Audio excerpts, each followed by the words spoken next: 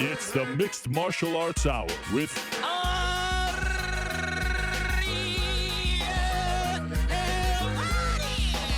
The Mixed Martial Arts Hour back in your life on this Monday, February 27, 2017. Hello again, everyone. I'm Mario Helwani back inside our New York City studio. Hope you had a wonderful weekend. I had a lovely one. It was my son's third birthday yesterday. You know, I love a good kid's birthday party, and I pull out all the stops. So I had a great day yesterday. It was a relatively quiet weekend in the world of MMA, which doesn't bother me all that much. Of course, it's going to get very busy this weekend, but it was a very nice weekend here in the tri-state area. The weather was fantastic. So much to be happy about, so much to be thankful for, and I'm very excited about today's show. In fact, one of the highlights of my weekend was I was walking in around Midtown Manhattan on Saturday. I met a young man named Jose, I believe his name was, a budding actor here in New York City, stopped me on the street. And I got to tell you, it was one of the best encounters with a fan that I've had in recent memory. He was just so appreciative of the show and had so many nice things to say, including, you know, very nice things to say about Mr. Hendricks' hair, which was quite the surprise. But just talking about, you know, how much he enjoys the show, listens to it all week long. And then come Saturday when he's done, he's very excited. He's very excited for Monday's show. He's kind of jonesing for it and things like that. So it was just very nice. And I always tell people like that, it actually means more to me when I meet someone like that who appreciates the show and enjoys the show and loves listening to the show than it probably does, you know, for them meeting me. It really does. It means the world. So thank you to Jose. Thank you to everyone who tunes in each and every week. And we're excited to kick off this particular week because it's a big one in the world of MMA, right? I mean, we've got Bellator on Friday. We've got UFC 209 on Saturday, and 209 is one of the best cards of 2017. I know it's early, but thus far things have been a little thin as far as cards are concerned. This is a very good one. This is one that is worth our attention. Obviously, the 209 card is better than the Bellator card, but Bellator is making its own history on Friday night as well. 209 features Tyron Woodley versus Stephen Wonderboy Thompson 2 for the welterweight title. And then in the co-main event, the people's main event, the return of the people's main event, Khabib Nurmagomedov versus Tony Ferguson, interim lightweight title fight. Okay, let me run down today's lineup and get to our first guest of the day, who is going to join us hopefully from the airport. At around 3:30, we're going to talk to Holm, her first interview since UFC 208. Talk to her about what's next, the appeal, all that good stuff. You've been following the story. 3:10, we're going to talk to Artem Lobov about his fight against Cub Swanson, April 22nd. In Nashville. We thought it was going to be the main event. It's not looking like it's going to be the main event. We'll talk to him about how he got the fight, why he wanted the fight, his placement on the card, all that stuff. 2:45, we're going to be joined by Greg Hardy.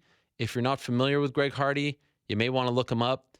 To say he's a controversial former NFL player would probably be putting it mildly, but you may have heard that he's transitioning to mixed martial arts, and he's now training at ATT. And I want to talk to him about that. Why is he doing this? What's his interest in MMA? When's he going to debut? Is he going to play football at the same time? What's going on with Greg Hardy? So I'm looking forward to that. 2:25, we'll talk to Derrick Lewis coming off that big win over Travis Brown in Halifax last Sunday. So many people asked for him. It was amazing. An insane amount of requests for Derrick Lewis. He's very popular. 2:05, we'll talk to Johny Hendricks about his win in Halifax, middleweight debut. 1:45, we'll talk to Marlos Coenen, who will be fighting Friday night, Bellator 174 against Julia Budd for the inaugural Bellator women's featherweight title. So now we've got our third featherweight title in a major promotion. Invicta has Cyborg / Megan Anderson, although I don't think Cyborg's going to defend that title anytime soon. We've got the UFC and Jermaine Durandamy, and finally Bellator, who actually had plans to introduce the women's featherweight title long before the UFC did back in early February here in Brooklyn. They're finally doing it on Friday in Thackerville. Marlos Coenen hasn't fought in around 10 months. Longtime veteran, Strikeforce champion. We'll talk to her about that. 125, we're going to talk to Filthy Tom Lawler. he got some unfortunate news, but I think he was expecting it late last week. He was expecting to find out from USADA that he has been suspended for 2 years due to a failed out-of-competition drug test. We'll talk to him about this and so much more. In fact, he wrestled in a professional wrestling, indie scene wrestling match on Friday in Las Vegas. So is that his ticket out of MMA now that he's going to be on the sidelines for 2 years? We shall find out from Filthy Tom Lawler. Unfortunate for him, but this is the era that we now live in. Last week we found out that John Vellante received a retroactive TUE from USADA. That announcement was made after his whole process played out. A little bit of a different situation from Cyborg. So it seemed like for a while, USADA was kind of flying under the radar. Last week, they were very much in the news. And we'll get to that later in the show. But in a matter of seconds, we are going to be joined by Khabib Nurmagomedov. Khabib Nurmagomedov is flying right now from Las Vegas to LA. He's doing a media day. He is kicking it off with us. And we're lucky in that sense because his flight was delayed. And that's why we're jumping the queue here. So we're going to grab him at the airport as he's about to board a flight to Los Angeles. Of course, this is a massive week for him. Finally, after all these years, he's getting a chance to realize his dream of fighting for a UFC title. And now we're being told that he's in the restroom. It's been a fun start to the week, fun start to the show, and he needs a couple more minutes. I could certainly appreciate that and sympathize with that.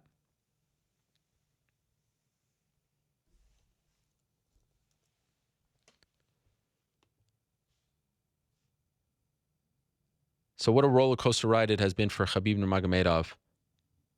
Of course, undefeated, not only in the UFC, but in his mixed martial arts career. 24-0. Returned back in April after a very long layoff against Darrell Horcher. This is, in fact, the third time that he's been scheduled to fight Tony Ferguson, and this is why I think everyone is kind of like, put them in, bubble wrap, lock them away, let's not get injured in the next 5 days. Ended up fighting Darrell Horcher, as you may recall, in Tampa, beat him rather convincingly, and then fought Michael Johnson after the whole hullabaloo with Eddie Alvarez and the contracts and all that stuff back in New York, and had his little back and forth with Dana White in the middle of the fight saying that he wanted the belt. Went through a whole saga with Ferguson trying to get this fight made, Ferguson asking for equal pay, et cetera, et cetera. We are finally here. And for a guy who has dealt with his fair share of injuries, it's a nice story that he's finally getting a chance to at least fight for a UFC belt, albeit an interim one. Although I think that Ferguson and Khabib have done a very good job of selling this interim title as the real one, which is what they have to do, which is what Conor did when he fought Chad Mendes and beat Chad Mendes. You just kind of have to put over the belt that you won. You kind of have to pretend like, all right, this is the real belt. And thus, I think the people start to get behind it as well. And they certainly stole the show. Whatever buy rate this card does, and I'm not really quite sure because, I think a lot of people skipped 208. And then prior to that, the last pay-per-view was the Ronda show, December 30th. So it's been a while, I think, since people have invested money in a UFC pay-per-view, and this card certainly warrants it when you also consider Overeem Hunt on the card, the middleweight debut of Rashad Evans, Lando Venata fighting on the pay-per-view card. This one deserves it, no doubt about it. But have they done a good enough job of letting people know that it's happening? And let's not speak of that poster. Every time I see that poster, I still can't believe that that's the actual poster that we're going with. I mean, the posters have become very formulaic. They become, really just, take one guy out, put another person in, and that's it. I mean, there's no thought put in. But this one in particular, it's like they're not even zoomed in. There's a lot of extra black space. They look very small. The whole thing is just very bizarre when it comes to that poster. But hey, people, I guess, aren't buying. I'm a stickler for that sort of thing. I love a good fight poster. This is how, to a degree, we remember cards. Some famous posters like the Nick Diaz GSP one. There have been some really good ones back in the day, but this one, in my opinion, correct me if I'm wrong, takes the cake as far as the worst posters in UFC pay-per-view history. And it's unfortunate because this is a great card. I love this card. This is a really fun card. And on Thursday's conference call, Khabib and Ferguson stole the show. The back and forth, if you haven't heard it, and if you're kind of on the fence about this card, you need to do yourself a favor and go check out this conference call. It was amazing just listening to them go back and forth. And yes, they weren't saying much. I mean, we could kind of recap it in 2 minutes, but just, you know, when you get that magic, when the guys kind of ignore the reporters on the call and just keep going back and forth, and Khabib is talking to him in a very slow and say, like, listen to me. I want to tell you something. I'm the reason why you got this fight. And then Ferguson, who's completely dismissing him. It was just a lot of fun and kind of made me feel like we should be getting a press conference. We're not getting a press conference as far as these two are concerned. There's going to be an open workout on Wednesday and then an ultimate media day sort of thing on Thursday, but we're not going to get them on a stage and then facing off. And I feel like when I'm all in favor of skipping the press conferences if you just have your sort of run-of-the-mill event, especially when you don't have fighters who are going to talk to each other a lot and interact, and they're going to be fireworks and something's going to happen that's going to get people excited. But in this case, I think this is one of those rare cases where the press conference actually helps the pay-per-view a lot more than not doing it, because you would have gotten them going back and forth even more. They can't stand each other. They have a good dynamic. They like to argue with each other. And then I'm assuming the face-off would be very entertaining as well. But that is not happening. Still, the back and forth has been very fun.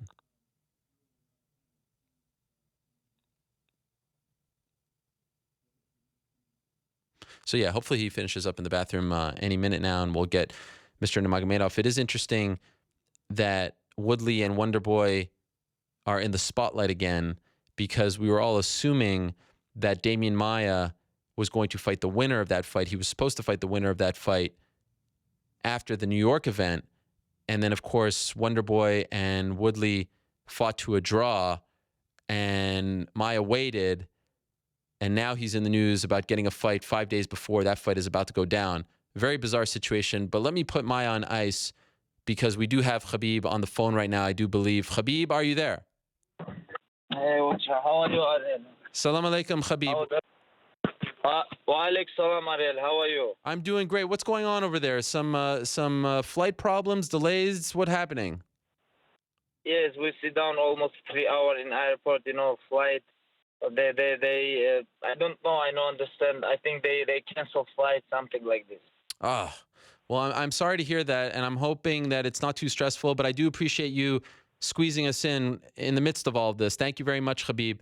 Let me ask you this, since we're talking about flights. There's a report that's out there that your father is not allowed to enter the country, that his visa was denied. Is that true? He had before visa, now he have a little bit problem. They cancel his visa, but I don't understand why, but a little bit problem. He have a little bit problem about visa. When did you find out about this? Before my last fight, when I fight with Michael Johnson, we try to make visa.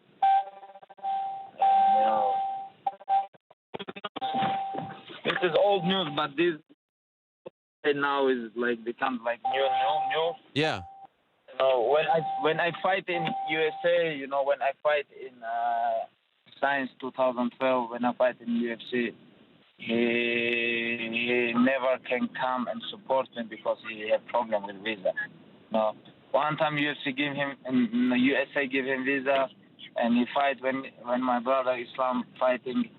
And when UFC gave me fight with Darrell Horcher, like 1 year ago, when he tried to come to America, they canceled his visa.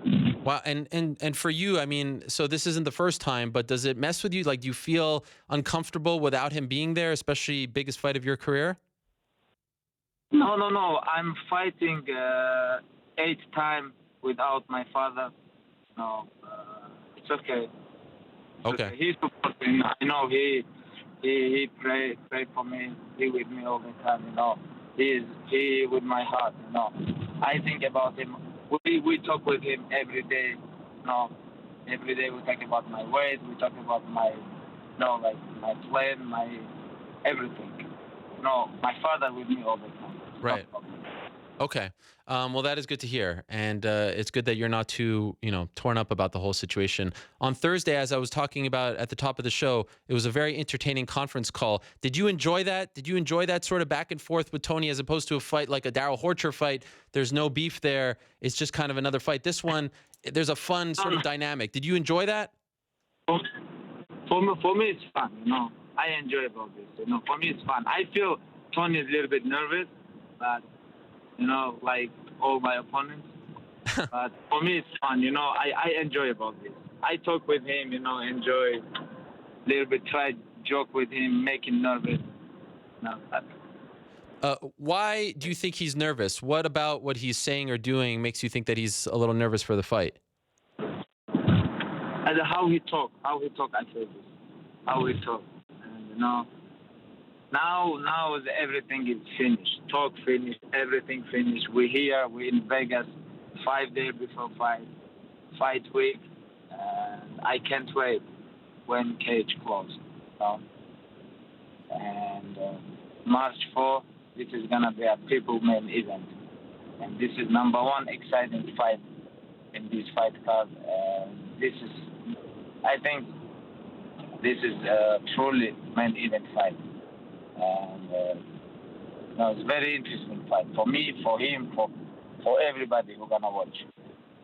So do you agree with him when he says that this should have been the main event? He said that on the conference call. Yes, I agree. Everybody agree with him. Not only with him, everybody agree about this. This is, a lot of people gonna watch this fight. My fan base is huge. And this is very big fight. In my opinion, this is greatest lightweight fight ever in UFC. One thing that you kept saying on the call was like, hey, look, I'm the one who made this fight. You should be thanking me. Forget about the money that you offered. But, you were offered Aldo. There were other situations when they were frustrated with him. And you said to the UFC you wanted the Ferguson fight. Do you feel like he is not appreciative enough of what you did? Is that why you kept bringing it up to him on the call? I don't care about him appreciate or no. I just want to let him know who make this fight. Because, UFC gonna make, I fight with Chiesa, I fight with Aldo, with other guys, because he don't take this fight, but I say, hey, no, I have to fight with him. And I'm waiting for him. And, you have to say thank you about this, because if I take with Aldo fight interim title, or with Michael Chiesa, or with other guys, what they gonna do? Now we sit down in his home, and don't fight for the title. Because I'm waiting, because I speak with the UFC, my manager, I speak with my manager, my manager, I say, hey, I won't fight with Tony Ferguson because this is toughest matchup today for me. Speaking of appreciating, a couple of weeks ago you were in Brooklyn, in Brighton Beach, and they had that media day for you. I was very excited to be there. I thought it was a very cool idea. They don't do this often, and it seemed like they're trying to push you. But correct me if I'm wrong, it felt like you were not very happy being there. You didn't like it. It was more of a nuisance to go out of your way and do it. Did you not enjoy that? Oh, I enjoy about this. Why not? UFC make this first time, without weigh-in, they make this for me. Yeah. No, but I don't like, because UFC don't too much promote this Q&A. But, when this happening, when I see how many people come, when I see how many, lot of media coming, I understand. Now UFC gonna try and make my name big, because they understand who's gonna become UFC lightweight, undisputed champion. Now I understand. Now I feel a little bit different, than when I was in Brooklyn, because, little bit different attention. You're feeling the love. Yes, I feeling it. I love this.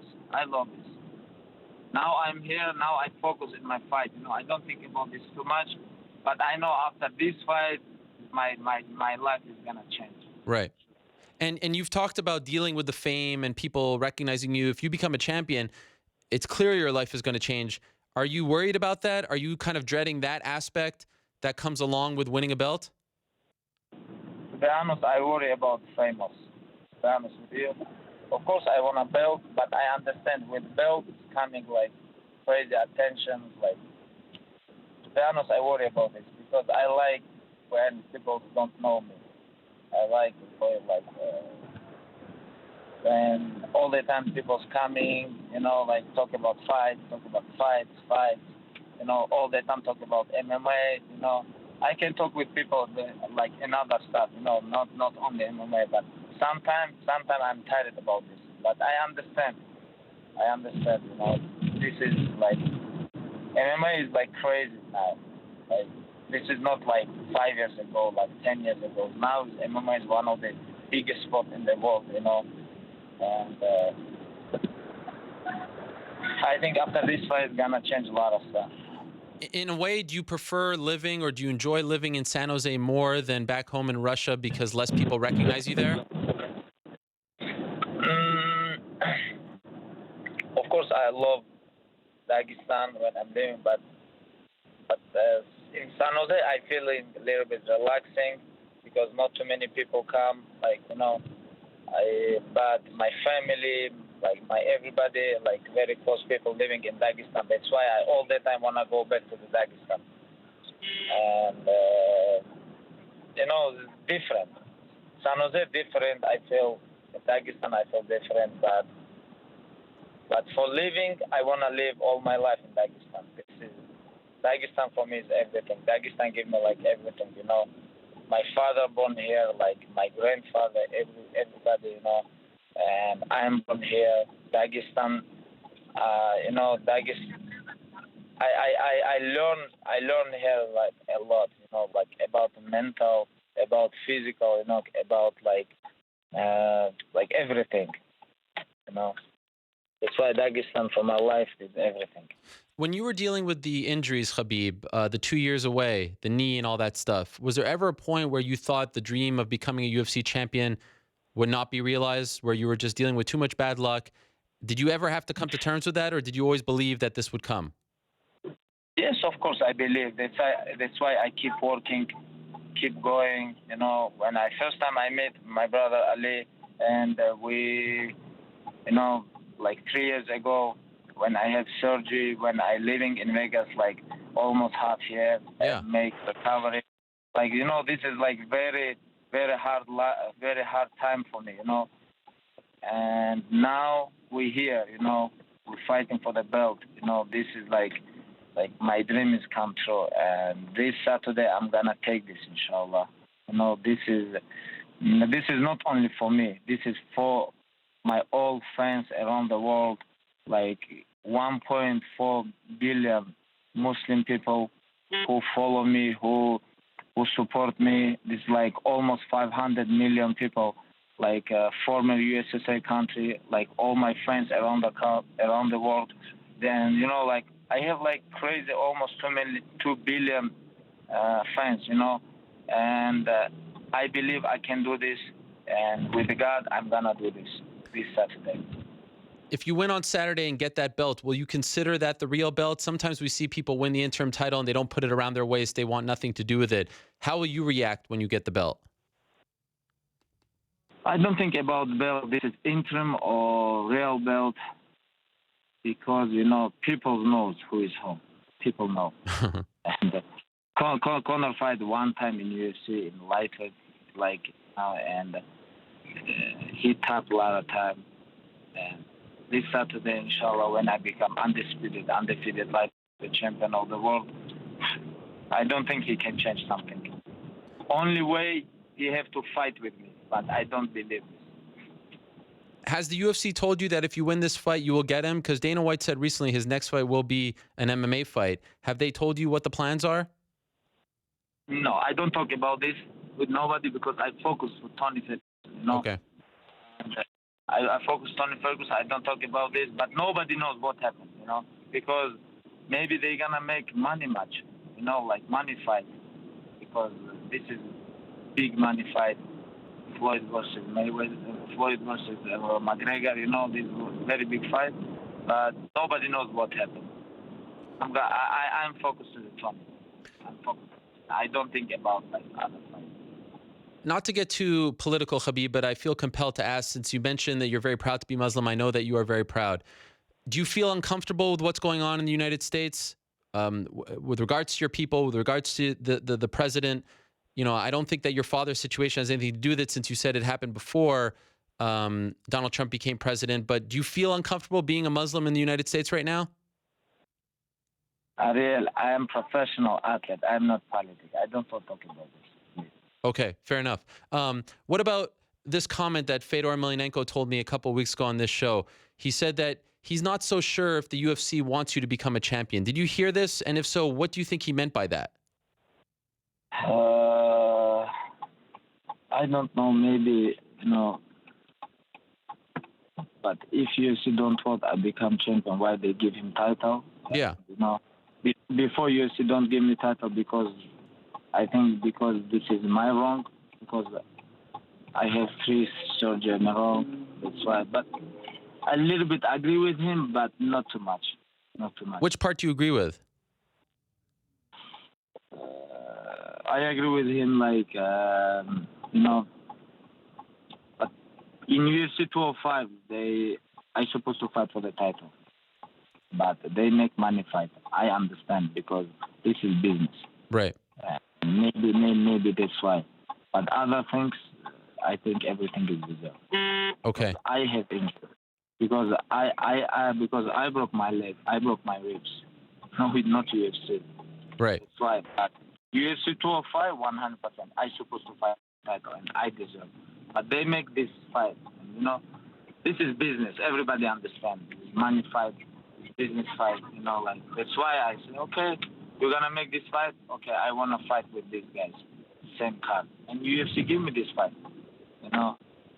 But I wanna say thank you for Dana. I wanna say thank you, like UFC, everybody, because these guys make my name big. These guys promote me, you know, like you know. I know Dana is not perfect. Sometimes he's bullshit. But he put this MMA to another level, you know, this sport. And that's why I want to say thank you. Do you think that if you win this fight, your next fight will be in Russia? I hope, but I think 50-50. Okay. I don't know. This is up to. I think this is up to Conor. Oh, okay. 2 last quick things for you. If you say, hey, I wanna go to the Russia and fight with Khabib. Of course, you're going to make this. But if you say, hey, I want to fight in New York or Vegas or Ireland, everybody follow him. You know this. Right. 2 last quick things for you, Khabib, and I really appreciate the time once again. Ferguson keeps saying that he wants to take you into the deep waters, that he could finish you early, but he's going to make this go a little longer. And you've never been past the 15-minute mark. You've never fought, you know, in the 4th round or 5th round. Do you want to go longer with him as well? Are you thinking the same thing, or would you prefer just to get this over with as quickly as possible? I think he just trash talking. And, you know, I don't know. Nobody make me tap, you know. Nobody make me quit. Nobody. I don't understand what you're talking about my condition. But you guys watch my fights when I fight 3 rounds, like last fight. And I fight almost 3 rounds. What do you think? If I have 4 and 5 rounds, I can fight? Of course I can fight. I can keep going. When I fight with Dos Anjos, I'm not tired. Right. You know? When I fight with him, I can fight more 2 rounds. You know, this is about your mental. I know I have to fight this Saturday 5 rounds, and I'm gonna do this, or maybe I'm gonna finish him. You know. But I don't think about which round I'm going to finish him, what I'm going to, you know, other stuff. I know I have tough opponent. I have tough matchup. I have fight for the title, and I'm going to do everything for win, for victory, for take this belt. Okay, here's the biggest question last. Your manager, Ali Abdelaziz, tells me that you were there when he submitted Daniel Cormier at AKA. Is this true? Because I don't believe it. Very true. Hey. What happened inside the gym? We have to put inside the gym, right? What do you mean? He said that lie, you know. Yes. I cannot lie. Yes. It's true? I did. Cormier tapped? But I don't know. Hey, I don't know how this guy's serious wrestling, but I see how he tapped. I see how he tapped. He choking. Arm triangle choke? This is not like yes, arm triangle. Yes, but this is sorry about this. I don't talk about what happened inside the gym. This is Ali job. But Wow. I have to say, There's a big problem now. sometimes, I don't know what problem, but you know, this is not my job. You know, Ariel. Tell him this is not my job. Okay, so who's going? Everybody know now. This is my chicken. Everybody knows that. Who's going to corner you, Khabib? Huh? Who's going to corner you on Saturday? My corner Javier Mendes, Islam, here Abu Bakr, my brother, and one more my brother Magomed, and former combat sambo world champion, you know, and 5 guys, and Ali with me. You know, I have 5 guys, and but I don't care about this because when cage close inside the cage, only me and Tony Ferguson. I think about this. But corner is very important too sometimes. Sure. Well, because everyone's freaking out about your dad not being here, so I want to make it clear that he wasn't there in New York, and you fought with him multiple times. You fought multiple times without him in your corner as well, right? So this is not as big of a deal as it's being currently made right now, because everyone's talking about it. No. I don't know why everybody talk about him now, because I fight here like 8 times. Last 5 years, I fight without my father. Right. Probably, but he's with me. He's in my heart all the time. Khabib, I appreciate it very much. I wish you nothing but the best on Saturday. I can't wait to witness it in person. And again, thank you so much for squeezing us in during your hectic travel day. It means a lot to us. We really appreciate it. Loyalty, my friend. It's all about loyalty, right? Number 1, loyal. Yes. Loyal. Second, stay humble. Exactly. Salam alaikum. You're loyal. Alex, There he is, Khabib Nurmagomedov. Will he be the interim champion come Saturday night? We shall find out. I cannot wait for this. And, you know, it's hard to argue against him. One of the greatest lightweight title fights in UFC history, if not the greatest, right? I mean, there have been some good ones, but this one, as far as their resumes, their current winning streaks, what they've done, the dynamic, the styles matchup, it's a lot of fun. It really is. All right, let us move along. As I mentioned at the top, an unfortunate end of the week for Tom Lawler, receiving the 2-year suspension from USADA. Wanted to talk to him about this, so he joins us now via the magic of Skype, I do believe. There he is, Tom Lawler, taking a bit of a snooze, I think, not enjoying that interview with Khabib, or maybe he just had a long weekend. What is it? Oh, hold on, Ariel. Sorry, I've been waiting around for a while for this to get on air here, so I'm sorry. You'll have to excuse me if I fell asleep. I know you just had a guy who's pretty good at wrestling on your show, but Yes. We've got a real wrestler here on now. Yes, I actually saw this. I saw some clips. You were at an indie show. Something like Future Stars, FSW, is that it? Yeah, it's the Filthy Stars of Wrestling. Filthy No, Stars no, of Wrestling it's not. out of Las Vegas. This was your debut in the Squared Circle. That's incorrect. Incorrect. Every week will be my debut as long as it gets more viewership. But no, it's been 9 years since I've been in the pro wrestling Squared Circle, and I am now on a 4-match win streak, and I'd like to keep that going. Perhaps I meant to say your debut for this particular promotion. Correct. Yes. There you go. Yes. There you go. That Okay. would be correct. Okay, let's talk about that in a second. First, let's talk about the USADA stuff. Were you surprised when you got the 2-year suspension? Well, no, I wasn't surprised that when I received the 2-year suspension. This is a process that's been ongoing for about 5 months. The initial surprise was when I received the first letter saying that there was a adverse finding in my sample. That's what was shocking. At this point, no resolution. Caught me off guard or anything along those lines. I've been trying to do this the right way for the past 5 months and go through the correct avenues and try to find out exactly what happened. And unfortunately, I haven't been able to come up with a concrete reason as to why this substance was in my urine. But, the best option I had at this point was to, take the 2-year suspension and move on. The substance that was found was Osterin. Is that correct? Correct. Yes, there were, according to the USADA scientists, and I am no scientist of my own, but the concentration or level that was found in my urine was 17 picograms of ostarine, which to me sounds very, very low. Apparently, this is a substance that has a very short half-life, like a 24-hour half-life. So I imagine that, it cuts down pretty quickly in the body. The USADA scientists also told me when I was going through my records to kind of focus on the week before the date of the testing, which would have been October 10th of this past year. The day before, I remember exactly what I was doing. It was my son's first birthday party.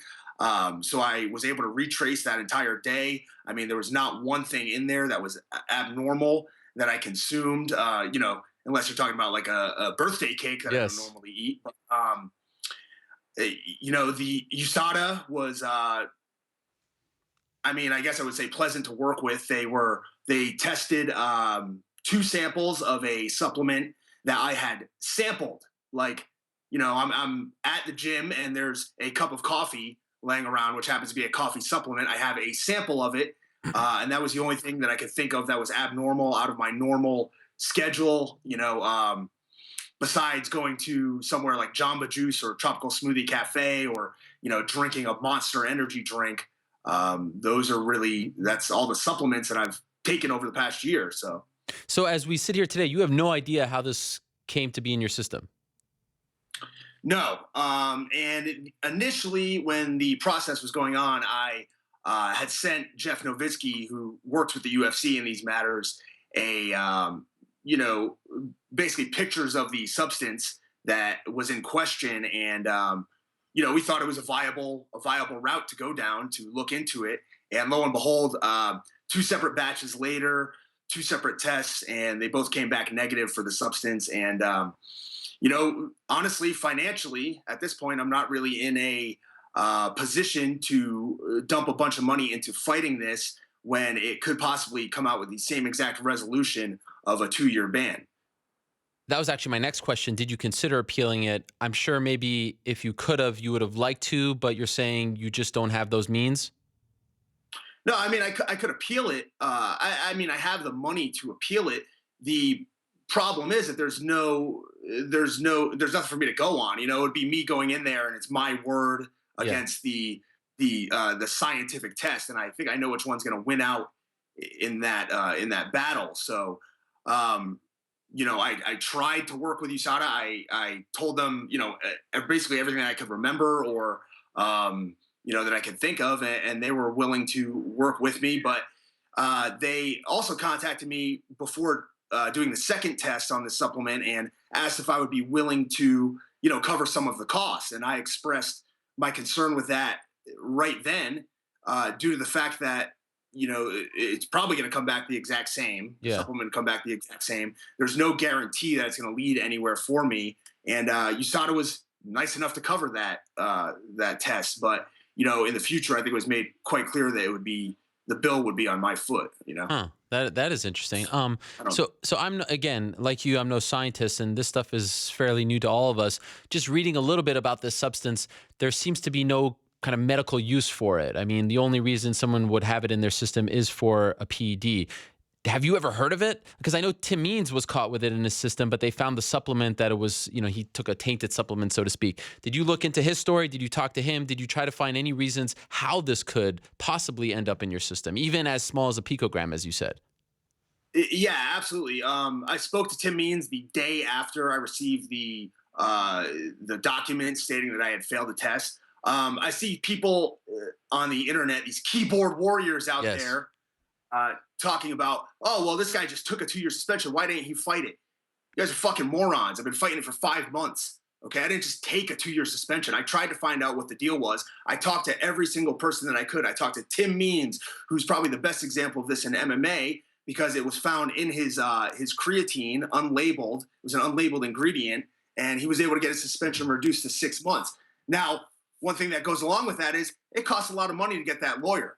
And luckily, he had a substance that he knew that stuff was in. I have nothing that I can go ahead and point to when it comes to that. So hiring a lawyer isn't going to help me at all. Going to arbitration, paying the $2,700 that USADA and the UFC require a fighter to pay to go to arbitration, I didn't think that was worth it in this case either. You've never failed any kind of tests prior to this, correct? Correct. I think I'm like 15-1. My question is now. That even includes spelling tests. Right. Area. I mean, look, I'm sure not being able to fight for 2 years is the real backbreaker here. It is an unfortunate turn of events, but just now to be labeled as a guy who was suspended, for 2 years for a PED, when you truly don't believe that there was, anything that you took that got this in your system. How much does that bother you at this point? You've gone your whole career without any infraction, and now here you are, labeled as such. Yeah, not only that, but I've been outspoken against PEDs, and I still will be. I don't think that USADA, should be gone. I don't think that necessarily they should even change some of their protocols. There has to be things in place to safeguard against guys using PEDs. And unfortunately, if it requires there being a zero tolerance policy on these levels, then there's going to be casualties. In the long run, what the fuck does it matter in the grand scheme of mixed martial arts if Tom Lawler fights again? It doesn't matter. It doesn't matter to the UFC. It doesn't matter to the sport of mixed martial arts as a whole. So whatever, I'll be a casualty. We'll see what happens in 2 years. I doubt I'll come back. Maybe the money will go up in between now and then, but I seriously really doubt it. Right. So what's the point? That was actually my next question. Are you done? Because your tweet when you posted the results seemed to imply that this could end your career. Are you done fighting? You can't fight for 2 years now, obviously, but do you think that this will be the end of your career? If you look at it logically or realistically, I'll be 35 years old, which may not sound that old in the grand scheme of mixed martial arts, but I put a lot of miles on my body. I had my first fight in 2003 while I was still in college. And in between then, I was wrestling the whole time. I also did some professional wrestling, got into mixed martial arts. So it's been like 20 years of my body being through combat sports. And some days I feel really great, despite the fact I'm almost 34. Some days I don't feel so great. So we'll see how it goes. One thing, though, is that what's the point in me putting a bunch of time and effort into mixed martial arts and training if for 2 years it's not going to go anywhere? I need to find another source of income. I need to find another way to support my family. I have 2 kids. I'm recently engaged. I'm planning a wedding. I've got a life I need to worry about, regardless of the UFC or USADA. Did you consider trying to get released so that you can fight overseas where USADA isn't a factor? I've thought about it. At this point, I don't know what the UFC's policy is on this because as far as even doing professional wrestling, the contact with the UFC has changed over the past few years. I was told in the past not to do some things on my own that would have helped me out professionally. And now I'm being told I can kind of take those same opportunities. So I don't know if it's a shift in policy with WME, IMG, or if this is the UFC's way of saying, we take a look at these on a case-by-case basis and, we'll help you out here since you're in a tough situation. I'm not sure what the case is. The introduction of USADA has been a polarizing issue for those who follow it because I think on the one hand, we all want a clean sport and we want clean fighters. But the fact that the fighters didn't have a say in the matter and it was just sort of sprung upon you, the testing 365, 24/7, the whereabouts stuff, some of the appeals process, the way that they announce things, Okay, so they don't have all the results yet. They haven't sampled the beat sample and all that, which generally comes back the same. But they go ahead and release these suspensions, and you see a case in which they give a TUE to Chris Cyborg, and now she's going to face all this public outcry.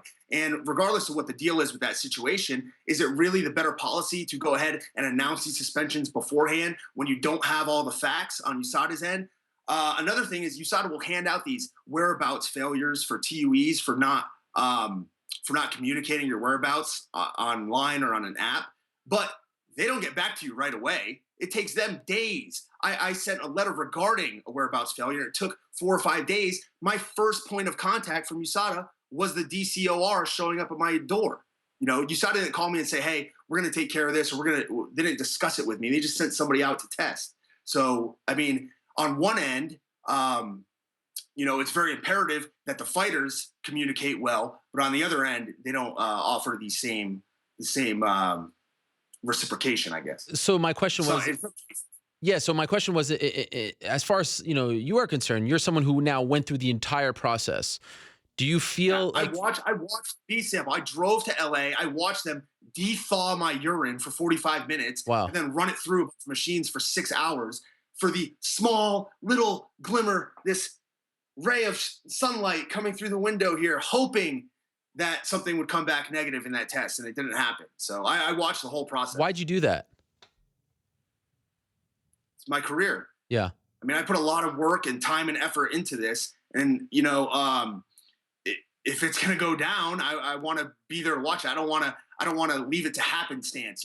What if the scientist had something on his gloves? There could be a million things that go on in this situation. Or what if the chain of command was different than they said? There's a lot of things that go into these USADA tests, and I wanted to be there. I wanted to see what was going to happen. And unfortunately for me, it didn't work out very well. But so people think that I bang this like association slash union drum way too much. But the reason I am interested in the topic and think that it is needed in some form in the sport is because I feel like in a case like yours, you're kind of just left on an island all by yourself. And let's not even talk about the way this was introduced. But once you get caught, there's no one really that you can turn to for help, for representation. How do I go about this? What's my best course of action? You're left on an island, and when you're done, 2-year suspension, you're left on an island as well. So my question initially was, now that you've been through the process, would you be in favor of changes to the process, or do you think that it's the best case scenario if people want a fair and clean sport? no, I mean, clearly there could be changes made, but one of the things is if you start doing that, you open up the floodgates.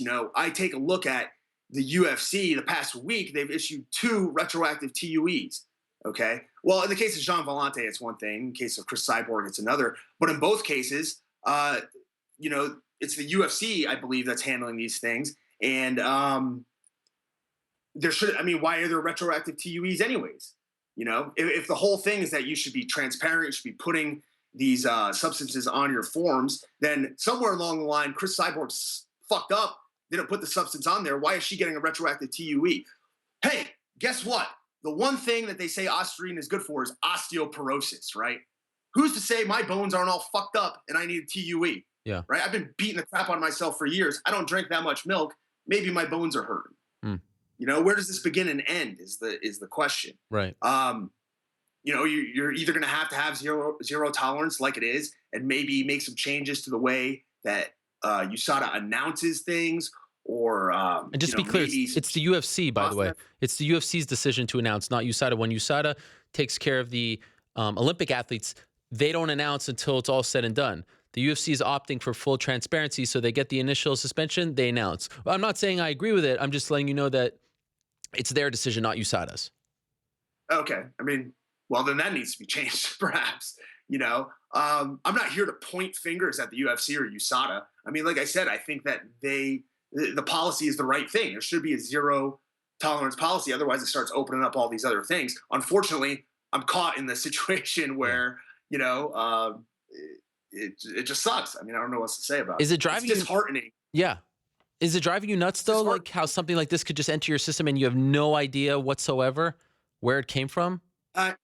Yeah, but I have spoken to some other people. Lucien Boutet. Yes, boxer. Who I'm sure you're familiar with, failed for this substance. Lucas Brown, who's a boxer in Australia, he failed for this substance as well recently, like right after I did. There's an amateur wrestler, and this is really the one that kind of gave me a little bit of hope.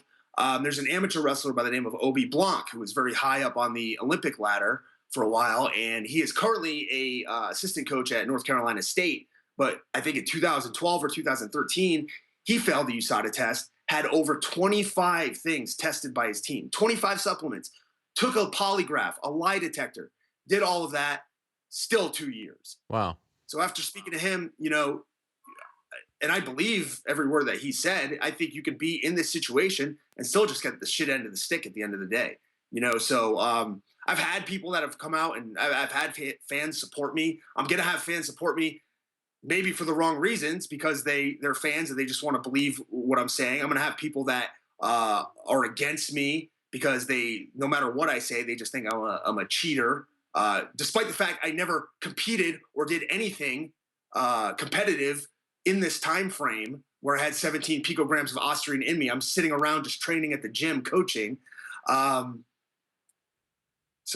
I don't know. I don't even know what the question was, Ariel. Sorry, I'm going. No, I certainly sympathize. I mean, it's your career. This is everything you've worked for. So you mentioned the wrestling stuff. Is the goal now to try to be a WWE wrestler? Like, are you going to try to get to Orlando and do that?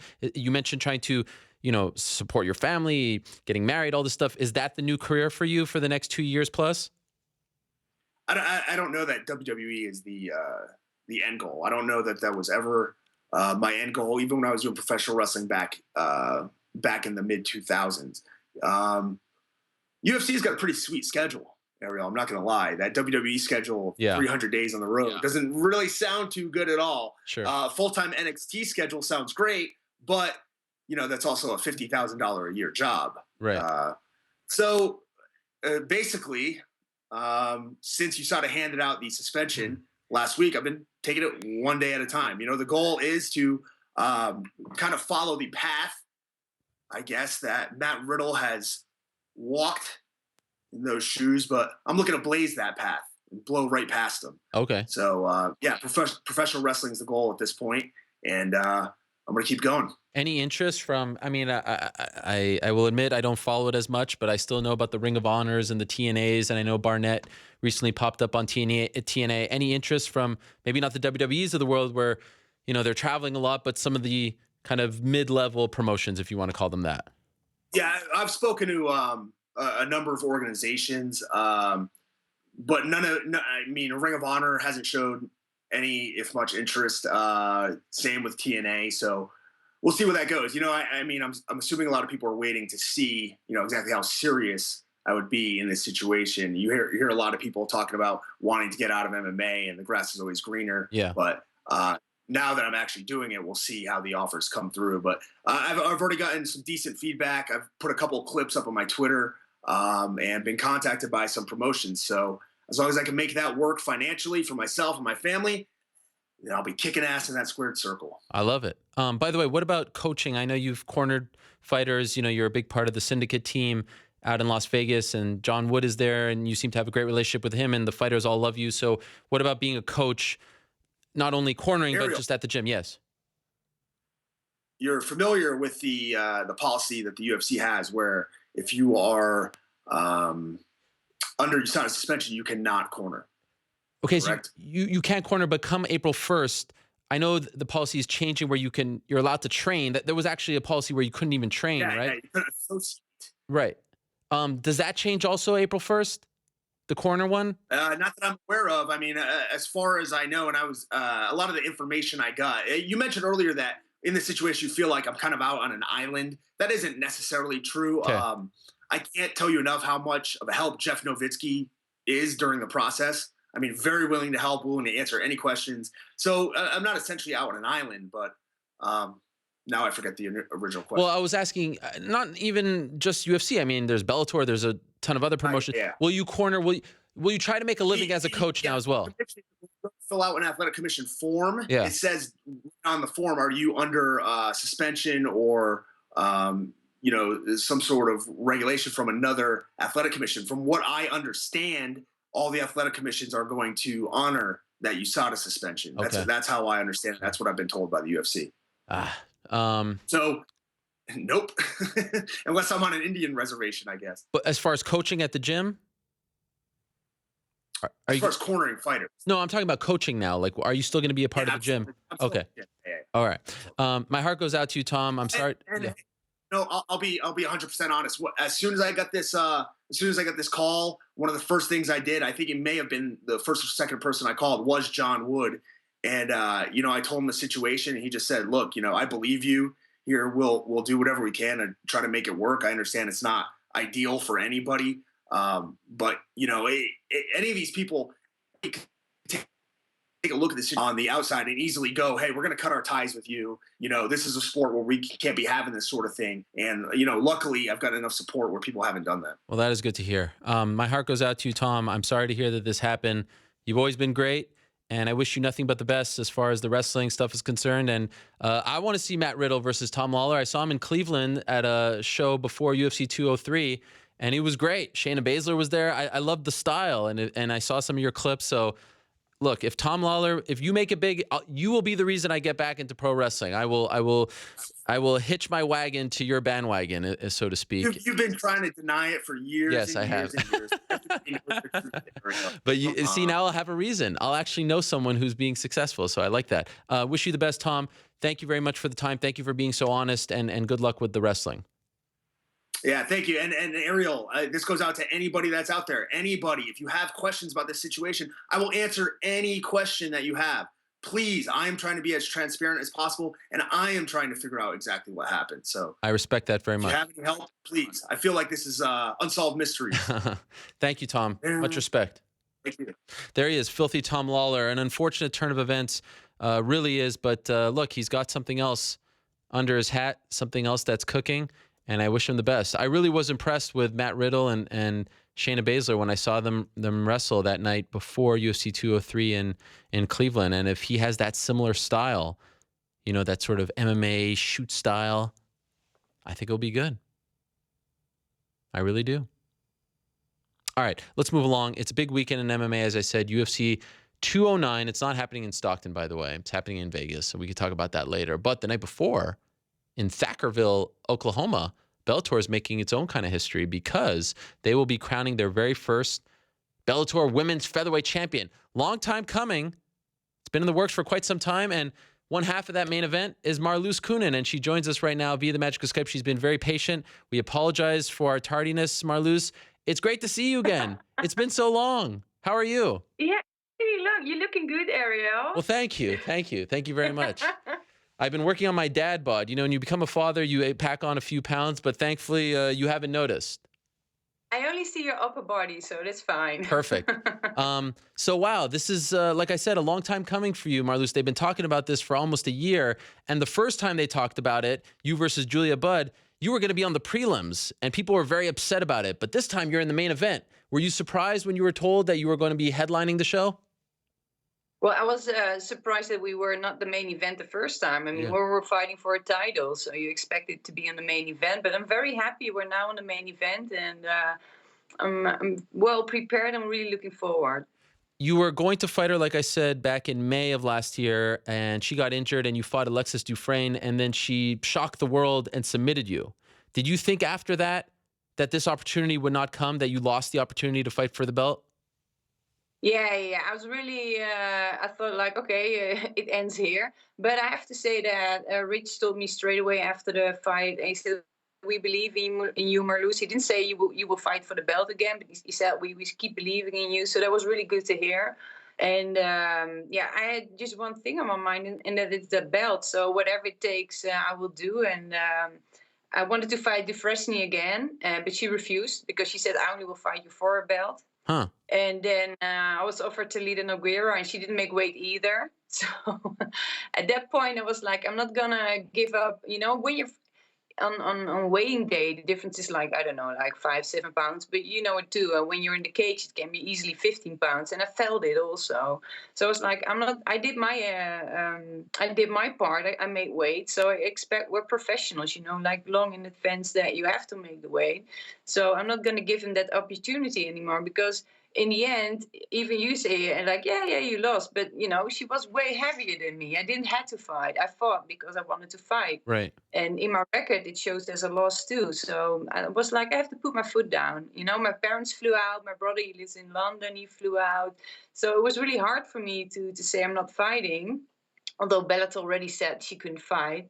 But I was like, no, I'm not going to do this again.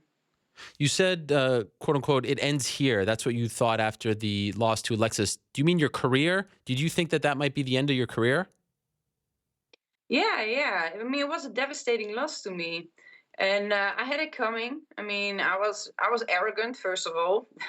There are two rules, you know, don't underestimate your opponent and don't be emotional.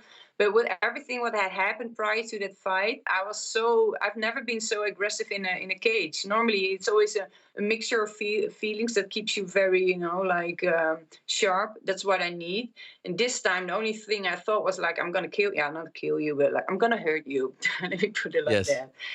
That was really stupid of me. And when I was on the ground, and that was the arrogant part of me, because I heard my corner saying something like 10 seconds left, and afterwards I heard it was 30 seconds. And then I said to myself, like, Marloes, how can you let this get out of the first round? And while I thought that, she made, well, it was a beautiful armbar. She made the armbar. So I've learned my lesson. Would you say that's the toughest loss of your career? Yeah, definitely. How long did it take to get back on the horse, to start training again, thinking about coming back? Did you need a break from MMA after that? No, because I had the belt on my mind. So whatever it takes, I will do. But it was, things happen, and then I cry my eyes out in the locker room. And then you think, okay, everything is fine now. But then you don't sleep that well. And when you're back in the Netherlands, you talk, and everybody think everything is fine with you. But when you're by yourself, the thoughts go through your mind. And I'm always training, like 365 days a year. But it was tough. It was really, but it was in a weird part also a really good life lesson. And I think I grew from that as a human being, but also as a fighter, of course. It was tough, but I knew what I wanted to go for, and it was a belt. And Friday it's happening. So the biggest life lesson is just don't be too cocky, don't overlook your opponent. Is that it, or was it something else? No, not at all. That's fighter lesson. Okay. It was. I already knew that, of course, but I could be very hard, and when you have lost on a stage like that, and it really hit me in my core, and you feel so humiliated. This is a hard word for me in Dutch. Try it again. Try it one more time. You feel so okay. You're gonna laugh now. It probably takes 10 times. Humiliated. Yeah. There you go. Second try. Yes. Well done. And when you're on a stage and everybody can see it, can replay it, can judge it, and that you're very vulnerable then. So when Ronda lost for the second time, the first time when she lost, I was like, oh, she had it coming with the arrogance, blah blah blah. But the second time she lost, I could feel her pain. Huh. And I think in a weird way that is, it was a good lesson to learn. Huh. Wow. And you've had to sit on the loss now for so long, because as you mentioned, you were supposed to fight Talita Nogueira. She misses weight badly. So now it's been almost, 9 or so months since you last fought. And that's the last, you haven't been able to push that L down your record. How annoying is that? Annoying, especially because everybody who's interviewed me is oh God. Is referring to. I'm sorry. I'm sorry. I haven't talked to you in a while. Yeah, no. You're it's part of the story, the redemption story. We want to get behind you. You know what I mean? Yeah. And no. I mean, I can handle it. All right. I cannot handle that. But everybody, like last week, I had to do 18 interviews or whatever in a few hours, and every interview was, referring to that. But it's also, I think, you digest it that way. Also, it's good. Okay, one last thing about it. Would you have preferred fighting Alexis for this belt because of the loss, because of what that whole thing meant to you, than Julia? No. First of all, Julia is a professional. I respect her. Okay. I don't respect Alexis. Why? So, well, if you don't make weight 3 times in a row, you don't respect the sport, the fans. I mean, Bellator is putting a lot of money down to fly us over with coaches, renting hotels, whatever, and then you just don't make weight. And if it happens once, with Talita, I respect her too, because she cut 15 pounds when on arrival. I mean, she put her effort in, so no problem with that. But then with Alexis, who couldn't make it 3 times in a row, that tells me something about a person. And then she came really sheepish to me prior to the weigh-ins. And I'm so sorry I had a baby. Well, of course, I understand. Hopefully, I'm a mom one day, and it will take a lot of time to get rid of the weight as well. But, then don't put your signature under a contract. Or tell me in advance, hey, okay, I'm not going to make the weight. Let's do a catch weight. I'm fine with that. I would have respect that. No problem. But then, being like that, and then in the cage, I didn't know, because I shook hands with her when I was on the floor, and I was so in shock and awe that I didn't really realize she was giving her hand to me. She wanted to shake hands. And then in the cage later on, I was like, oh shit, I should give her a hand. So I walked up to her in a corner, and if you suck it up, if you lose, then you have to show respect. That's what we fighters do. Then I also went to her in the locker room. I saw her and I shook hands, said good job, So it wasn't. Well, I think I did the right thing there. Yeah. And then a few days later, I heard she had this really big mouth in the octagon, like, oh yeah, Marloes was having this attitude, and I knew then she had it coming. But what I also heard from another fighter was that she didn't want to put any effort in making weight in the sauna. She had a big mouth against a trainer. After the weigh-in, we walked off stage. She had a big mouth against my trainer. I mean, I wanted to fight there at that point. I really had to contain myself. Huh. So, that was why I was so mad and so aggressive. And then having such a big mouth while you didn't make weight, come on, where's your class? Yeah. So now you're fighting for the belt, and this is the third women's featherweight title that's going to be, in the mix, so to speak, as far as major promotions are concerned. Invicta has one. Megan Anderson, now the interim champion, Cyborg full champion, but I don't think love her. You love her? Yeah, I think she's amazing. Okay, so we'll get to her in a second. And now you have Germaine Durandamy, your fellow countrywoman, who became the UFC champion, and now you. Are there enough featherweights out there to sustain 3 belts, in your opinion? I know there are enough, and only more will come, because I'm from the Netherlands. We're very tall there, and we have a lot of kickboxers. And I'm getting emails now like, "Hey, I want to transfer to MMA," and they start to realize that kickboxing, it will not be as big as MMA, and only from the Netherlands already, there will be a lot of fighters coming, and you have now new generations of girls who will grow up, and or like judo fighters. What's her name? Kayla. I'm really bad at names, by the way. The Kayla Olympic Harrison. judo. Yeah, I mean, they will flock to MMA because it's it's entertaining, it's growing, it's spectacular. I mean, if you look at kickboxing and then you look at an MMA fight, I mean, I don't have to explain to you what's more entertaining. Yeah. So are you hoping that, you said you love Megan Anderson, she's fighting for Invicta, and I know that Invicta just doesn't let their fighters go, but they've done it for the UFC. Are you hoping Bellator signs her so that you can fight her? Yeah, I think she's an amazing fighter. I really like her style, and I think she will grow tremendously in the coming years as well.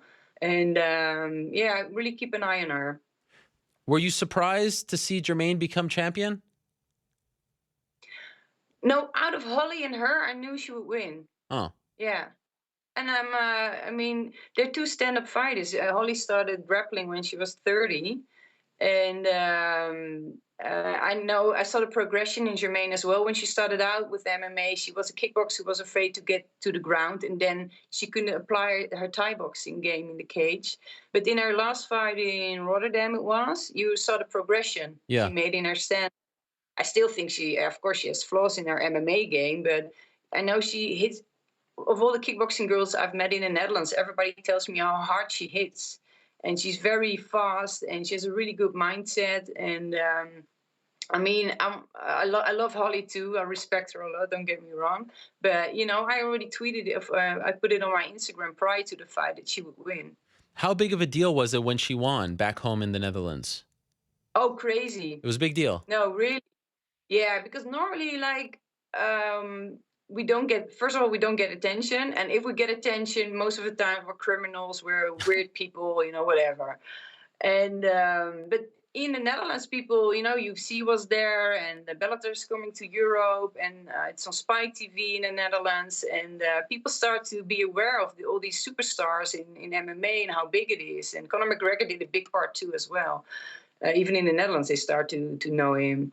And so the media is starting to recognize the momentum. So when she arrived, it was the first time ever that a martial artist was greeted by the Dutch national media. Wow. On Schiphol Airport. And she was everywhere, in late night talk shows, everywhere. It was really a big momentum for MMA in the Netherlands. So what are the chances? It's amazing that Bellator UFC can have 2 featherweight champions who are both from the Netherlands. This is insane. Yeah. So do you feel like her victory made your situation bigger? Like, are you noticing more interest in your fight so that this kind of history can be made? Well, I don't know. I do see that I just had a big interview in a Dutch paper yesterday, actually, on Saturday, and when I see the responses to that interview is like crazy, and all Really? the things what I'm talking about is beyond fighting. It's also like empowerment of women and stuff like that. But yeah, you really see the momentum, and I get all these requests from media to do interviews and stuff like that. So yeah, it will add to it, and it will be aired on Spike, and they're making a documentary of Spike that will be aired. So it's really good. And you're doing. Finally. Yes, finally, after all these years, because I remember when you were fighting for the Strikeforce belt, you were kind of flying under the radar and not getting that sort of attention. Aren't you also doing sort of studio analysis for UFC events on Fox Sports in the Netherlands? Yeah, yeah, Do you enjoy that? yeah. I do it.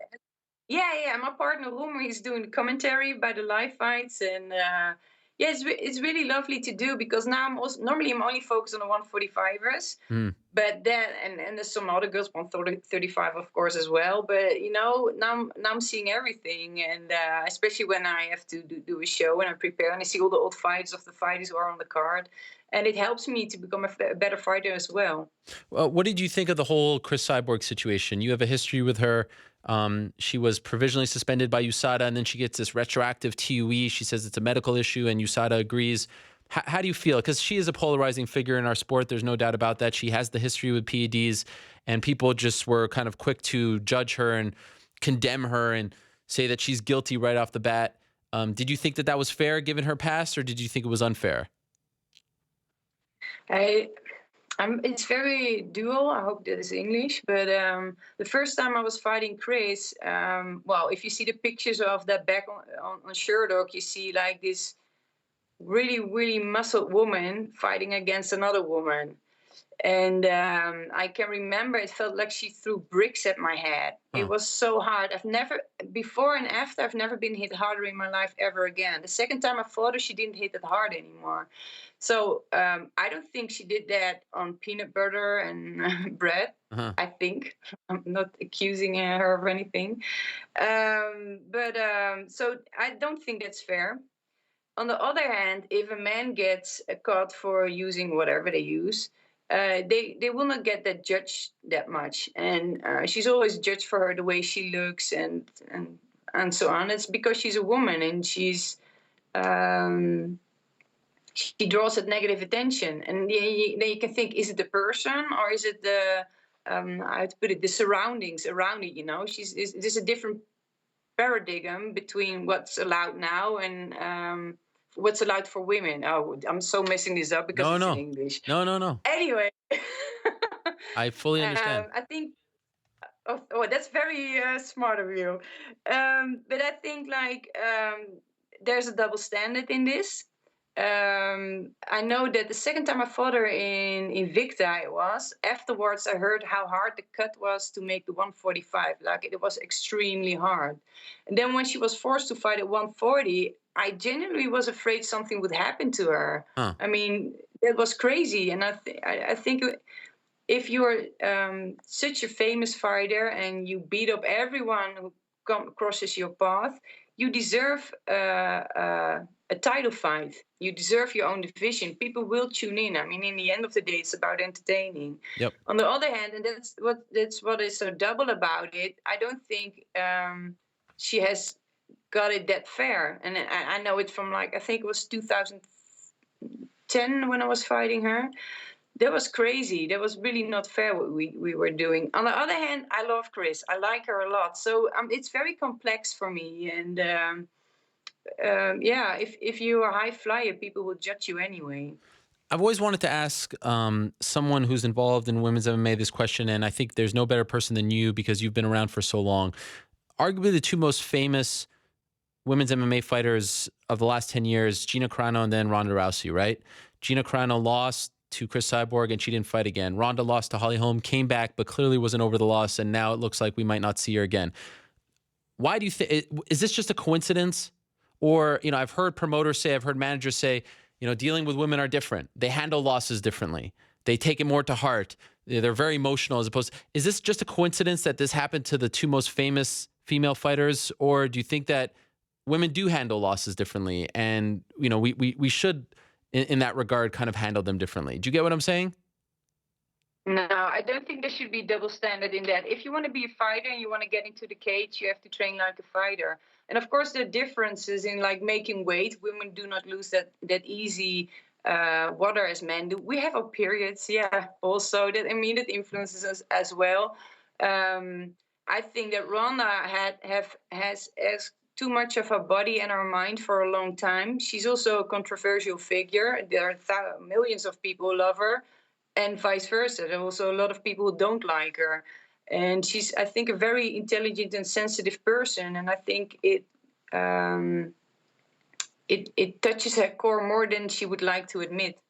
And with Gina, she was like the pioneer in being the face of women's MMA. And she also had she has more love, but it was an equally tough path for her. So I just think you have this life cycle as a fighter, and they just burned out quicker than anyone else. I think that's the reason why they quit. Okay. Quit. Fair enough. Great to catch up with you again, Marloes. So good to see you again. Likewise. I wish you nothing but the best on Friday. Can't wait for it. And I think it's great for the sport. It's great that Bellator righted their wrongs, so to speak, and took you from the prelims to the main event, because that was just absurd. Looking forward to it. Friday night, Marlos Coenen versus Julia Budd for the inaugural Bellator Women's Featherweight title. Thank you so much, Marloes. All the best. Thank you so much, Ari. It was good catching up with you again. Thank you very much. There she is, Marlos Coenen, stopping by, one of the pioneers and veterans of women's MMA. Massive fight for her on Friday on Spike TV, coming out of Thackerville, Oklahoma. Okay, let's move along. On Sunday, it was a very big night for the UFC this past Sunday, not the one yesterday, 8 days ago in Halifax. We know about Derrick Lewis. We'll talk to him later on. But the other big story, of course, the return of Johny Hendricks, and this time at 185, and he was very successful in his middleweight debut, defeating Hector Lombard. Wanted to talk to him about that. He joins us now on the phone. Johny, are you there? Yes. How you doing? I'm doing great. Congratulations on the win. Thank you very much for joining us. Is it fair to say, Johny, after what happened 2 Sundays ago, that you are going to remain at 185? Yes. I don't want to see 70s ever again. You are officially done with it. I'm officially done with it. Yeah, well, you know what? Man, it's been a while since that was probably the easiest weight cut I've ever done. And, I ate all the way up until Friday. I drank all the way up till Friday. And the only reason why I didn't want to drink on Friday is because I didn't want to work it off. Huh.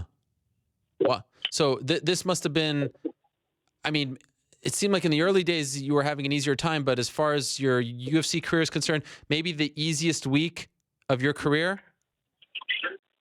Oh, yeah.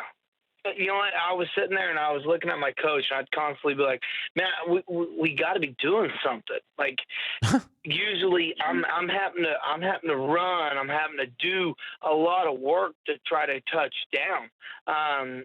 And I'm so used to my body not wanting to give it up, where, we would do the bare minimum in a sense, and we get a big result from it. So what we'd do is we just capitalize on that, so that way I could eat more throughout the week. As far as the actual fight is concerned, 24 hours after the weigh-ins, not having to go through that kind of hell, did you feel like a different guy in the cage?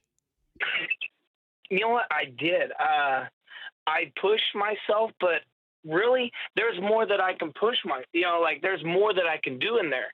I was a little bit nervous because you got to think that my last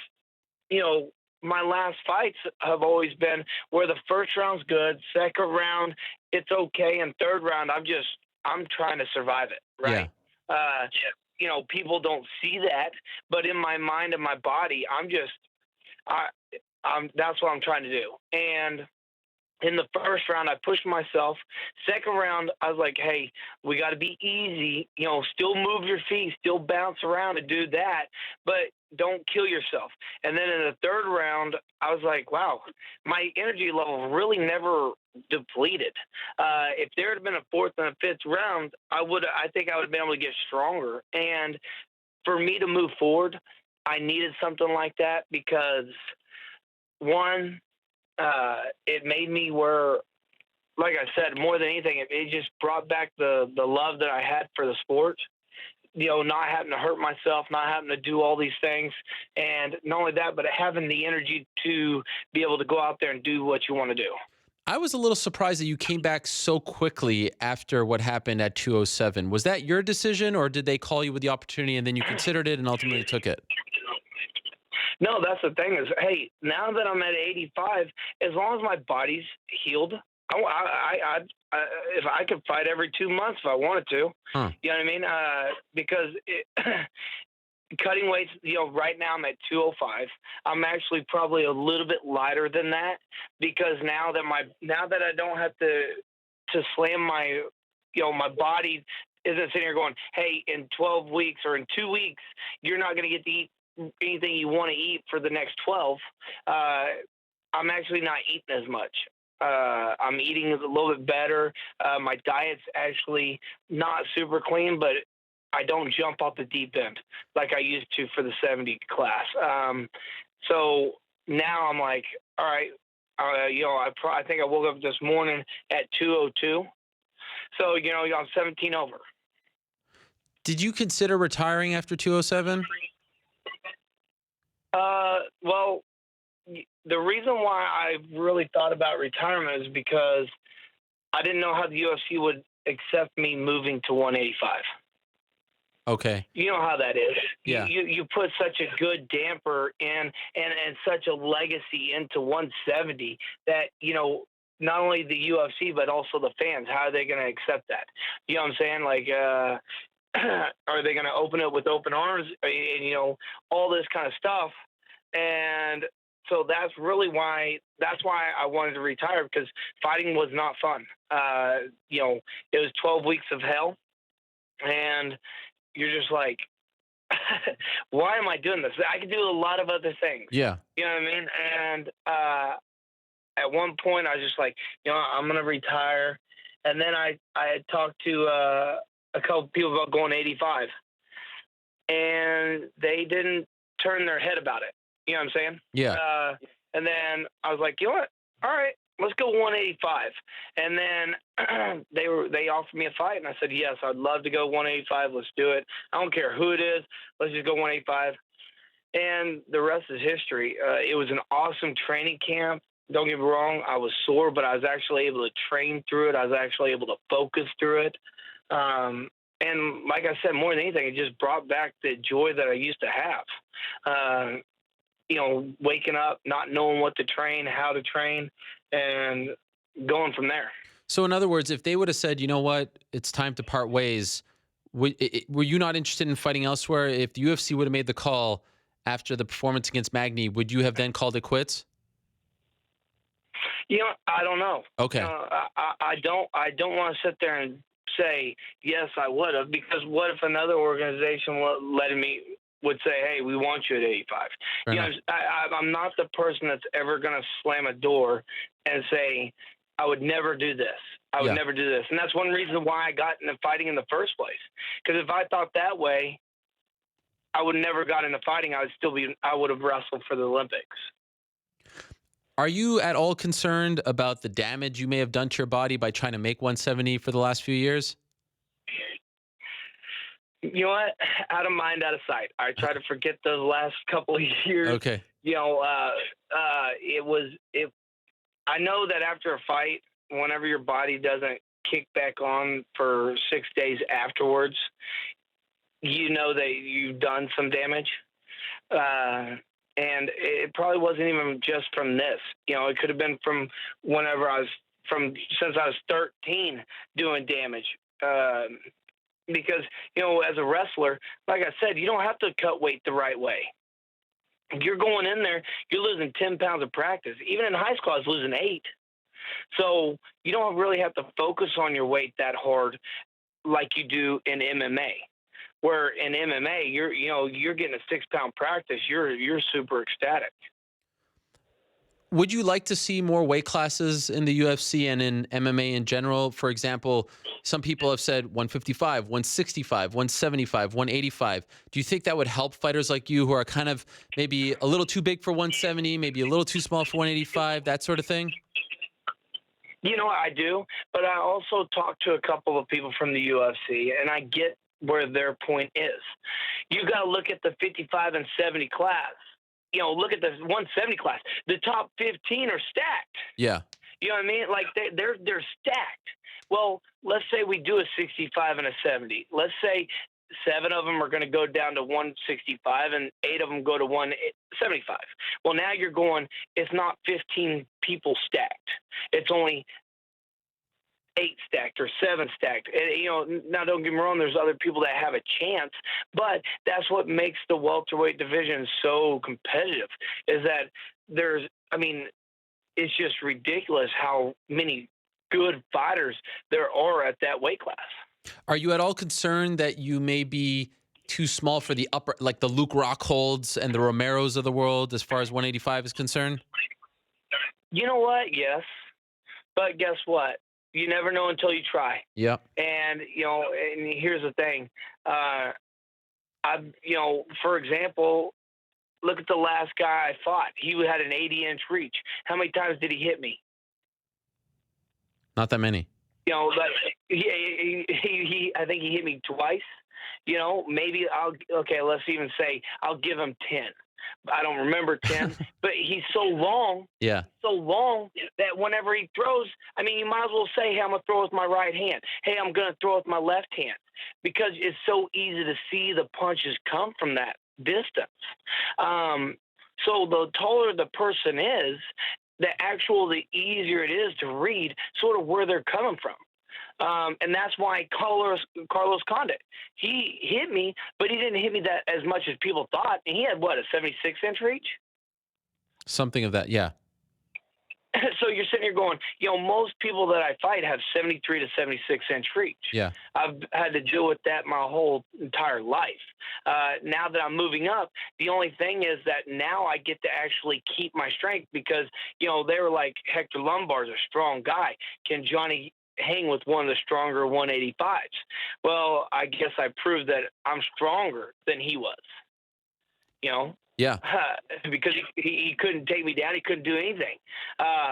You know, I used my takedown because he was sprawling so hard. I just used mine to set up my knees, my hands, and everything else.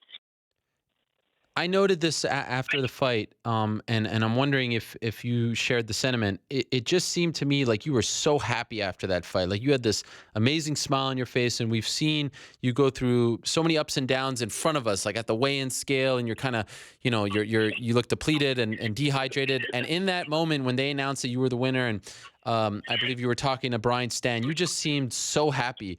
Other than winning the UFC title, was that one of, if not the most happiest moment of your fighting career? You know, it was important to shut up all them haters. Yeah. You know what I'm saying? Oh, Johnny's out of here. Johnny's this. Oh, he's not that. And not only that, but you're right. You know, we rode a roller coaster together. You know, my fans and I and everybody who hates me, it was a rough roller coaster. And to know that now where I'm at, I'm happy. And like I said, it's almost right there with me winning that title. If that fight would have been in Dallas, I think it could have been almost competing with the title. Wow. Because it's just, like you said, you know, we were 3 fights down. You know, we're 1 fight away from maybe making it to the welterweight title, 1 fight away. And then, you know, we move up a weight class and everybody's going, man, you're small. You're a small 70-pounder. But realistically, I'm a big 70-pounder. I'm just a small reach.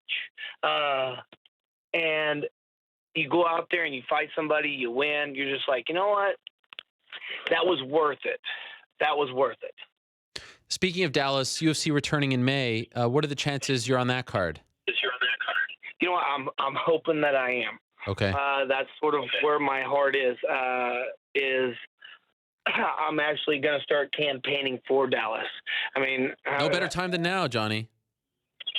Exactly. And you know what? I don't care who it is. Okay. I really don't care who it is. I just want to fight in Dallas. You know, I mean, that's one of my I love fighting close to home, and I love being you know, here in Texas. Who better to help sell out the arena than me? But if they say to you, okay, we like the idea, do you have an opponent in mind? Do you have an opponent in mind? I don't have an opponent in mind, and you know what? That's where I'm at.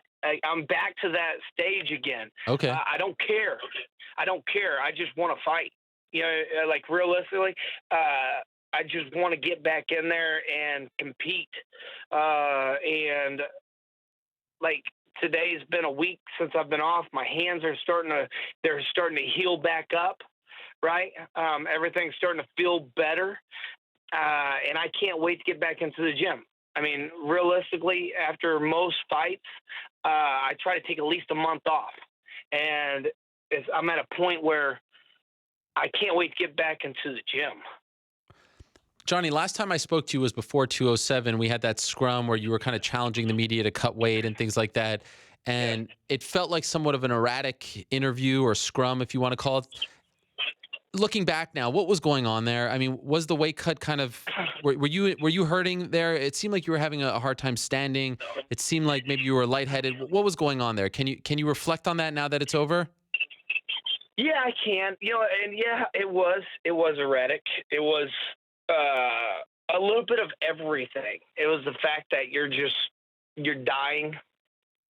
You're trying to make weight for, you know, a lot of people, and it's just one of those things that life was probably at your lowest point. It just sucks. I mean, I really don't know how to explain, except for that. In that moment, I was just like,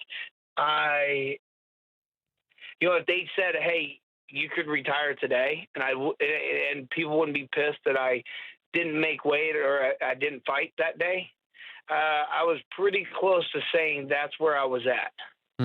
Well, and when you say the word dying, like you don't mean literally, right? I mean, clearly you were hurting yourself. Like, yes. And that's the thing is I wasn't dying. No, my nutritionist, he was feeding me, you know, the best he could for me to get my weight off, right? He was doing his job. It's just the fact that, you know, there's a point in your life where your body just says, I'm done. You know, you're done. You're done doing what you're doing, and there's nothing you can do to change it. And that was at that point. I was literally sitting in there going, okay, I got this. I'm 4 pounds over. We went and worked out, and we literally lost a half a pound. And then we had to do that press conference. Yeah. So not only did you work out really hard to lose a half a pound, which should have lost you at least 2, you know, that's what we're expecting. And we lost a half a pound. Then you go in front of everybody. You got to sit up. Your stomach's hurting. Your body's aching. And your mind is just going, you know what? Forget it. Forget everything. I'm done. You know, but your pride gets the best of you, and it says, you say, no, I can't do that because there's so many people here that want to see you succeed. For that fight, you were working with Lou Giordano as your nutritionist. Did you work with him for 185? You know what? No, I mean 185. You don't need it. I just missed one. Literally, I missed 2 meals to make 185. Wow, what a pleasure. So, you know what? That's what I'm saying. That's why life is finally becoming fun again. You know, I'm able to have energy. I'm able to do things. And so, you know, if I really wanted to, like today, I could hit 96.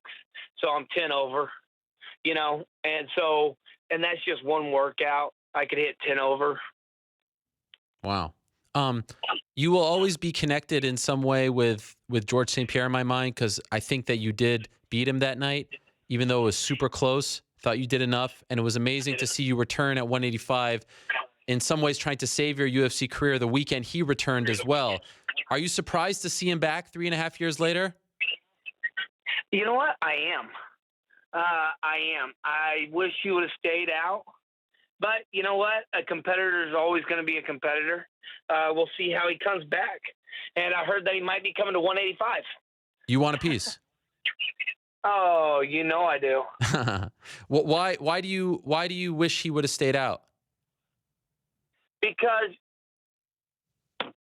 you know, so like I went through my rough period. Yeah. And I did something and I was able to bounce back.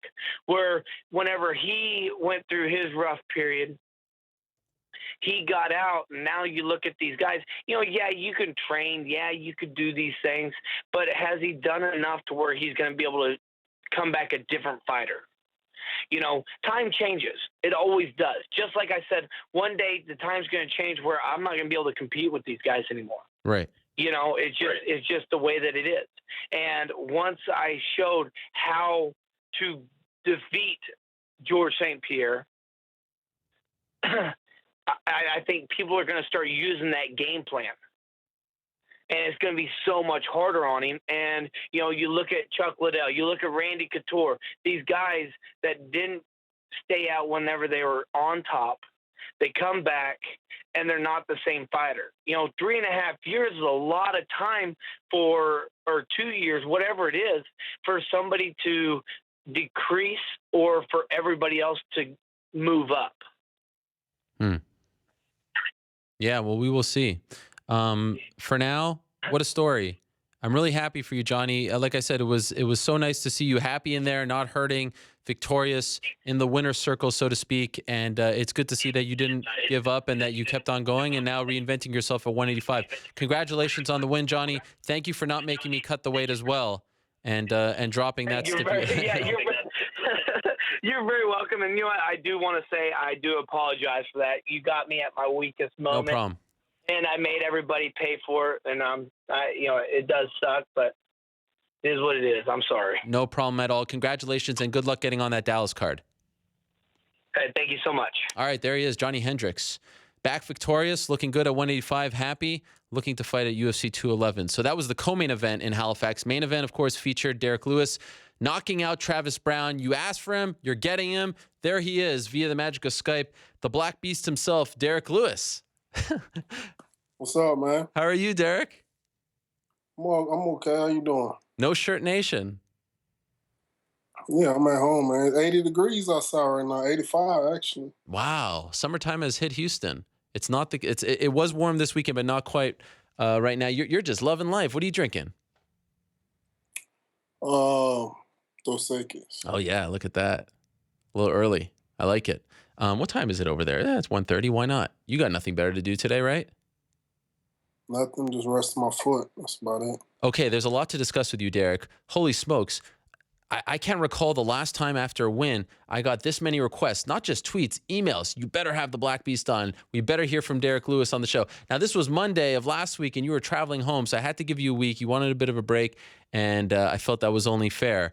But have you noticed a difference in the way people view you now? Do you feel a rise in your popularity since the win? Nah, not at all. Really? I still got the same amount of haters than I get the love, you know. It doesn't matter. I don't care. Haters because of the post-fight interview? Haters all because I'm black. You feel that? Black. You feel that? Yeah. Yeah, of course. You know, there's guys out there that think they make themselves feel better about talking down on me, which I don't care. You don't feel like you get more love now than you ever did in your career? I haven't really paid attention to it. Fair enough. I did see this amazing video. You went to go visit your brother at school last week? Yeah. How many hands did you shake? You were just sitting there with a smile on your face. These kids coming up to you, that has to feel good, right? Yeah, it was probably like over 100. You know, I didn't even bring no hand sanitizer. You know, I knew I was probably going to be sick right after them nasty-ass kids. Did you get sick? No, I didn't. See, there you Just go. a little cough and a little bit. That's about it. But there was something kind of beautiful about, a guy who's overcome a lot in his life, who's now, doing good, successful, going to a school, shaking hands with kids. I mean, it was a nice thing. I really enjoyed seeing that. Yeah, it was cool, man. You know, if I could change somebody's life for the better and they could look at my story and see all the stuff I went through and see just to help them to do better in life, that'd be good. Did you talk to them as well? Like, were you there to give a speech? Yeah, I talked to them a little bit. Just told them just Google none of my post-fight interviews and stuff like that. But nice to meet y'all. Did you get in trouble for that post-fight interview? No, I didn't. Do you regret I anything? didn't think it was that bad. Do you regret anything that you said? No, not at all. Yeah. For what? No, I don't know. But you said don't. You're telling kids not to Google your post-fight interviews. So Oh no, just my past. I'm using bad language. sure. That stuff, like, did that all come off the? I mean, we've interviewed you countless times now, and you're a very sort of off the cuff kind of guy, and I love your delivery. That's my favorite part. You're just very nonchalant. But you had some great line. I mean, that to me was your best post-fight interview. Did you prepare any of that? Nah, I just freestyle. Yeah. Freestyle king, off top of the dome. But just give me a beat and a cappella. Freestyle. But the mini belt, that had to be prepared, right?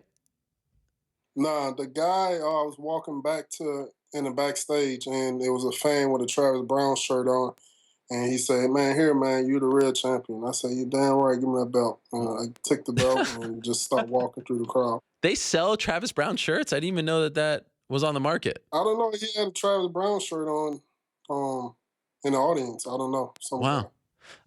So the fight started off a little slow for you with the kicks to the body, and then you were able to regroup.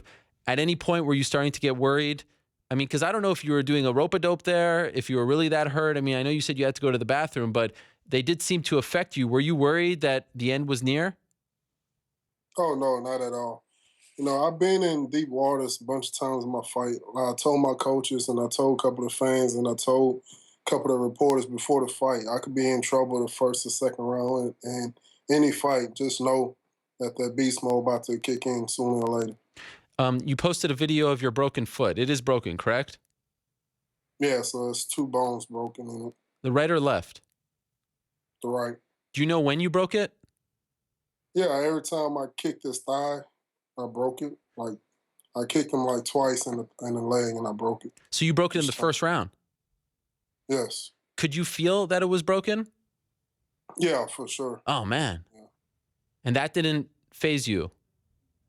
No, that's whenever I start trying to do my wheel kick, my spinning kick. That's whenever I start doing that. So the I stomach. almost landed it. I was Yeah. like, oh shit, I almost landed. I'm gonna try one more time. So the stomach stuff, that was rope-a-dope? No, it wasn't rope-a-dope at all. Okay, so you were He hurting. got me. Yeah, he got me good. Just the gas was like I said, it was the gas. Then whenever he hit me with that knee, when I came in with the right hand, and that one right there hurted me. Were you having a stomach problem all week in Halifax? I'm lactose, so I had some milk. Okay. The day before. Why'd you do that? Some milkshakes. What's that? Why'd you have a milkshake if you're lactose intolerant? No, it was not like a milk. It was at Starbucks, one of them Frappuccinos. latte. Yeah. Trying to stay warm, so I paid for it. So what was it like? Your first time in Canada? Did you enjoy it? Yeah, it was okay, didn't see too many snow bunnies, but I seen a lot of snow. But it was cool though. Wasn't it like a really bad week as far as snow is concerned over there? Yeah, it was my first time really seeing snow, so I liked that part of it. But after that, I was like, I'm ready to go home, man. It's too much. And then the power went out the night before in the hotel, right? Yeah, the power went out, and that was for like about 4 or 5 hours. The power was out. Wow. So, and was it cold? All I could do really just watch Pornhub and keep myself warm since the heater went down. What, on your phone? Yeah. But did you have Wi-Fi? Yeah. No, I had singular service. The Wi-Fi went out, so yeah, my battery's about to die, so I had to roll one out before my battery died because there was no more power in the building, so I had to keep myself warm and go to sleep. Desperate times, desperate measures. Yeah, for sure. Survival. Right. What about this donair sandwich? Did you have that? I heard you were looking for one. Yeah, I didn't have a chance to get it. Why not? But I'm gonna see if next time if I'm close by or whatever up there to Canada, I'm see if they gonna ship it to me or what. Okay. Next time if you're just chilling up there up north. Yeah. Some random reason. Right. And then you said afterwards, you were like, don't call me about any fights. Don't call me about this. I want to take a break. Of course, this is before we knew that you broke your foot. But do you still feel that way a week later? Do you still feel like I want an extended break now? Yeah, for sure. You want to take a reset, unless right? Unless I'll take a break from right now, unless they call me for the belt. If they say, okay, Dos caught that Jack Mack again. He caught that pussy. So, we need you to step in and fight Stipe. I said, okay, I'll fight him. But you have a broken foot, so you can't do it anyway. But, this stuff happens. You're the black bee? We might could work around that. Might could work around that. You never know. How long do you expect to be out for with the foot? Hopefully 4 weeks. The doctor say 4 weeks. Okay. Have you ever broken? It's on top of the foot. Okay. Have you ever broken any bone in your body? Yeah, I broke my leg before. Okay. When was that? That's in high school. I got chop block football. Wow. So what are you going to do for the next 4 weeks while you have a cast? Well, they say I could smoke a little weed, so I might smoke a little weed. So we'll see. They say I can't. There's got to be a certain limit for me to smoke. So I could smoke right now and try to. Well, only the medical part of it. Sure. Medical. Anyway, medicinal. So I'm just trying to smoke some of that and just chill and relax. It was clear that you have no love lost for Travis Browne. Considering that, was that one of the more enjoyable fights of your career to finish it the way you did because of how you felt towards him? Yeah, for sure. I'm glad the fight ended up the way it was, especially the first round and everything. He's looking good. I'm glad he got the chance to show everyone that he's still the old Travis, because I didn't want to go out there and really just demolish the guy in the first round, really, because I don't want the critics to be like, oh, he's still training with Edmonds, so that's the reason why Derrick went out there and did what he did. Because I still wanted him. I wanted him to have the best camp of his life. So I didn't want no excuses. Yeah, no excuses at all. Because I believe Travis is like one of the. He's supposed to be in the top 5, really. I believe that in his division that him and Kane probably the only one that could really give me any type of trouble. Wow. Because Travis is like more of a 205, 185. He moves around pretty good. He's real technical. He doesn't move like a heavyweight. Right. So I believe that he was the only one that probably would have given me any problems. And so now everyone says, oh, we want to see Derrick versus Francis Ngannou. That's what everyone wants. Mm-hmm. How do you feel about that? Why does everyone want that? Yeah, I'll fight him. Yeah? Yeah, I'll fight him. You impressed with him? Impressed by him? Yeah, he's real good. Why do you think everyone wants to see that fight in particular? Because this is America. They like to see black on black crime. That's right. They thrive on that. They love that. And you want to give it to him? Yeah, I give it to him, yeah. So do you feel like that's the fight that makes sense next when you come back? Since, me and him are right close to each other, I would like to fight like a more of someone that's more of a challenge, Ah. And I believe Mark Hunt is more of a challenge. So you'll be watching. It's like me beating Francis it's not gonna really boost my stats or anything, get me closer to the belt because he hasn't really fought like the top guys yet. He only fought one guy. They are really pushing him. He is running through guys. Yeah, he's getting his own media day in Vegas prior to 209 this week. Yeah. Only reason why he's doing that because he's a clean cut guy. He talk right to the media. Yeah. He ain't like me. I'm a little bit. I speak my mind too much, and the UFC they probably don't really like that. So I really don't care. Have you been told to kind of cool it with your comments and your Instagram posts and all that stuff? Because I've heard that sometimes they get a little uneasy. No, they haven't told me anything yet. But I say about a year ago, Dana White told me to cool it down a little bit, but it's whatever. Clearly you didn't pay attention, and you're not going to. We're not going to answer that question right now. Well, it was a year ago, and I don't think much has changed. Are you worried that, just because you are that kind of guy, you get on the mic, you get excited, you say what's on your mind, that this might impede your progress as a fighter? Oh, I'm not worried about that. Okay. I'm not trying to get in the spotlight, nothing like that. He could have his media day, he could get all the attention that he wants. He could have all that going on, whatever. I don't care about that. As long as they pay me good, that's all I'm caring about. Did you go to Dana's house? I still haven't cleared that up because you weren't ready to answer that. Did you? Yeah. No, I told you to ask Dana. Why you scared to ask Dana? No, I haven't seen. You to ask him. I haven't seen him. He's a hard guy. So why you ain't been at the fights anyway? So you really banged from the fights? Or No, I was there. I was in Brooklyn. I just didn't go to Halifax. Oh, so you couldn't come back to your own country, though? You're right. You go to Brooklyn, though. Well, I do live very close to Brooklyn. I'm going to Vegas this weekend. Where you at right now? I'm in New York City. I'd love to have you in studio one day. Yeah, I got you. We can do that. What's that? What's one of them famous things y'all in the Jewish community? What the thing y'all eat? Oh, there's many things. I mean, there's matzo ball soup. There's schnitzel. I mean, it depends on where you're from. What in particular are you talking about? Some of that matzo ball soup. Yeah, that is good stuff. I took a Rampage one time to a Jewish deli here, and he loved it. Yeah, I'll try that. All right. We'll try it out. Well, we'd love to have you. By the way, I had heard that, you were very outspoken about domestic violence. The reason why was because this is something that's near and dear to your heart. I hope you don't mind me asking, but you kind of grew up in a home where domestic violence occurred. Is that why you felt so strongly about it? Yeah, for sure. And I know just about everything that really goes on with domestic violence. Of course, especially the guy like Travis being in the spotlight and this and that, and his wife saying maybe he didn't do it or whatever. Maybe he did. Like, who knows? But I really do believe that he done it.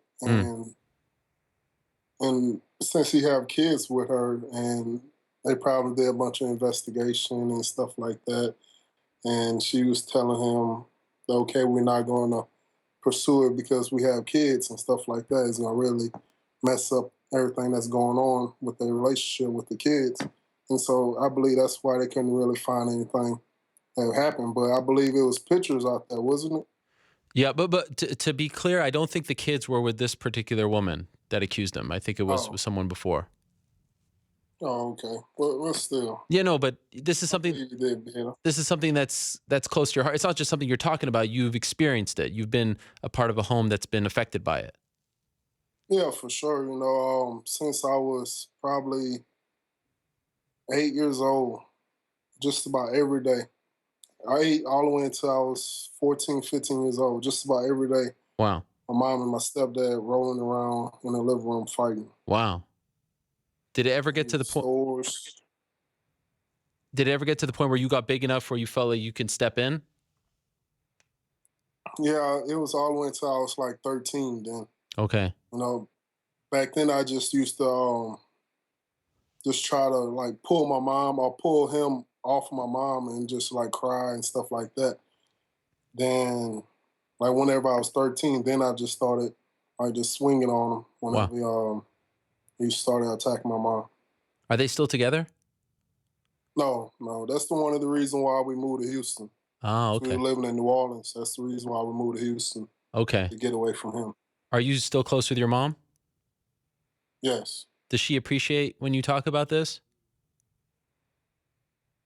She really don't, because she felt like that if she would never move, she knew I was going to kill him if we didn't move to Houston. Wow. Because she said she seen that look in my eyes that she knew I was going to kill him. And I believe I was too. And so everything happened for a reason. So I thank God we did move out of that situation. Do you know where he is? Yes, I know where he's at. But you have no contact with him? I don't. My brothers and sisters do, because that's their dad. Okay, I understand. And so now here you are. I mean, you know how it is. Heavyweight division, people get excited, knockouts, things like that. Life is good for Derrick Lewis. It feels like it's all coming together for you. Like for a minute, the Mitrione fight, we weren't quite sure where you were going to go, but I'd have to say that, you're one of the top prospects in this entire sport, or maybe you don't even consider yourself a prospect anymore. You're a legit contender. I feel like we're about to embark on something big here. Like this was that chapter closing where the next few fights are the big ones, maybe 1, 2 away from really fighting for gold. Yeah, for sure. That's what I predicted. It's in God's plan. So I believe like this year for anything, and this one I'll be fighting for the title by the end of Christmas, close to Christmas. Wow. I might be the next title challenger. By the way, any sign of Rhonda in Halifax? Actually, they gave me a phone number. I've been tweeting her and messengering her. I asked her to come on. I'll take you out to Starbucks. I'll pay this time. Sure. But, you know, so nothing. I never got nothing back yet. Who gave you her phone number? I think it was Edmund's brother, I believe. Yeah, that's right. Oh man, it's great. I love it. I love all the love that you're getting. It's an amazing story. I remember when you made your debut in Orlando, I think it was in the UFC, and even going back to those early interviews, you were a little more, I guess, reserved with the media, but now we're seeing the full, you know, the real deal Black Beast, and I think it's fun to see you blossom in front of us. You're a media darling, they call it. You know, media darlings? Now, what's that? Well, you know, the media likes, you know, covering you. They like hearing you speak. They like the things, for the most part, that come out of your mouth. Oh, yeah. Like, get the bleep button ready for this right here. Okay. Shirt Dog. Whoever in control of Shirt Dog, that one writer dude, I don't know his name or whatever, but fuck that guy, man. I saw a tweet. Talk all that shit. Yeah, you weren't happy with, you're not happy with them for something? Nah, fuck him. Why? I don't know. I read his article and he's just talking shit. Fuck him. What did he say?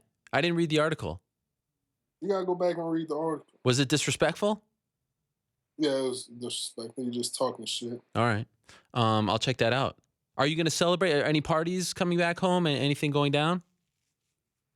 I just had a wine and cheese party last week. Yeah. A couple of my Caucasian friends. Okay. You know. We had a good time, you know, with our pinkies up. Yeah. But nothing in Houston. Yeah, it was in Houston. Oh, it was. I thought it was in the hotel in Halifax. Oh, nah. All right. I ain't celebrate. I ain't got a chance to celebrate out there. Okay. No, I celebrated this past weekend. I did. All right. Well, congratulations again. Life is good. Rockets are rolling. They just got Lou Williams killing it behind the 3-point line. Life is good for the Black Beast. Yeah, life's okay. Yeah. You know, I got to pay these taxes. Yeah, that's right. Coming up. That's right. So we'll see after that. You know, I can't take too much time off. Right. Shit. Got to get my money back up after these damn taxes. So we'll see what Trump do. Talk to your boy Trump. I was just about to say that. Talk to your boy Trump about that. Making America trill again. He running rapid right now, man. It's crazy in the White House right now with Trump in there. It is. You know, I was pulling for him, but shit, he fucking up. Oh. You know, he going back on a lot of stuff that he was saying, and you're not impressed. You know, I'm not impressed so far. You regret voting for him? No, I didn't vote for him. Oh, who'd you vote for? Hillary? I didn't vote for no one. Oh, but you were wearing the hat. Yeah, it doesn't mean I voted for him. It seemed like a sign. Just like I wear Chicago Bulls hat doesn't mean I like their team. Or Atlanta Braves. I saw you wearing an Atlanta Braves hat. Yeah, doesn't mean I'm an Atlanta Braves fan. Fair enough. They could use you in the White House, though. Yeah, and just like you got that pink shirt on, don't mean you're a sissy. Okay. You got a pink shirt, right? We'll leave it at that. Derrick, thank you very much for the time. Get well soon, and we'll talk to you soon. Always a pleasure. Thanks for having me, man. Always. There he is, Derrick Lewis joining us. Great stuff from him. Big win for him on Sunday night in Halifax. All right, let's move along. One of the big stories late last year, I should say, was that Greg Hardy, the former Carolina Panther / Dallas Cowboy football player, was transitioning to mixed martial arts. We had seen some photos of him training, but recently things have really ramped up as far as Greg is concerned. Training over at ATT, American Top Team in Coconut Creek, Florida, and garnering some interest from local promoters. I can add that he has recently signed with an MMA management team. He is now represented by First Round Management, which of course is headed up by one of the best in the business, Malky Kawa. And Greg Hardy is joining us right now on the phone, as well as his new MMA manager, Malky Kawa. Greg, are you there? Yes, sir. Thank you for joining us. Malky, are you there as well? Yes, sir. I'm here. All right, great. Well, let's get this started. A lot of interest in your interview, of course, Greg. I'm sure you're not surprised. First things first, as someone who, as far as I understand, had no background in martial arts, why did you decide to pursue this career in MMA? Honestly, it started just watching when I was coming up playing ball, I had a lot of interest in the MMA and a lot of guys that were, playing. They're wonderful athletes, man, and just really a beautiful sport and just the discipline that they have, being an athlete, knowing what kind of discipline it takes to do the things that they're doing, and watching guys like Chuck Liddell, and George St. Pierre, man, it's a work of art. So I really was attracted to the allure of the sport, man, and just the discipline that they had. And am I correct in saying that you have no prior martial arts background, even as a kid, karate, taekwondo, etc.? Yes, sir, you are correct. And so at what point do you recall thinking, like, this is something I actually want to try? I mean, I know a lot of people say, oh, that'd be fun to fight in a cage, make some money. But at what point did you say, all right, I am actually going to pursue this? Do you recall? Yes, sir. I was down in Carolina playing, and I just started on my franchise year, and just was honestly being an athlete, enjoying my time, and decided that I wanted to get into cross training to make myself better, and started with the boxing. And once I got into boxing, man, like I said, I started enjoying the sport, man. Started enjoying the discipline, and just the learning and how hard those guys work is amazing. So it really drew me in. That being said, if you were still in the NFL, do you think it's fair to say that you would not be pursuing this? I do not think that is fair. I think it's something that I've been wanting to do for a while, just, as far as boxing and MMA and just getting into the business and cross-training, because it's wonderful for football players. It actually helps an athlete, take the next step into molding his game with something completely different. How did you end up going to Florida and linking up with American Top Team?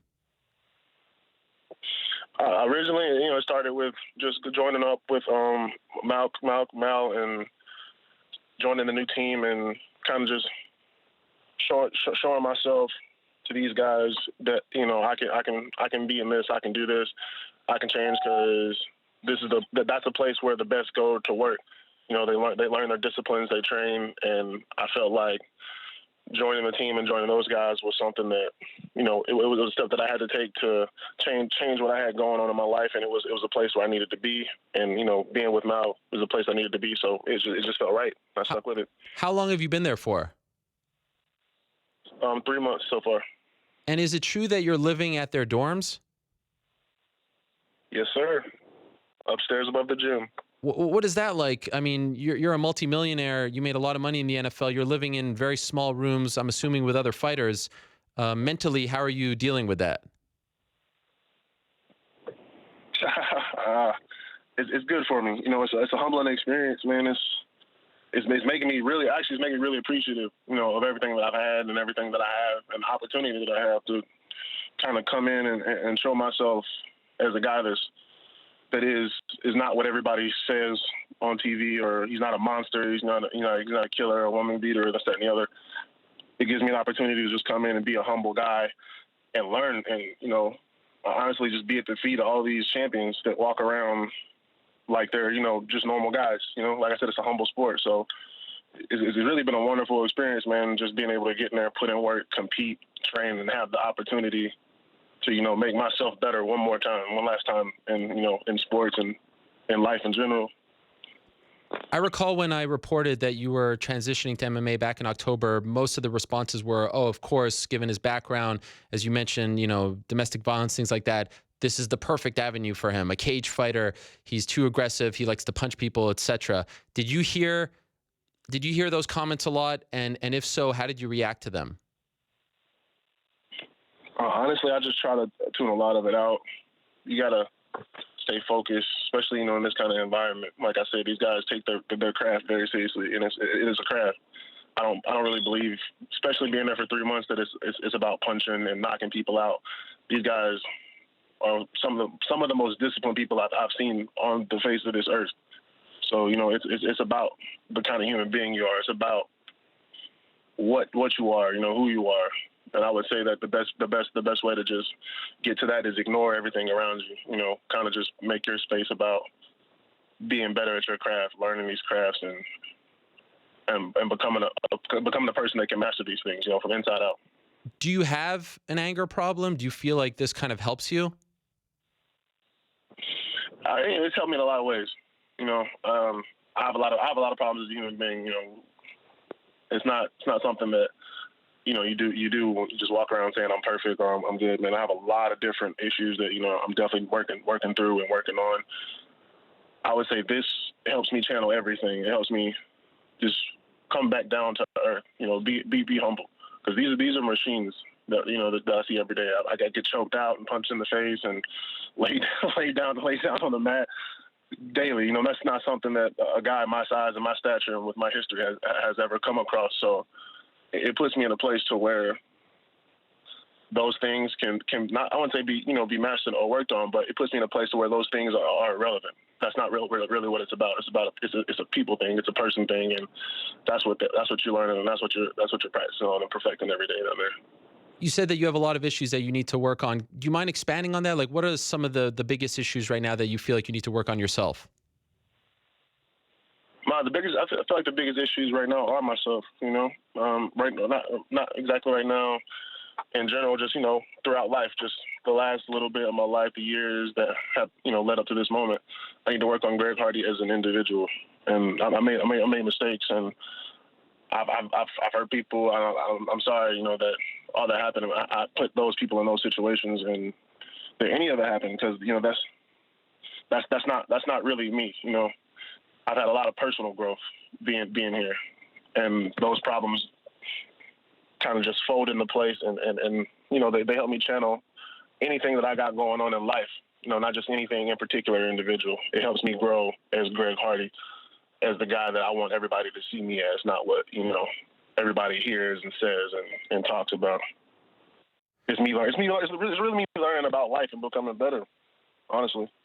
And so when I hear you say that, I'm reminded of that interview that you did with Adam Schefter last year. And, it was highly publicized and you were somewhat criticized afterwards for some of your responses. Do you regret your responses? Do you regret the way you handled that interview? Yes, sir. And like I just said, it's me learning about life and becoming better. That was a moment in life where I wasn't a shining example of what I wanted to be. It didn't come out exactly how I wanted it to come out.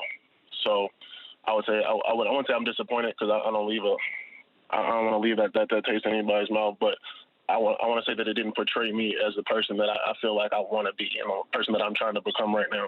Do you feel like you were truthful in that interview? Yeah, yes, sir. I try to stay truthful in everything that I say and everything that I do. So what do you regret about it? About the interview? Yeah, about your responses. Which are you talking about? Anyone in particular, just in general? Oh no, that particular interview that I think was kind of like the last time people have seen you, in a sit-down interview and heard from you in an extended period of time. That received a lot of criticism afterwards because I feel like some people didn't believe your responses, to be quite frank.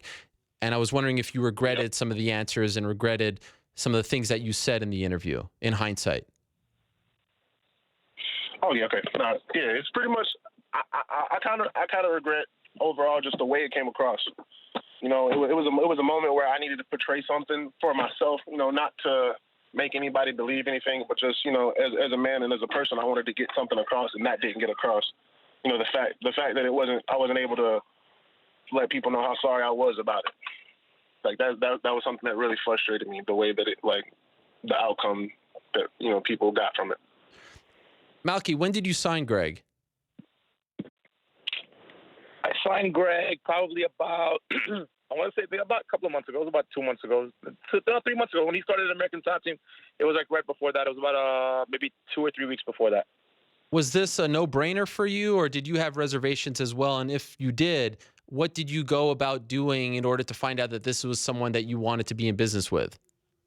Well, I mean, look, here's the thing, right? So from an athlete standpoint, it's a no-brainer. The kid, I mean, look, we all know that the weakest division in almost all of sports is the heavyweight division, right? There's a few guys that are shining stars, like my client, who you just had on, Derrick Lewis. I think, you get certain guys that can do this. And when you see a guy of Greg Hardy's athletic ability, from that standpoint, it was a no-brainer. But for me, obviously, I'm a father to a little girl, and I understand the reservations a lot of people had. So, I got connected with Greg, and we just sat down and talked. I just had a heart-to-heart with him. I just told him straight up, said, listen, talk to me like a man. Don't talk to me like I'm somebody that you got to interview for a job. I don't want to be bullshitted. I want to know the truth, and I want to hear it from your mouth. And, he laid it all out on the line, and He told it to me, and I did my own research. I backed up some stuff. He backed up some stuff, looked at some things. And at the end of the day, Ariel, we're not here to judge people, man. And I feel like, he wanted a second opportunity at things. And he asked me if I would represent him and if I would, help him with his MMA career and go from there. And I said to him, okay, cool. But here's the deal. A, you got to train, and you got to train just like my fighters do. We're not training on some Greg Hardy special edition, P90X. You woke up one day and you have some idea. I call the shots. This is what you got to do. And when you get to the coaches, they call the shots. This is what you got to do. And he said, okay. So, when we got him to American Top Team, the funniest thing was seeing that little twin bed he had to sleep in. Like, it's something smaller than what my own kid sleeps in. And I'm looking at this and I'm like, oh, he's not going to make it. And first week goes by and the second week goes by and, you call him and check up on him and, gets kicked in the head. And he's like, man, I got kicked in the head today, dude. And it didn't feel good. And I was real pissed. But you know what? I'm loving it. And he's doing his job and he's doing his thing. And the other thing is, I talked to him about it. I said, listen, for me to really actively represent you and really get into this thing, you know what I mean? I want to help you and I want to make sure that people start to know about you the way I know you and learn about you. But I also want you to take, get extra help. And he agreed. And Greg's going to, I told him that he had to, go to rehab and anger management, get some help for anger management, rehab, and just, talk to somebody on a weekly basis. And, he said, perfect. He said, no problem. We'll do that. So he's starting that on Monday, a week from today. He's got, his last court case this week. We're hoping to get that out of the way, get that cleared up, and then, have him enter that on Monday and just start working with the professionals. And he'll do that for as long as he has to. And he understands the role he has to abide by. And then I think he does. And he's done a great job so far. And I can't complain. What's the court case for next week? He has a situation with possession of a drug and stuff like that. And it's getting dropped. I think it's getting resolved. Obviously, he just had to do some things that the court asked, and I think that on Saturday he'll get a favorable outcome from the judge. Greg, are you on board with all of this? Going to see a counselor, anger management, all that stuff. Do you want to do that as well? Yes, sir. I think it's a big part of me changing and actually just showing people that I want to change. And that's been a big thing for me. Having the actual opportunity to show people and being judged.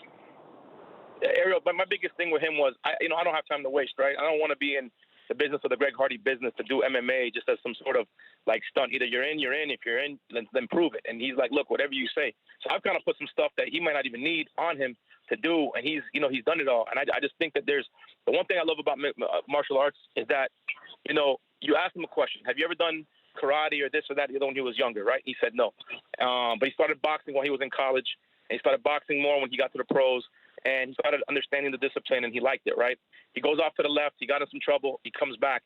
And for me, I believe that between talking to people and martial arts and the discipline of martial arts, he can become a world champion. He could be, the biggest bust that MMA has ever seen. We know this sport is not, a friendly sport.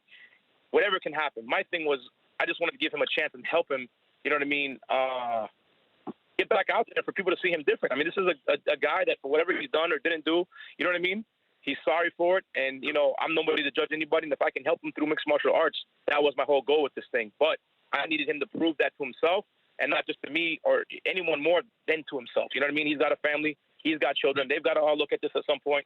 And he has to be able to look them in the face and say, you know what, I did what I did, for whatever it was, what it's not worth, whatever.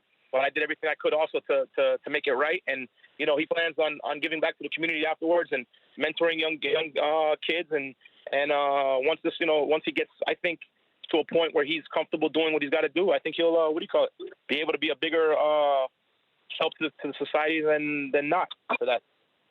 Malky, I'll ask you this in a second, but I want to ask Greg first. When this news came out, Greg, one of the more famous NFL reporters, Jay Glazer, came out and said that he hopes no MMA gym or coach gives you a chance to train in their gym, that you have no business competing in MMA, that it's a privilege. I mean, he was pretty vocal about not wanting you to be a part of mixed martial arts. Did you see those comments? And if so, what do you make of them? I didn't see a lot of them. Like I said, I try to stay out of the negativity, but I just try to kind of keep a cool head and just, accept my lessons and everything that comes with it. And that's just one of the things the situations that I put myself in. So I can't really be upset about, you know, people's opinion of how to view me and this, that, and the other. So Malky, you're a part of the MMA community. He was essentially speaking to you as well. What did you make of those comments? Did you think about them when you were considering whether or not you should sign him? Yeah, absolutely. So I heard them, and it made me want to sign him even more. Because first off, number one, you know, who is Jake Glazer to talk on behalf of the whole MMA community? That's number one. Number two, you know what I mean? I am the biggest fan of Mike Tyson, right? Love Mike Tyson to death. I think we all do in the MMA community. But when you're a guy talking about another guy and he's not, you know, and you're wearing a Mike Tyson shirt who was convicted of you know, his own crimes, and obviously that's in the past and it's all that, I can't take that for anything more than the fact that you're just jumping on some bandwagon and it sound like some sort of, like,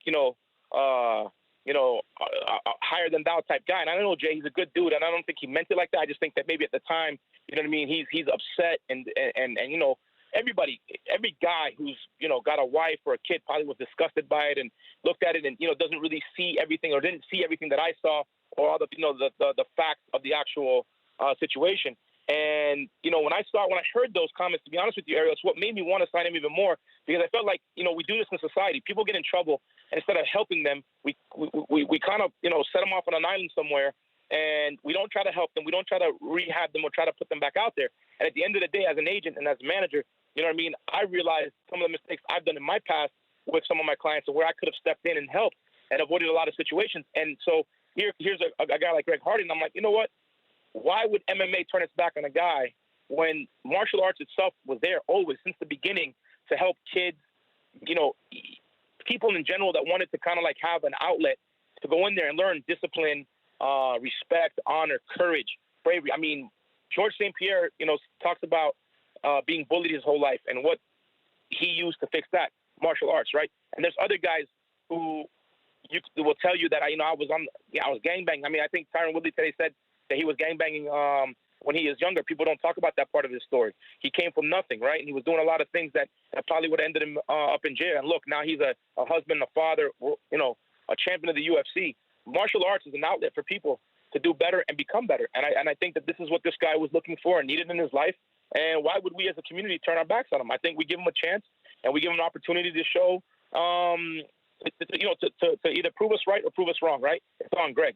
So if I can help be that guy, then why not? Greg, when do you expect to debut in MMA? I would love to debut. Yeah, I would love to debut tomorrow, man. But like I said, I got a lot of respect for my coaches and the actual sport, and seeing how crucial and how hard these guys work, man. It's pretty much going to be like Mal said, up to the coaches. Whenever they say I'm ready, I'm gonna be ready to go. But until then, I'm just gonna keep my head down and train and learn. You know, learn about what I'm doing. You know, perfect the profession entirely. Who has been taking you under their wing at ATT? Are you working with any group of coaches, fighters in particular? I mean, to my surprise, like I said, I wasn't expecting much, man, because I like to just, you know, stay quiet and like pretty much, so to speak, take it on the head, because I put myself in this position. But like to my surprise, man, I got there and it was just like Mal said, like it was a community of people that respect what they do, and I came in and respected what they did, so I got a lot of attention from, you know, everyone. Everyone was willing to help, man. I'm out there with King Mo and Bigfoot and, you know, Junior Dos Santos, you know, slamming around, a few face shots and working out with those guys and listening, you know, just not even to fighting, but listening to them talk and learning, man, learn what it's all about and how to do these things, not just fight, but how to be a fighter and how to, you know, have composure, you know, stuff that, you know, a young man needs to learn. And I feel like I like it's not one guy. I keep getting it from everybody. I'm learning every single discipline that I can. You know, I'm just really excited to be in a place where I have the opportunity to show people that I want to be here. Do you have? I think. Sorry for interrupting. Go ahead. No. And I think that just allows me to work with everybody. You know, with Coach Dean, Coach Coenen, just, you know, and these guys that really and all the kindness to their heart took me in. And it's a blessing I get to work with everybody. Do you want to go back to the NFL? If you're given an opportunity by any team, would you like to sign once again with an NFL team? Yes, sir. You better. Yes, sir. It's hard to say. It's hard to say no because that's what it's a passion of mine. It's what I love. You know, it's something like martial arts for me right now. It's something I learned to love over time. You know, and enjoying the work. So I would love to get an opportunity to do what I was born to do. Are you playing in a spring league? Oh, yes, sir. When does that start? I believe it starts in April. So what will you do as far as MMA training is concerned when that starts? It's pretty much the same as I've been doing my whole career, just cross training. Like I said, it's this kind of training that these guys do in conditioning is above board. So it's going to have me in impeccable. Well, it has me, and it's going to continue to keep me in impeccable shape and conditioning. So I'll just cross train and focus. You know, because like I said, I'm in a dorm room, so this is my life right now. But if you don't play for a Florida team, how will you continue to train with ATT? Those are things we got to discuss in the future. Right now, I'm just trying to keep my singular focus on what I'm doing, and give respect to mixed martial arts and learning it. You know, I don't want to go in and put half attention on it and, excuse my language, half-ass it and not respect. You know, because that's a disrespect to the people that are there and the people that took me in. My focus right now is being there. But let's say let's say the Raiders, just for example, call you tomorrow and say, hey, we want you to be a part of the team, come to, a mini camp, training camp, etc. Are you dropping the MMA dream? You can't do both, right? Hey, God says do whatever fills your heart, so I feel like I would definitely go, play football. That's what I do. Right. I think I would continue to train. Me and Mal would work it out. I put my trust in him. So whatever he would work out for me to make it happen and continue training. Because this is something that, like I said, it's something that I put my whole self into. It's not just a athletic thing for me. It's something that's kind of helping me mold myself in a way that I've never really had. It's just normally been me out there against the world, and now it's it's people, and it's a community, and it's a disciplines that help me be Greg. A better Greg, but Greg in general. You said a few times, Greg. I would definitely have to stick with it. You said a few times that you put yourself in this position, that this is on you. What do you mean by that? I mean, because you've also said that you've never touched a woman and all this stuff. So how did you put yourself in this position? Honestly, I believe we all there's standards that everybody has for Woodley and Tom Brady. There's standards for champions. There's standards for Pro Bowl players. There's standards for the people that put themselves up there athletically in a good way. So there should be standards. You shouldn't be out at night. You shouldn't be just things like that. Like God gives you opportunities and chances, and you make those decisions and choices. And every decision and choice I made it. Mm-hmm. And that was Ariel. That's one of the things he told me. Ariel, that was one of the things he told me. That was one of the things he told me when I originally met him. He said, the biggest mistake I made in all this was the fact that I was even there in the first place. A lot of times, guys, when they get in trouble, it's never them, right? And that's what we always hear, and it's always around the people they hang around with or where they're at and what they're doing.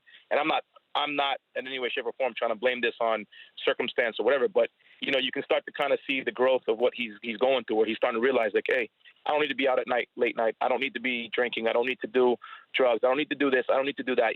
These were opportunities that I was blessed with, that I need to take advantage of and maximize and have a great career and go from there and not put myself in situations to where things like this happen. And I think that's, part of it is when you realize, hey, I may have not done this. This is what I'm telling the world, right? I didn't do this, but at the end of the day, the fact that I'm here, I'm even in this situation is my fault. And then you begin to start taking, accountability of everything that happened and go from there. And I think that's, what he's been doing. And that's one of the reasons why, when we talked, is one of the main things that stuck with me was his, the way his mind was working was like, he started to realize, like, man, look, I don't need to go. When he came to Florida, he said to me, all I need is a place to stay and a way to get around. And I said, well, they have dorms on top of ATT. He was like, all right, that's cool. I really thought he was BSing me. And when I showed it to him, when we got there and we looked at it, literally, it's a twin bed. It's small. They're not, huge. Dorms are nice. Don't get me wrong. Dan Lambert did a great job. But, and when he went in there, he's been there and, he sticks there for a couple of weeks at a time, goes back to Dallas to check up on his mom and kid, and comes right back down and does it again. And that's been his routine for the last couple of months. So. Two last things for you, Greg, and I appreciate both of your times very much. When's the last time you had any kind of drug/alcohol? It's been a while. I don't even think I can remember. It's been a while, man. I had an eye-opening experience. Like Mal said, man, it's just once you start realizing that it's your fault and that you were in a place that, you know, everybody wants to be, and you remove yourself from that place, man, you start looking at the reasons. So there was a lot of reasons of why I wasn't there, and I just started eliminating those and trying to, you know, figure it out because I didn't know, you know, and that was. Are you referring to the arrest in September? All of it. Okay. Really. And you don't go from being a franchise tag defensive end to being nobody. Right. And everything right. Is that how you feel right now? Yeah, I mean, honestly, that's how it makes you feel. Just like, yeah, it feels like I did this to me, and it sucks. And I was where I needed to be. I had everything that I wanted, and you know, the normal story is, man, somebody took it away, and I don't have that. Like, I took it away from myself. Like, now I'm nobody. You know, I'm nowhere. I'm just in the middle of where I put myself. So, yeah. And you know, I'm sure I'm not telling you anything you don't know, but you know, throughout this interview, I'm getting a lot of comments, a lot of people saying, like, you know, we don't want him in MMA, things like that. I think it's going to take a lot of time to get people back, you know, supporting you and wanting to see you succeed, given the stories of the last couple of years. But I would be remiss if I don't ask you the same question that Adam asked you last year, and that's this one, because this is the one that people keep bringing up. Have you ever put your hands on a woman before? Have I ever put my hands on a what? Have you ever put your hands on a woman before? Oh, no, sir. So anyone accusing you of being a woman beater, anything like that, those are false. Those are unfair. Yes, sir. And like I said, man, I'm in this position that I'm in. I did it to myself, but at the same time, nobody knows the whole story. So I have to take everything with a grain of salt. Those people that don't want me there, I understand. You know, and like I said, God says be understanding. You just gotta take everything with a grain of salt. You know, I'm not Junior Dos Santos that's been here and putting in the hard work all these years. I'm a new guy coming into their sport that, you know, these guys built.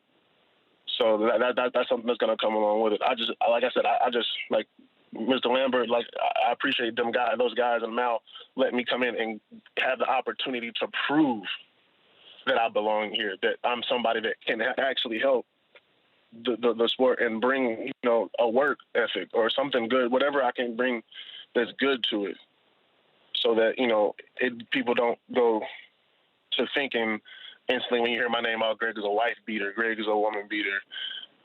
And honestly, I wish it never happened. Like, I'm sorry for everything and everybody that I hurt. And and like, coming from that place like that, it makes you grateful for the opportunities that you have, not, you know, worried about the negative people that are coming in. Like, they have a right to have that opinion.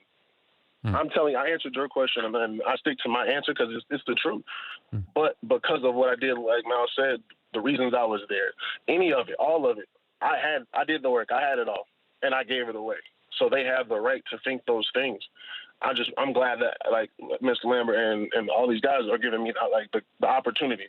I'm grateful. And to come in and not be nobody, be somebody that kids, like, that my son will like, that my mom, you know, like my mom and my sisters and my aunts, these people that I've been trying to make proud my whole life, you know, will be proud of. And hopefully I win these people over. And if not, at minimum, I hope that I prove and show everybody that I'm a Greg Hardy that's worth putting somebody, their name beside and behind, and that you can respect and bring something good to the sport at minimum.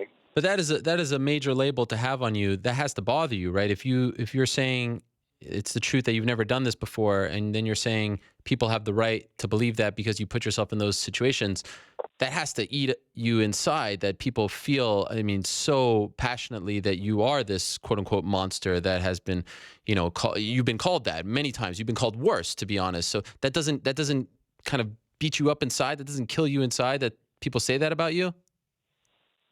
It hurts. And honestly, the closer the people are to me, the more it hurts. But that's just the world that we live in today. And I would honestly implore everybody to go check out the story, find the facts, because this is not the whole story. That's not me. And I think that's what hurts. Like you said, that's what hurts the most, that it's not me. Like, I have to live with this stigma every day and actually be okay with it and calm with it, because, like I said, you don't get to have everything and then lose it and then say that it's somebody else's fault. No matter what happened, you did it, didn't do it, doesn't matter. But the hardest thing is to live with this stigma every day and have the people closest to you live with it too. Like, my mom has to deal with this. My sister, my mom's a detective, in Memphis, Tennessee. She was a detective, the police detective, and then my sister, I take care of my sisters, and like, these are the people that I care about and I see every day. And they know that I'm working to get better. And the hardest part is, not having the world know that I'm working to get better, not because I'm trying to pull a stunt, but because I'm working to fix myself.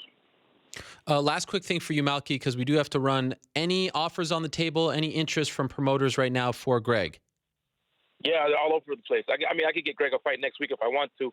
I just haven't done it yet because I just want him to take his time and to really go through the process of training and, getting better at, his skills and like I said also too, Ariel, he has to go to, rehab next week, and he starts counseling next week and all that stuff. And you know what I mean? I just want to make sure I cross all my T's and dot all my I's when it comes to him. And, when he's ready, I'm hoping to be able to bring a fighter to a cage somewhere that, is a complete person, not just a complete fighter, but a complete person. And that's the requirements I put on him, and that's the requirements I got to kind of put on myself in managing him, is to stick to all that. And no matter how well he does or how long this might take, that we just let it, time take its course, and we go from there. So we're just trying to fix each thing, step by step, and then go from there. And hopefully it all works out. And we can look back at this 10 years from now and say, you know what I mean? Thank you to the MMA community and to everybody else for giving them this opportunity. Greg, thank you very much for the time. Best of luck in your training. And Malky, thank you as well. Appreciate it. Thank you. All right. There you have it. So them's the facts. Make out of it what you will, and we can talk about it a little later on in the show. Greg Hardy, certainly a polarizing figure, more so than that, a controversial figure. He wants to enter the MMA world. He's got a checkered past, to say the least. Asked him as much as possible on it, and it's up to you now to decide whether you want to support his mixed martial arts endeavors. Let us move along now and welcome in our next guest. Let's go to the Skype machine now and welcome in my good pal, the Russian Hammer, Artem Lobov. There he is. Nice to see a happy face here. What's up, Ariel? Artem was not happy with me when I saw him in Manchester. I saw him at the Conor McGregor interview, and he was not happy. You thought that I did not pay enough attention to your big win over Ishihara. Is that not accurate, Artem? Yeah, because I didn't see you in Belfast. Yeah. And I didn't see you really tweet much about it, even prior to the event. And I thought, geez, what's going on here? Is this not big enough for Ariel? He's getting a bit too big for this fight nights, and he just wants to report on the big cards. Sort of like Conor himself. Yeah, exactly. You're the Conor McGregor of MMA journalism. No, I would never say such a thing. And I told you were wrong. I tweeted all about it. I said it was your best performance in the cage. I thought it was your best performance in UFC. You finally felt comfortable out there. It was a big win over a big prospect. So I think you have to go back and look at the tweets. But I'm happy to put that behind us, because you got a big fight now against Cub Swanson in Nashville. And when this was announced for April 22nd, a lot of people thought, wow, Cub Swanson is going from Doo-Ho Choi to Artem Lobov. This is a step back. You've heard these comments. What do you say to those people? Yeah, absolutely. But, it's a situation I like to be in. It's a situation I have been in before, prior to this. I'm sure I mentioned this to you before. In my second fight, I took on Dave Hill, who at the time was a top 10 fighter in Europe. And that was only my second fight. And I actually have the video of the fight, and I was kind of rewatching it recently, and the commentators were struggling with things to say about me, because there was nothing really to say about me. The only thing they could say was that I come from Straight Blast Gym, and that was it. But guess what? I won that fight, and I took that fight on 4 days' notice. So this is nothing new to me. People will doubt you. That's fine. I'm ready to go. This is exactly the position I want to be in. I have a lot to prove in this fight, and I'm ready to do that. Do me a favor, Artem. Can you lower your screen a little bit? Because there's so much headroom. I want to see your... There we go. Look at that. Now you're looking good. I like it. Got a little beard going. Very nice. You were kind of going after Cub. Me being lazy. No, it's good. It's a good look. Yeah. Why? Why Cub? Well, like I watched there. To be honest, Cub Swanson, I've been watching him for many years, and he has a very good style. He likes to stand, and he goes for it. And when I've seen his fight against Choi, I thought, that was a great fight. I'd love to be involved in one of those. And realistically, I thought that they might give me Choi. I didn't actually expect to get Cobb, even though I wanted him, but I wasn't sure will they give him to me. But in the end, they did. All I had to do was message Sean. Wow. All I did was I messaged Sean Shelby and I said, Sean, I know you probably think that Cobb will beat me, but please let me prove you wrong. And he didn't respond for many weeks. And then he goes, here you go, Artem, Cobb Swanson main event. Do you want it? I said, hell yes. And that was it. It was done. Okay, so you say main event, but now there are reports that they're doing Masvidal Maya as the main event. What's going on? I've seen that, yeah. I've seen that. I'm not really sure. I haven't heard anything, but that makes no difference to me. All that means to me that my fight is going to be on a little bit earlier on the night. I don't really care where I am, whether I'm the first fight of the night or the last. It doesn't matter. I'm in the UFC because I wanted to take on the best guys in the world, and I'm moving in the right direction now. So I'm happy about that. But are you more in favor of a 5-round fight as opposed to 3 rounds, or you don't care? I don't really care. The preparation was going to be the same either way. Would have been nice probably to go the 5 rounds. Because I've never done that before. But it makes no difference, really, to be honest. If I was fighting a wrestler, I probably would favor the 5 rounds. Yeah. Because sometimes guys can try and make it boring, and they try and steal rounds. And in a 3-round fight, if you lose 1 round, it gets very sketchy. You can't really take many risks anymore. Whereas in the 5-round fight, you can really go for it. And it doesn't matter if you end up losing a round because you can get it back. Were you surprised that he accepted the fight, that he took this one? Yeah, to be honest, actually, the fact that it was probably a main event at the start, that probably helped seal the deal. So it probably turned out, good for me this way. Because I'd say, I'm sure, he's probably looking at the top 5 guys in the division. But the fact that this was the main event, that probably helped to sell it to him. So were you specifically told this was going to be the main event? Yeah. Wow. That was the message I received saying, main event. And then obviously I got the contract as well, which said 5 rounds, main event, so. Huh, that is interesting. So, but you have not been told it's not the main event. I have no issue with that. Okay. Well, I haven't been told by them yet. Yeah. I've seen the reports today that Maya is going to be fighting, and I have no issue with that. All that means to me is that there is going to be more eyes on my fight when I prove everyone wrong. The comments that we often hear, and they were very loud when this fight was announced. Oh, Conor's buddy, he's only in the UFC because of Conor. Do you hear those comments, and do they bother you? All the time I hear them, but they don't bother me at all. I've said it before. Yes, me and Conor are, very, very good friends, and he certainly has helped me get into the UFC. It is what it is. It makes no difference to me. For me, it's my biggest sporting achievement being Conor McGregor's sparring partner. I said this before. It's not an easy spot to be in, and many try to be in the spot and failed. I'm not in the spot because I'm good looking or whatever. I'm in the spot because I'm the toughest motherfucker around. And I have been for many, many years. So to me that's not offensive. If anything, I take pride in that. So it doesn't bother me at all. Why did you look so good against Ishihara? Why? I mean, you seem like a much more confident fighter. The performance, and also it was against the best opponent I thought you faced in the UFC this far. It all seemed to come together for you. Why do you think that is? To be honest, I've this has been a thing about me, in the past as well. I seem to do a lot better against better guys. I think maybe it's because I spend so much time sparring Conor. And I expect certain reactions from fighters, and when they're not as good, they don't have those reactions. They don't react the same way. They don't do the same things, and then sometimes I can spend a little bit too much time kind of expecting something and it doesn't come.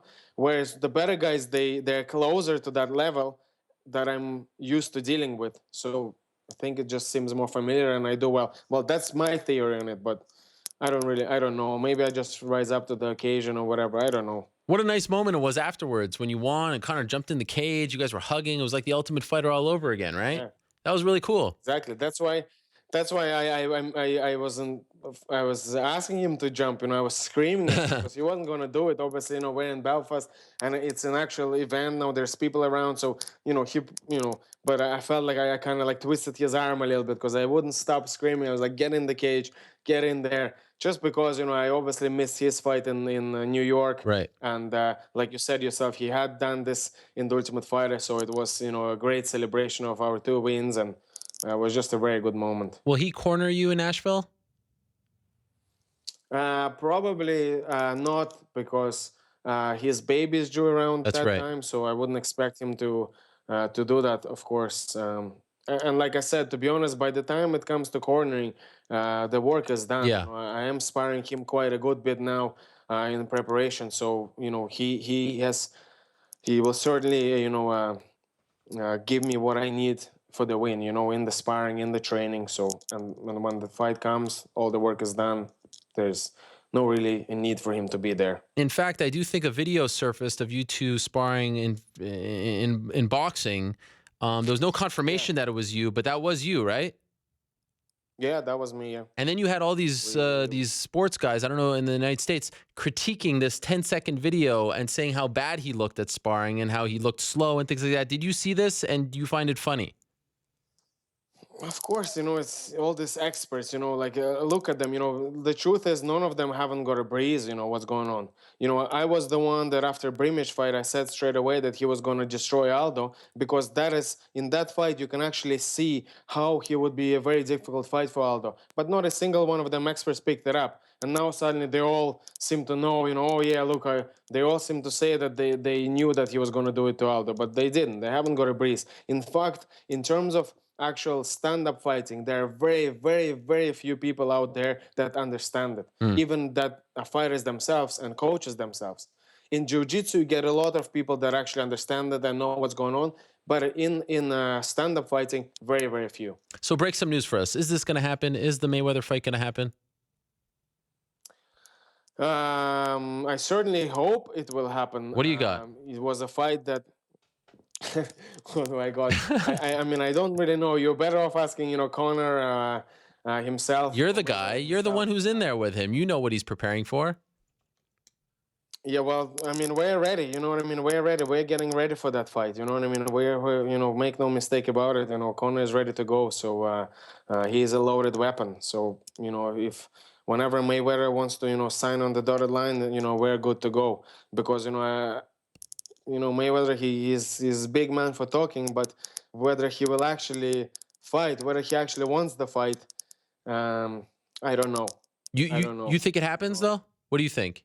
Better chance, yes or no?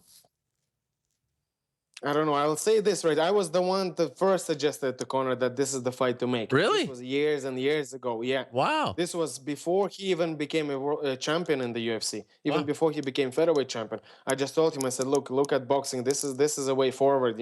There's, especially at the time, it was way more money, in boxing, and I just knew that Conor would be trouble for all of them, including Mayweather. Wow. So, so you deserve a cut. Really if this fight gets done, you deserve a cut of that pie, that $100 million, whatever. I want to see you get at least 20%.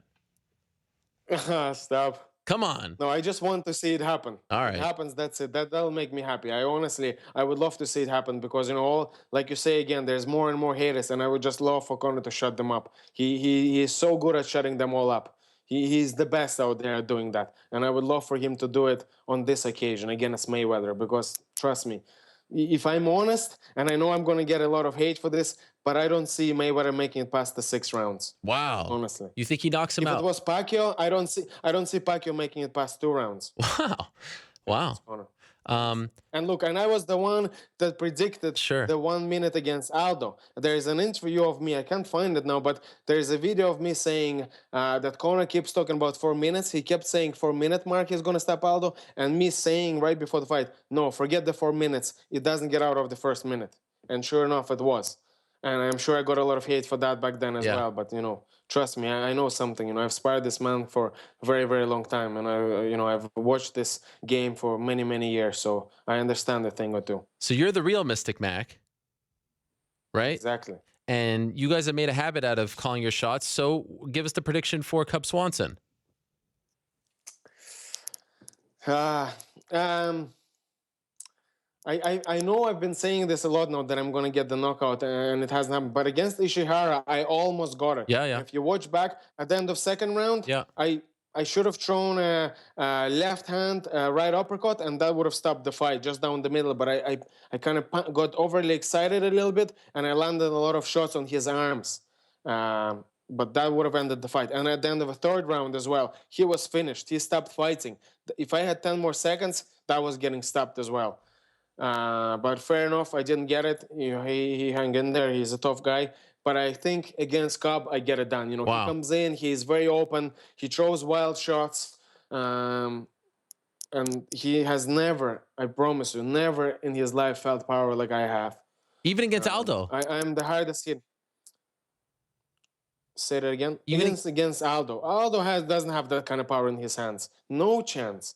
Aldo, yeah, what Aldo is good at is the leg kicks. That's what kind of, you know, opened a lot of doors for him. You know, he would land the leg kicks and then the shots would come from there.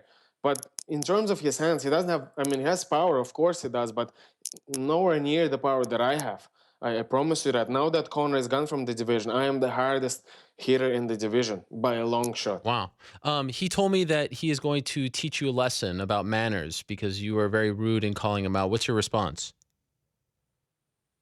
Well, I look forward to that lesson, you know, because I'm going to be the one teaching him the lesson, not to fuck around with the Russian hammer. Artem, I love it. No, but in all honesty, you know, I look forward to the fight. Honestly, you know, I can't even bring myself to like hate on the guy or slag him. I actually am genuinely so excited for this fight. This is the matchup that I dreamed of. You know what I mean? This guy, he lets me show my skill. He's the guy that puts me out there. He's the guy that, first of all, gonna help me break into the top 10. Not that I care about the rankings, but still, it'll be nice to be ranked. And he's the guy that will really, truly allow me to show my potential. I love it. I'm looking forward to it. Sometimes it's fun when there's no title at stake. Two guys, they pick the fight, you know, wherever it is. This case, social media. Let's make it happen.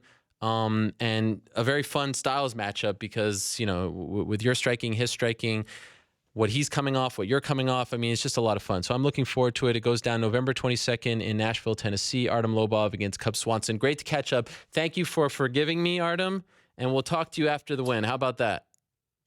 All good. No, sure. There was nothing to forgive you for. You know, I believe I didn't go back to check on your tweets, but you know, I take your words. So yes, I believe you did then. So all right, very good. We'll talk to you soon. Good luck in preparation.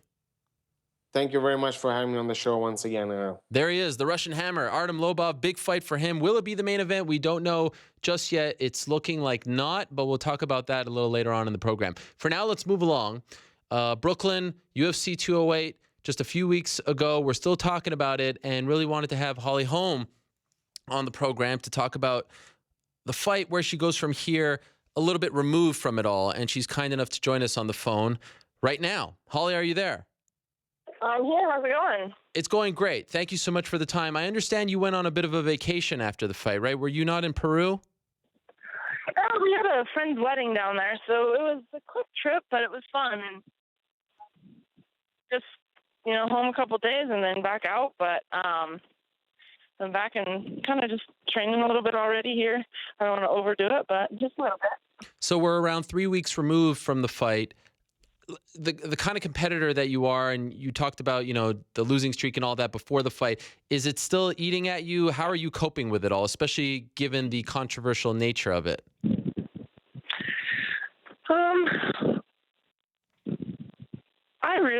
I know a lot of people say that I won the fight 3 rounds to 2 regardless of the late hits and all this, but I don't ever want a victory like that. Like, for, you know, people, like, as far as everything, like, I don't necessarily want it overturned to where I'm like a win, but I definitely want to, you know, kind of just, I want a rematch. And so hopefully with the appeal, that will kind of help with that. I feel like I had her also, you know, so badly rocked in the last round that I should have just stepped back and picked my shots and not even left it up to the judges, you know. So there's a lot of things that I still look in myself that I could have done better and I should have done better. I know I could have done better. In hindsight, everything is 2020. I'm not so down and out. I know that I'm still capable and I still want to move forward. And I just hope I get the rematch or whatever else comes. But it sucks to be in a position that it's a depressing spot, really. But I still know that I have big things for my future, and I still know that I'm very capable. So what can I do? I can't change the past. I just want to move forward. Do you have an update from the New York State Athletic Commission about your appeal? No, I don't know anything yet.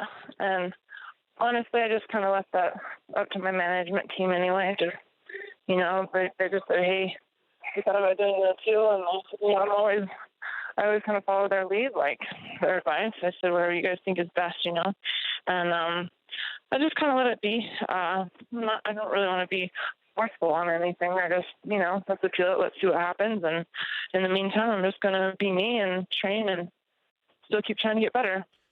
Are you confident that anything is going to happen? I mean, typically, even if something controversial happens, it's very hard. It never really gets turned, yeah. Yeah. So what do you think? Do you think it's... I think that in this case it's possible only because of it's not just like scoring. It's not just like the judges scoring. It's kind of it's kind of like controversial with points taken away and stuff like that as well. I don't think they'll go through and say, "Oh, you have a win over it." I think that I don't know. So maybe do even a no contest or I don't know. Regardless, I want to be able to still have an opportunity to go forward. I mean, like I said, I wouldn't want to have a victory that way. To me, that's not like a real victory. But I would just love to be able to have the opportunity to do it again. Have you watched the fight again? No, I haven't. I mean, I've seen clips, and my coaches have watched it, and we kind of talked about it. So I haven't watched it, no. Is it fair to put the majority of the blame on the referee, Todd Anderson, who didn't step in as opposed to Jermaine? Or do you think as a fighter... Yes. Oh, hello? Are you still there? I'm here. Okay. There is that sort of rule that, it's the role of the referee to step in to break you guys up. But as fighters as well, you are programmed... you hear the horn, you kind of stop. Where do you fall? Like now with some separation, and I know you said you were disappointed in Jermaine afterwards. Do you feel like it's fair to blame her as well, or should all the blame be on the referee? Well, of course she did it on purpose. You're not just waiting for the bell. You hear the 10-second, tap before that. The bell's even coming. So, no, she wasn't in the heat of the moment, and especially not doing it twice, and especially, kind of the copying she had after it. But even still, I wish I would have just kept going after the bell too. I'm not trying to be like a wuss about it and whine. That's definitely not what I'm trying to do.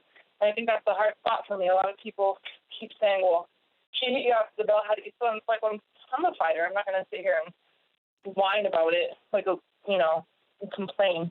Because there's a lot of things that I could have done if I just went on my own anyway. And but I mean, at least own it. She knows she did it on purpose, and one of them definitely rocked me. Mm-hmm. During the fight, I felt it. I sat down on the stool, and Miss Wingerton asked me like, "Hey, how you feeling?" I said, "That one rung me, but I think that I'm not gonna let it put doubt in my mind. Like, I think I can recover from it. So let's just fucking go." And that's what we did. And I did recover from it. For the most part, in the fight, I felt like I held it together a little better than I actually showed. In my mind, I was like, "Ooh, I'm wrong. I just need to walk to my stool. I don't want her to know I'm wrong. I didn't want her to do that. I didn't want the judges to see that or anything like that. I always just want to hold it together." And then when I watched the film, I was like, "No," I was walking totally like I was drunk. But like I said, I mean, I was with it. I was with it mentally because I knew exactly what happened, and I had a conversation with my team, and I just told them, let's go anyway. And what are you gonna do at that point? I'm not gonna call a timeout. That's just ridiculous. So, you know, I guess I should have just kept going too. Let's just go through the rest of the time. I'm ready to go. I don't even, you know. And of course she comes out and wants to chat up like she's best friends at the beginning too, which is much like usually when I'm fighting I don't even like to do that, but I definitely don't want to be the disrespectful fighter either. So I don't know. I feel like if we did it again, things would be a lot different on that aspect. So there's a whole fight that happened outside of those 2 punches past the bell. So I don't ever want to put all blame on that. Has that ever happened to you in your boxing/MMA career? I'm pretty sure not MMA because I've seen all your fights, but I'll ask it anyway, including boxing. Have you ever been repeatedly hit after the bell like that? I think there's been like at the end of a combo, like, you know, it's running a 4-punch combo and the last one kind of hits. I don't think they're ever, you know, maybe one time, one round. There's been a couple times some of the girls, like after a round, they kind of, you know, when you're walking back to your corner, they like shoulder check you on the way or something like that.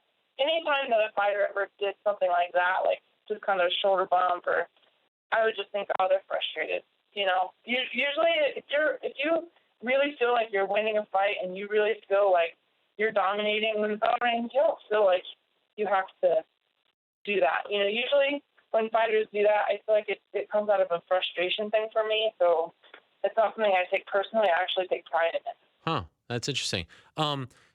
When you found out that Chris Cyborg was exonerated, were you disappointed? Because it seemed like, I mean, there's no options at 145. They haven't signed anyone else. Okay, if Chris is on the shelf, this opens the door for the rematch. Now she might, you know, get it first. What did you think when you heard that? Well, I don't know. I don't really know what was going on with all that, and I hate to be, you know, I know I heard that she said that she doesn't think that I deserve a rematch, but if it would have been a different fighter in a different fight that wouldn't be her, she probably wouldn't have said that. I mean, anybody else could point the finger and say that she doesn't deserve to fight. That's not what I'm saying. I try to kind of stay out of a lot of that. Nobody knows the real story.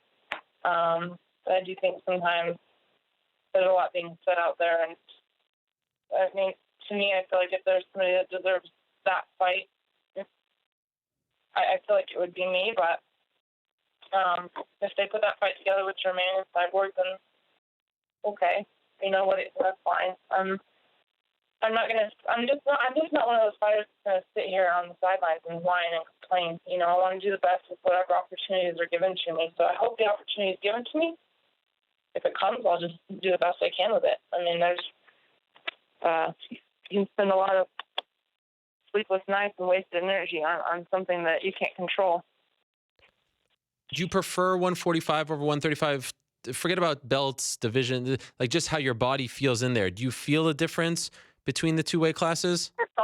I mean, the weight cut definitely was easier. I only had to lose like 2 or 3 pounds. Right. So the weight cut was super easy, which made a little less stress. And there's something to say for that, but usually being at 135, I'm the bigger, taller fighter, so there's pluses with that. I mean, there's just with either fight, there's just whichever way it goes, there's pluses and minuses both ways. I don't know if you hear this, but when you hear people, if you hear people say that, oh, Jermaine is campaigning to fight you again, which she is, and not Cyborg because she wants nothing to do with Cyborg, she's afraid of Cyborg, whatever you want to say, does that bother you? Like that there's an insinuation that you're the easier fight between you and Cyborg? Whatever. I mean, if that's what she's thinking, that's fine. Every fight has its own, you know, results and the own way it goes. And I know that anything can happen in there. She could get in and she could hit me with one just right, and I could get back in there. And I already had her rocked before, so I mean, I hope she underestimates me. That's all. I mean, I know that Cyborg's really tough and she's very strong, but every style makes a difference. Every matchup makes a difference. And, you know, I would never sit here and say one person's better than the other, because any fighter has their own strengths. So if she's overlooking me, then I think that that's just more of a problem for her. Has the UFC reached out to your management about what they want to do with you next? Have they come up with anything? No. Last I heard, Jermaine was just going to the doctor to see how she's doing. I don't know, something with her arm. I'm not really positive. We'll see whatever happens with that. One thing that I, among many other things that I very much respect from you, is how you show up to the press conferences even after some of these tough losses. Do you feel like there is a, I don't know, professional obligation to at least talk about, even though you probably don't want to? It's clear you're not in, you know, you're not enjoying this. You'd rather be somewhere else. You don't want to be sitting in front of all of us schlubs answering these questions, but you do it every time, and you give very honest and thoughtful answers. Why do you do that? Do you feel like you have to? I feel like it's when people only want to talk to the media in victories. For me, my personal thing is, even in a loss, the sooner I face it and the sooner I'm more honest with what mistakes I made, the sooner that I can learn from those mistakes and get better. So if I have to go in there and talk about my loss, well, to me, I might as well start facing it right away. The sooner I face it, the sooner I can learn from it. Have you always been that way? Yes. Do you feel like there is an obligation of course, Ronda didn't speak after she lost to you, after she lost to Amanda. Other fighters have not shown up, but you did every single time. Do you feel like there is a sort of responsibility when you're a professional athlete to do that? In some ways, yes, because every athlete wants people to praise them when they're doing well, and then they want them to all be quiet when they're not doing well. But I never really think about it. For me, it is just a personal thing. Whatever obstacles in front of me, I need to face it. And I don't want to just disappear from it, because then I'm going to sit at home and even battle with my own doubts more. You know, I think the best times to learn are when you're honest with yourself. A lot of people, I think, have a hard time. My dad used to always say, don't be afraid to sit alone with your own thoughts. And then a lot of times, because your own thoughts are honest thoughts, you have to self-reflect. And so I really don't mind dealing with those thoughts. Like I said, life is still going on, and I can't change the past. So definitely I want to learn from it, not dwell on it. So let's just face it. Let's talk about it and move forward. Are you still enjoying all of this? Yes, I love it. I just went to, right now, yes, I have a big hole in my heart that just, an ache in my heart. Having two losses, and that hole just got bigger, I'm not saying that it doesn't bother me. I think a lot of people, they think, they see me still wanting to live my life and still wanting to push forward and wonder how I really feel. Yeah, I cry. I have days where I'm really upset about it, but I'm not, going to hide under a rock for the rest of my life, and I'm still in charge of my own happiness. And the only thing to cure this is another victory, so that's what I need to go for. I don't want to just sit aside and just be in a dark place. I still want to surround myself with my friends and my team and people who know that what I'm passionate about, and know that I'm wanting to still be involved in this passion that I have, I do sometimes have to separate myself from people who don't do that, from the people that, think I should be retiring and having babies and all that kind of stuff. I don't really like to even listen to it, because that's not where my passion's at right now, or where my mind's at. So everybody else is out there saying, oh, you're 35, what do you really want to do? It's like, I'm still fighting, and that's what I want to do. So I like to surround myself with the people that are supportive of my passion.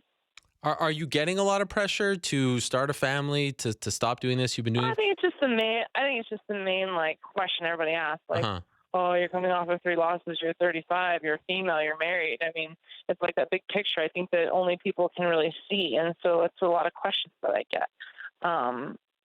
Not from, my team, no. Okay. They're like, screw that, Holly.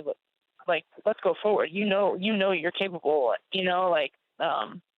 for sure. There's definitely the support from my team for sure. I don't get that from them.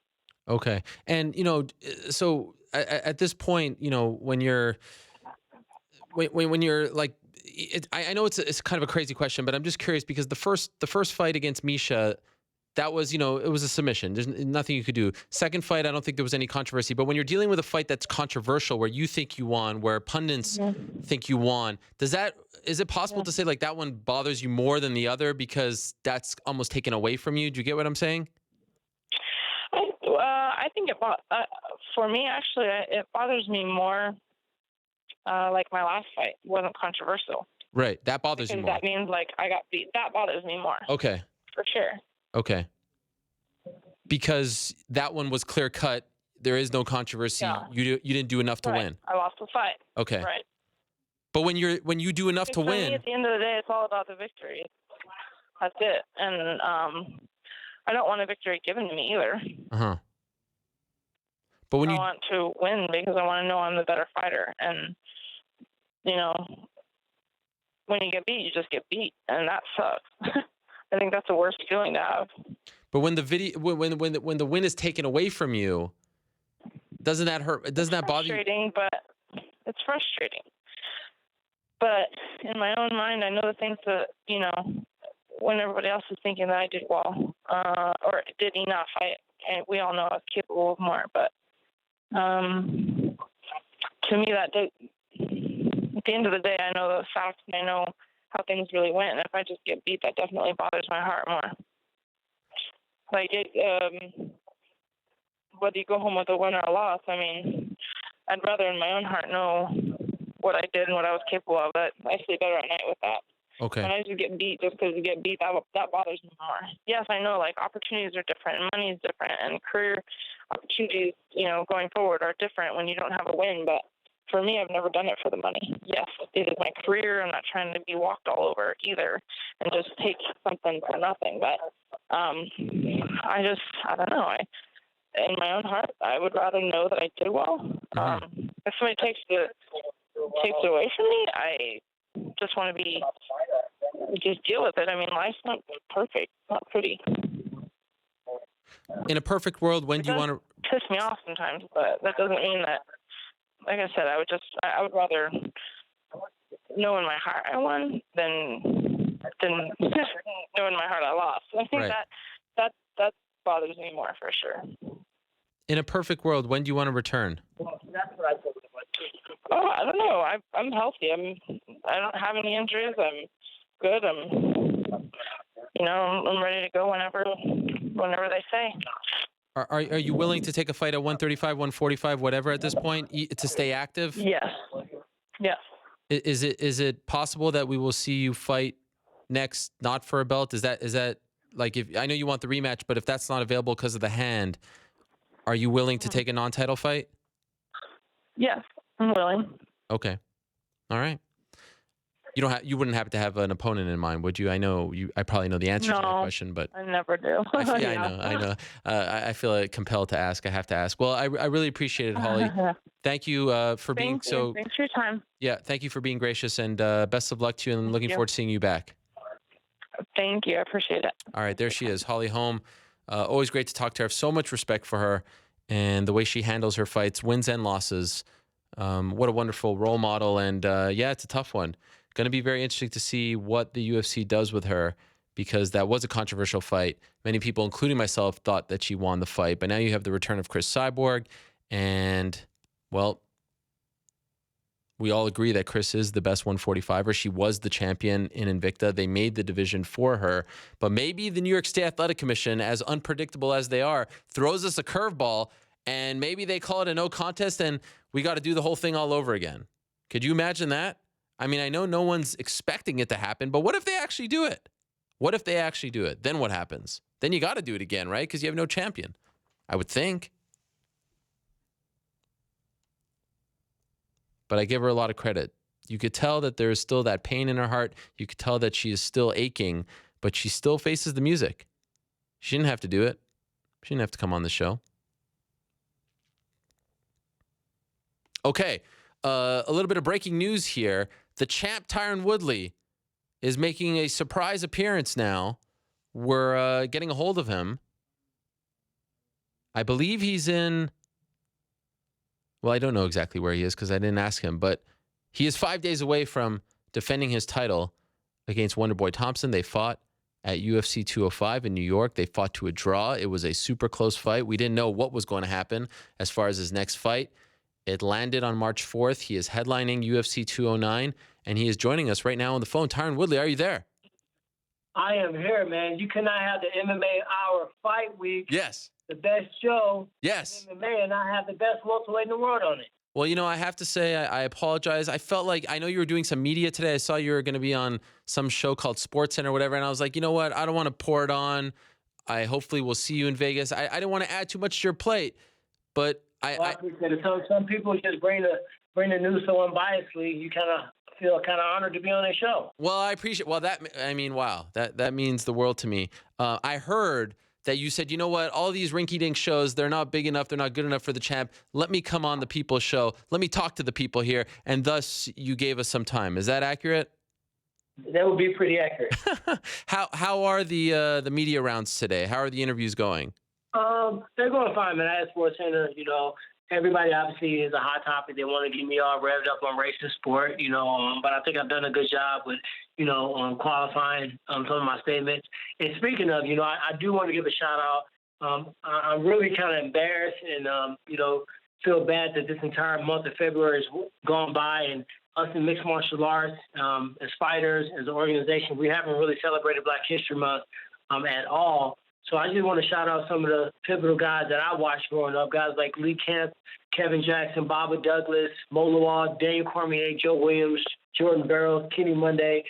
These are all wrestlers that paved the way for us to really find wrestling as a sport. Growing up, I never really knew about wrestling. It was basketball, football, but guys like that, superheroes, really made it possible for us to want to compete in that sport called wrestling and put on that terrible outfit called a singlet. Yes. Well, that is a classy move. I appreciate that. There's still 1 day left in February, so thank you for doing that. Let me ask you this, Tyron. You were on the conference call, and it did seem like, you know, people were trying to go that route with you on Thursday, and, you know, I don't blame them because you have been outspoken, but you said something that caught my attention. You were like, you know what, I'm just going to say what I think everyone wants me to say. I'm not going that route anymore.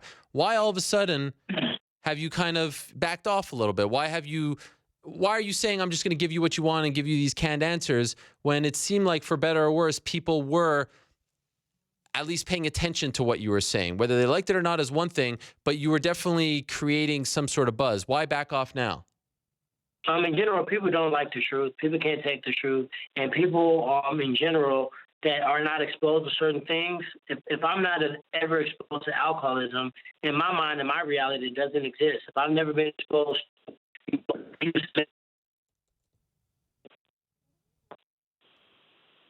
Oh, did we lose him? If I'm not in the culture, you know, day to day, we're trying to kill each other. You know, I'm, you know, look across the street and see someone that's, you know, a different color and fear that they're going to kill me. So I think that people that don't experience that immediate discrimination, racism, whatever, I think they just are into the fact that it exists, and they're insistent really getting a solution. It's not really putting. Hey, Tyron, I don't mean to interrupt, but you're cutting out. Can you hear me now? Now I can hear you. Yep. Are you in a bad area? Yeah, I'm in a horrible area called a damn sauna. You're in a sauna right now? Hey, man, I'm an OG. I do what I got to do. Holy smokes. Is that safe with the phone? Yeah, I'm underneath my sauna. It's the Woodley sauna. You sit upstairs, you sit up top and it's hot, you sit down low and it's cold. Are you at home? Yeah, I'm at home right now. Okay, I thought maybe you were at Bristol. Okay, but now you sound good. So can you just back up a little bit? I'm out of the sauna now. Now, what I was saying is that people that basically, you know, don't experience something themselves, it doesn't exist in their reality. So sometimes it's easy for them to say, a very insensitive statement on something that you say when they're not in your shoes. And once you realize that, you realize that these people don't walk with you day to day. They haven't seen what you've undergone and things you had to, overcome to get to where you're at. And the funniest thing to me is Tyron Woodley is race baiting and pulling the race car. Well, if you think about what that actually means, I've done the opposite, man. And I found a way to be extremely successful, not only in fighting, but in business and life. And, just in all things that I put my freaking mind to, I've been successful in it. And that says something for me that I'm not the victim, that I found a way when there was no way. So, and I kind of knew what the press conference would be like. When they called me, I said, the press conference is going to be freaking Tony Ferguson talking crap that only Tony Ferguson think is cool. He's going to take over the show. It's going to be Khabib, trying to communicate with him and getting talked over because obviously his first language is in English. It's going to be Wonder Boy being over complimentary, and it's going to be me basically being indifferent. And the conference was every bit of that. Okay, and so there was one point where Ferguson said, I don't even know why I'm not the main event. And Khabib on my show earlier actually agreed with him and said, yeah, we're the main event. I saw you kind of chime in there, or I heard you chime in, but I don't think he heard you because he was talking. Did you take offense to that? He said, I don't know why me and Khabib aren't the main event. Yeah. And I said, because you're not a world champion. Flat out. There's nothing else to say. I didn't need to continue. You're not the world champion. And that's the thing I hate about the sport. When did our sport become this fashion show? Who can talk the most crap? These guys have sit on couches and came up watching Chael Sonnen and some of these other great entertainers entertain them. This is a damn sport. Go out there and earn your key. If you're a world champion and you earned that key, then earn the key. He came on the show late. Tony Ferguson kept hanging up during the press conference, and he kept saying, let's get this show on the road. I got stuff to do. Dude, if you don't sit your funny-looking self down somewhere, you are not the world champion. You need to calm down, fight Khabib, who you've been running from, and Khabib was trying to be respectful and trying to talk a little crap himself, and he kept cutting him off because he obviously had a language barrier. And meanwhile, the number one contender and the world champion are sitting here having to listen to this shenanigans. So, I was just annoyed more than anything. Most of the times I was muting and, doing my thing. You were asked about GSP, and you said the right thing. You said, I'm just going I have a fight in 5 days now. I'm not going to focus on someone else. I got to beat this guy first. But is it fair to say that the stakes have now been raised because he is back, because there's that carrot there? It is very possible you win this fight, you fight him next. So that wasn't a possibility 2 weeks ago, 3 months ago. This is now a real thing. He is back. So does it feel like the fight is even bigger because he is back? Yeah, it was a very possible if I beat Roy McDonald, I was fighting for a world title. And I put my eyes right on that big world title, and I got my butt kicked. So I've learned a lesson from looking too far down the road. Obviously, I prepared. I spent so many tens of thousands of dollars to get myself ready to fight Wonder Boy. And at the end of the day, Dan Lambert told me this: winner conquers all. Winner conquers all. You can say what you want. You can do what you want. But as long as I keep on beating guys after guys after guys, guys after guys, and nobody's left, I'm the best in the world. If you look at the top 10, look how many guys I fought in the top 10. Just the top 5. The number 1 guy is Wonder Boy. Some people can say I won that fight. The number 2 guy is Robbie Lawler. Number 3 guy I haven't fought yet, which is David Maya. And the number 4 guy I fought. Kevin Gastelum is in there somewhere I fought. Dungyan Kim I fought. If you think about all these guys I fought, people have a short-term memory on who I've actually competed against and beat. So with that said, I can't focus on that. My manager called me. Malky was like, man, I said, man, don't call me with that BS, man. Said, don't call me talking about George. I've already heard it. And plus, you last-minute news, I heard that 2 weeks ago. I said, anyway, I got this guy to focus on. I don't want to hear about nothing. He laughed at me because, our relationship. I talk crazy to him. He talk crazy to me. But at the end of the day, man, I'm a focused athlete. I'm not going to disrespect Wonder Boy. I'm giving him all my attention. And if I whoop his butt and do it in great fashion, I, at that point, have the biggest stage to make my case. So earlier in the show, I was talking about this Damian Maia situation, but no better time than now with you to talk about it. Here's Damian Maia, who's been patiently waiting for a title shot. Had your fight ended conclusively in New York, we assume he would be maybe fighting this weekend for the belts against either you or Wonderboy. I thought you won the fight, so it would be you, but he's not. And now here are some reports that they're offering him Masvidal on some fight night show in April. And to me, this blows my mind. 5 days before, you're telling the guy that he has to fight Masvidal, who's not even in the top 5. All due respect, great opportunity for Masvidal, but for Maia, and I hate this word, but it's the only word that comes to mind. This just doesn't seem fair. It doesn't seem fair 5 days before he made it to the finish line. Why are you making him fight someone else? How do you feel about it? If you're Damian Maia, what do you do here? Because you know he wants a title shot. He's been very clear. And now maybe they need a main event. They have too many shows. They don't think Lobov Swanson is big enough. And so they're saying, go ahead, fight. You know, you have to fight in Nashville, or maybe we're not going to give you. Who knows what they're saying to him? But clearly this is not what he wanted. What do you make of it? I mean, would you like me to say what everyone wants to hear? Or you want me to say the honest truth? I want the honest truth. That's what I expect. The honest truth is I've been Damian Maia before. And I would love to feel bad for him. I would love to have compassion for him, but I've been that guy. I've been in. If Kelvin Gastelum beat Tyron, he's going to fight for world title. If Rory McDonald beat Tyron, he's going to fight for world title. If Marlos Coenen beat Tyron, he's going to fight for world title. I've been in those fights where my opponent in victory fights for a world title, but not so much myself. Unfortunately, Damian Maia's style is not respected. This is a sport of mixed martial arts, and we as fans and spectators do not respect the Brazilian Jiu-Jitsu aspect of mixed martial art, which the entire sport was built off of, if people have the short-term memory with the Gracies. So they don't respect his ability to dominate, take guys down, take their back, and completely, be an anaconda on these top-level strikers. And he's had a crazy win streak. He should be fighting me now. Yeah. So if anybody wants to step down and say, hey, man, you know what, this ain't right. Hey, man, you know what, he's getting the short end of the stick. Stephen Wonderboy Thompson, who was in that octagon, who knows he didn't freaking win that fight, he should be like, you know what? It's only right and true that Damian Maia fight. I'll go and fight Masvidal. I'll fight Cowboy Cerrone. I'll fight Robbie Lawler. And then if I win that fight, then I'll fight the winner. That's what should have happened. But obviously, we're not silly. We got people that act like they're in it for, the glory and all that other stuff. But it's about being a champion. It's about making the money. Man, I just feel for him. The guy, just does everything right, so classy, and here he is almost at the finish line, and he has to take one more fight against a very tough opponent, Masvidal. I don't begrudge Masvidal for taking the fight. Big fight for him. He's looked very good as of late, but Maia has done enough, and he's sat long enough. And it's an unfortunate thing because in victory, for either me or Wonderboy, the conversation is already on the table for a potential fight against George. You know what I mean? And this is unfortunate. He would have to come out of his character. He would have to be somebody he is not.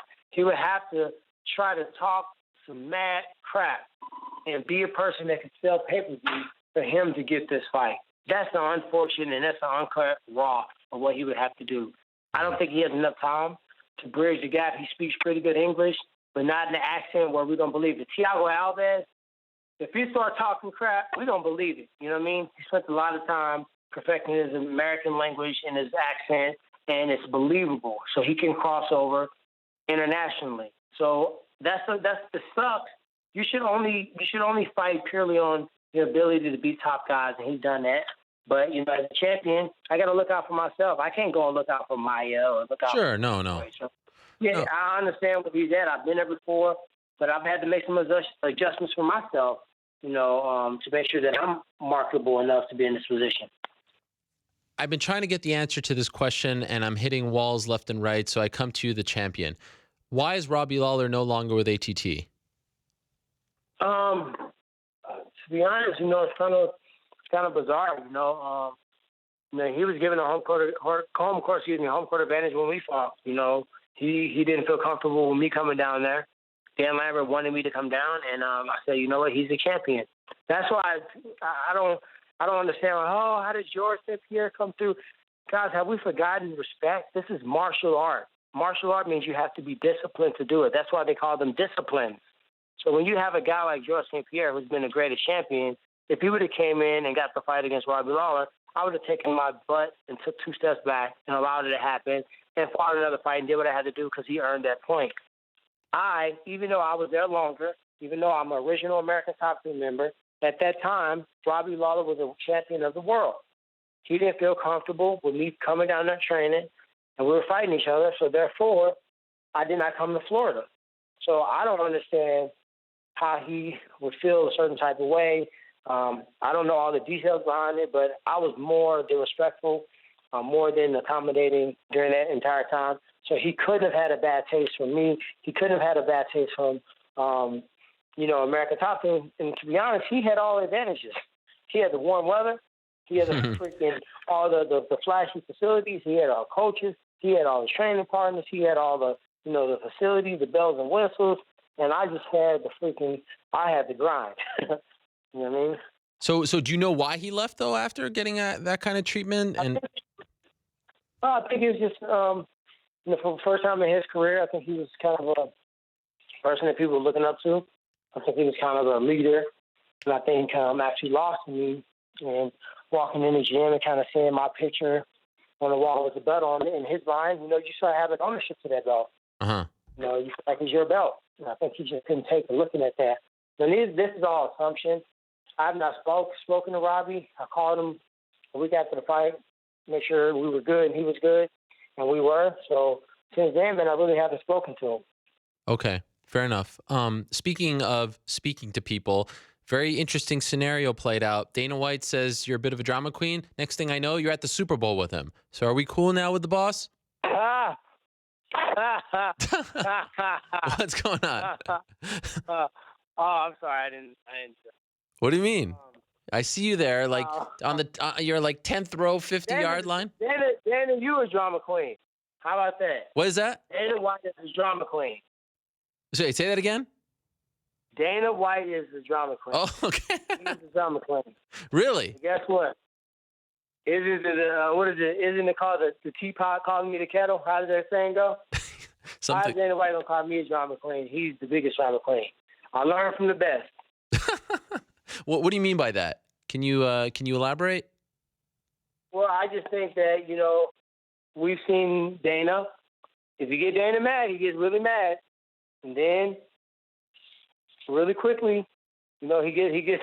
I think he get mad at so many people, he forget he was mad at you, and he almost, just wipes it from his memory. So, I thought it was actually kind of funny when he called me a drama queen, and he called me and he told me that he said that, and I was like, man, you're a drama queen. I didn't take it personal. I think what he was saying is that he feels as if some of the treatment that I was talking about, some of the buzz, he thinks that if I was more like Conor, then I would be a bigger star. Well, guess what? I'll never be anything like Conor. So if that's what it takes to be a star, then I would never be a star. So you can't tell a man to be like another man, and that's just not who I am. I won't ever be it. And I think his mind and his formula and model for what makes a superstar is just something that Conor has encompassed for him and the organization. But what I said was factual. What I said had merit. But I had actually had instances and actual, things that took place, and I just didn't care to get into great detail because it didn't make a difference. As long as the organization called me, wanted to see what I was talking about, and made an effort to make some corrections, that was the goal. Put the conversation on the table. Let's not act like it doesn't exist. Let's act like I'm tripping and making stuff up, and go from that point, and let's make some changes. And that's happened, clearly, because you were at the Super Bowl with him, right? I mean, you guys are on good terms.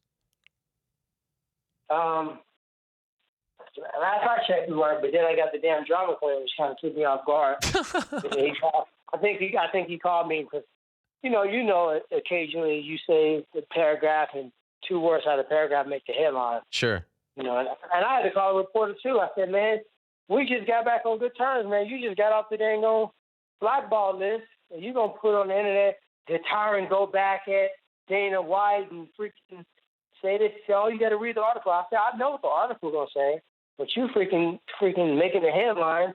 Well, I'm gonna have to freaking get into this heated conversation with Dana in like 10 minutes. Did you enjoy going to the Super Bowl with him? It was fun, man. The Super Bowl was fun. It was my first time. You gonna stay on that Super Bowl thing, aren't you? I mean, it was just great. I know where you're getting at. What do you mean? It was great. There I am on Instagram. I'm like, look at these buddies. This is great. Oh yeah. Hey, it was a great time. All right, fair enough. Are you I mean, I know you love to fight. You love to make money.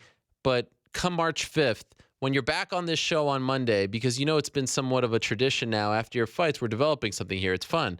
When you're back on this show, are you just most looking forward to moving on from the whole Wonder Boy experience? I mean, this is something that has been, you know, essentially since the second you won, July 30th, it's been Wonder Boy, and you've tried to go in different directions. It's back to Wonder Boy, and you fight him in New York, and then the draw, and then the rematch, and all this stuff.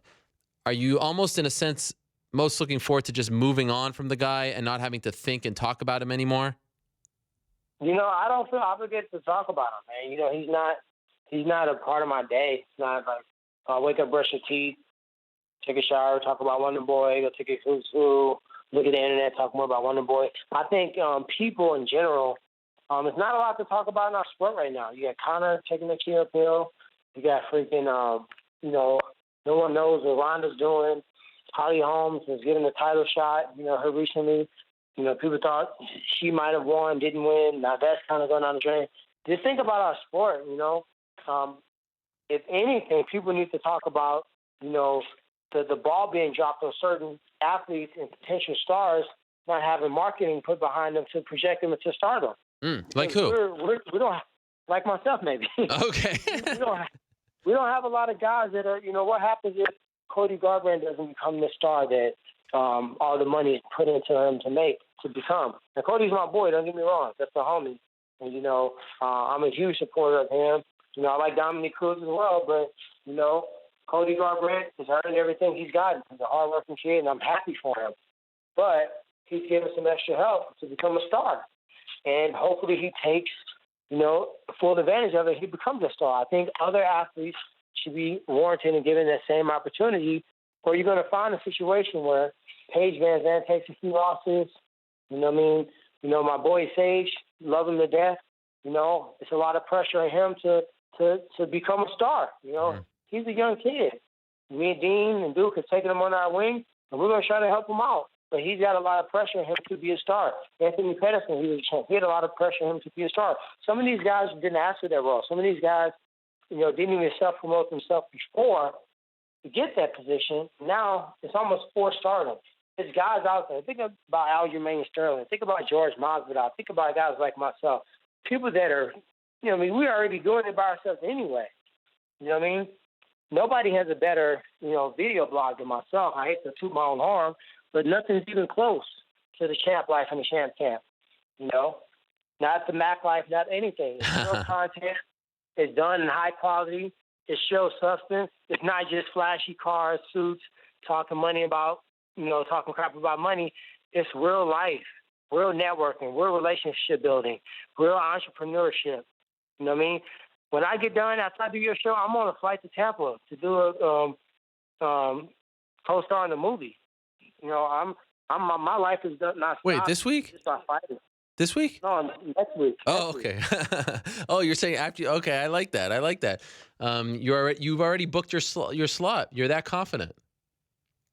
Well, I already got my plane flight. Let's see. No. I mean, you said after I do your show, I'm on a flight to Tampa. So I was like, today you're going to Tampa? I was thinking today's show. No. Next week. What's the movie? March 6th, I'm heading. I'm doing a movie called The Favorite. So I play this MMA coach, and I get to be this old ass man. So that'll be fun. Wow. By the way, and congratulations on that. Any big stars in that I would know? It's a lower budget movie, so okay. I think Uriah Hall's in it. I'm in it. A couple other guys. I'm just trying to get my acting shot. This would be like a supporting lead role, so I get more lines, so that it's almost positioning me where I just get used to breathing and getting out of my own self. I can play myself. I can play gangster really easy. I can play tactical special forces. I can do all that stuff really easy. I look like it. But, some of these other movies, like I did a movie called Office Uprising that's coming out. I had to get out of my character on that. I did a movie called, what the heck is it called? It used to be called Going Under. They changed the title of it. That's coming out with Bruce Willis, John Goodman, and Wood Harris. I got to, play something different in that movie. So for me, in general, it's called Once Upon a Time in Venice. Oh. That's coming out this year. Yeah.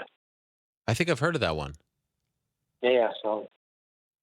Okay, well, we'll keep it up. I have two more questions for you. The first one is, I mentioned this at the top of the show, on like the pound for pound scale. Would it be fair to say that the UFC 209 poster is the worst one in the history of the sport? Oh, you mean the actual damn face off and you Photoshop What is that? A bronze belt on my waist? Whose belt? That bronze belt. Oh, the bronze belt. Yes, that's right. What is that? Come on, we can't do better than that. Hey, I'm not trying to take up for UFC, but I'm just gonna say this. Okay. They did tell me that they had some shifts in, staff and somebody in the graphic design company, graphic design department might have, shifted to a different employer. But to be honest, I could have done that shit. I could have done that, and I've never opened Photoshop on my computer. I don't even know if I have it, and I feel like I could have done one better in the next 5 minutes. Yeah, I mean, I'm not gonna act like I was down with that. I wasn't. All right. Last thing, I saw you teaching young Sage some cooking lessons. Does he got soul? Does he know what it takes in the kitchen, or does he still have a ways to go? My man Sage, he was scared I was about to use a bit of seasoning. that little poor thing ain't never had a piece of fried chicken until he went to Roscoe's with me. Oh, wow. He had 3 M&Ms in his life and never had, hardly. He said, I had a pinch of a burger from fast food. So, sorry, Mr. Northcutt, Mrs. Northcutt, but we corrupted your boy a little bit. We made him eat a chicken feet, a chicken foot. we bought these nasty chicken paws. We put them on the grill. He took a bite of it. He had a fried piece of chicken from Roscoe's Chicken and Waffles. Wow. And we made him eat some brownies. So we tried to give him a little culture. We took him down Skid Row. We took him to see Birth of a Nation. Whoa. And we picked him up. On Martin Luther King Day. So he is a soul brother. This is a show in itself. You teaching him all these things, popping his cherry. We decided that we're gonna make a show. It's gonna be called Shopping with Sage or Cooking with Sage. Wow. Because you would be completely shocked on how much food he has never consumed in his life. Unbelievable. What a pure soul. Yep. When do you go to Vegas? Tomorrow. Okay. I wish you the best, my man. Thank you for jumping in. I will see you in Vegas. I will be there, and I look forward to it. And let's not create too much drama before the fight now. We don't want to sell too many pay-per-views, all right? No, I'm going to create some drama. I'm just saving it. All right. Fair enough. But I do really appreciate you coming on. Always great to talk to you, and I look forward to talking to you next Monday. All right. Sounds good. Thank you, Tyron. There he is, the UFC welterweight champion, Tyron Woodley, stopping by. Great stuff from him. How about that?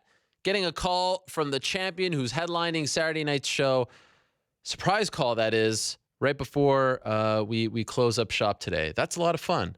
And yes, I know I'm pouring it on the poster, but it's only fair. This card is great. That poster does not tell the story of what Saturday night is all about. This is a great card. This is the best card of the year thus far. No doubt about that. 2 amazing fights at the top. You got the return of Rashad Evans at 185. You got Alistair Overeem versus Mark Hunt. How about that? What a weekend for Dutch MMA. Marlos Coenen fighting for the Bellator title on Friday, and then you got Alistair fighting in his return fight after losing the title fight to Stipe Miocic in September, fighting on Saturday against Mark Hunt. Talk about a storyline.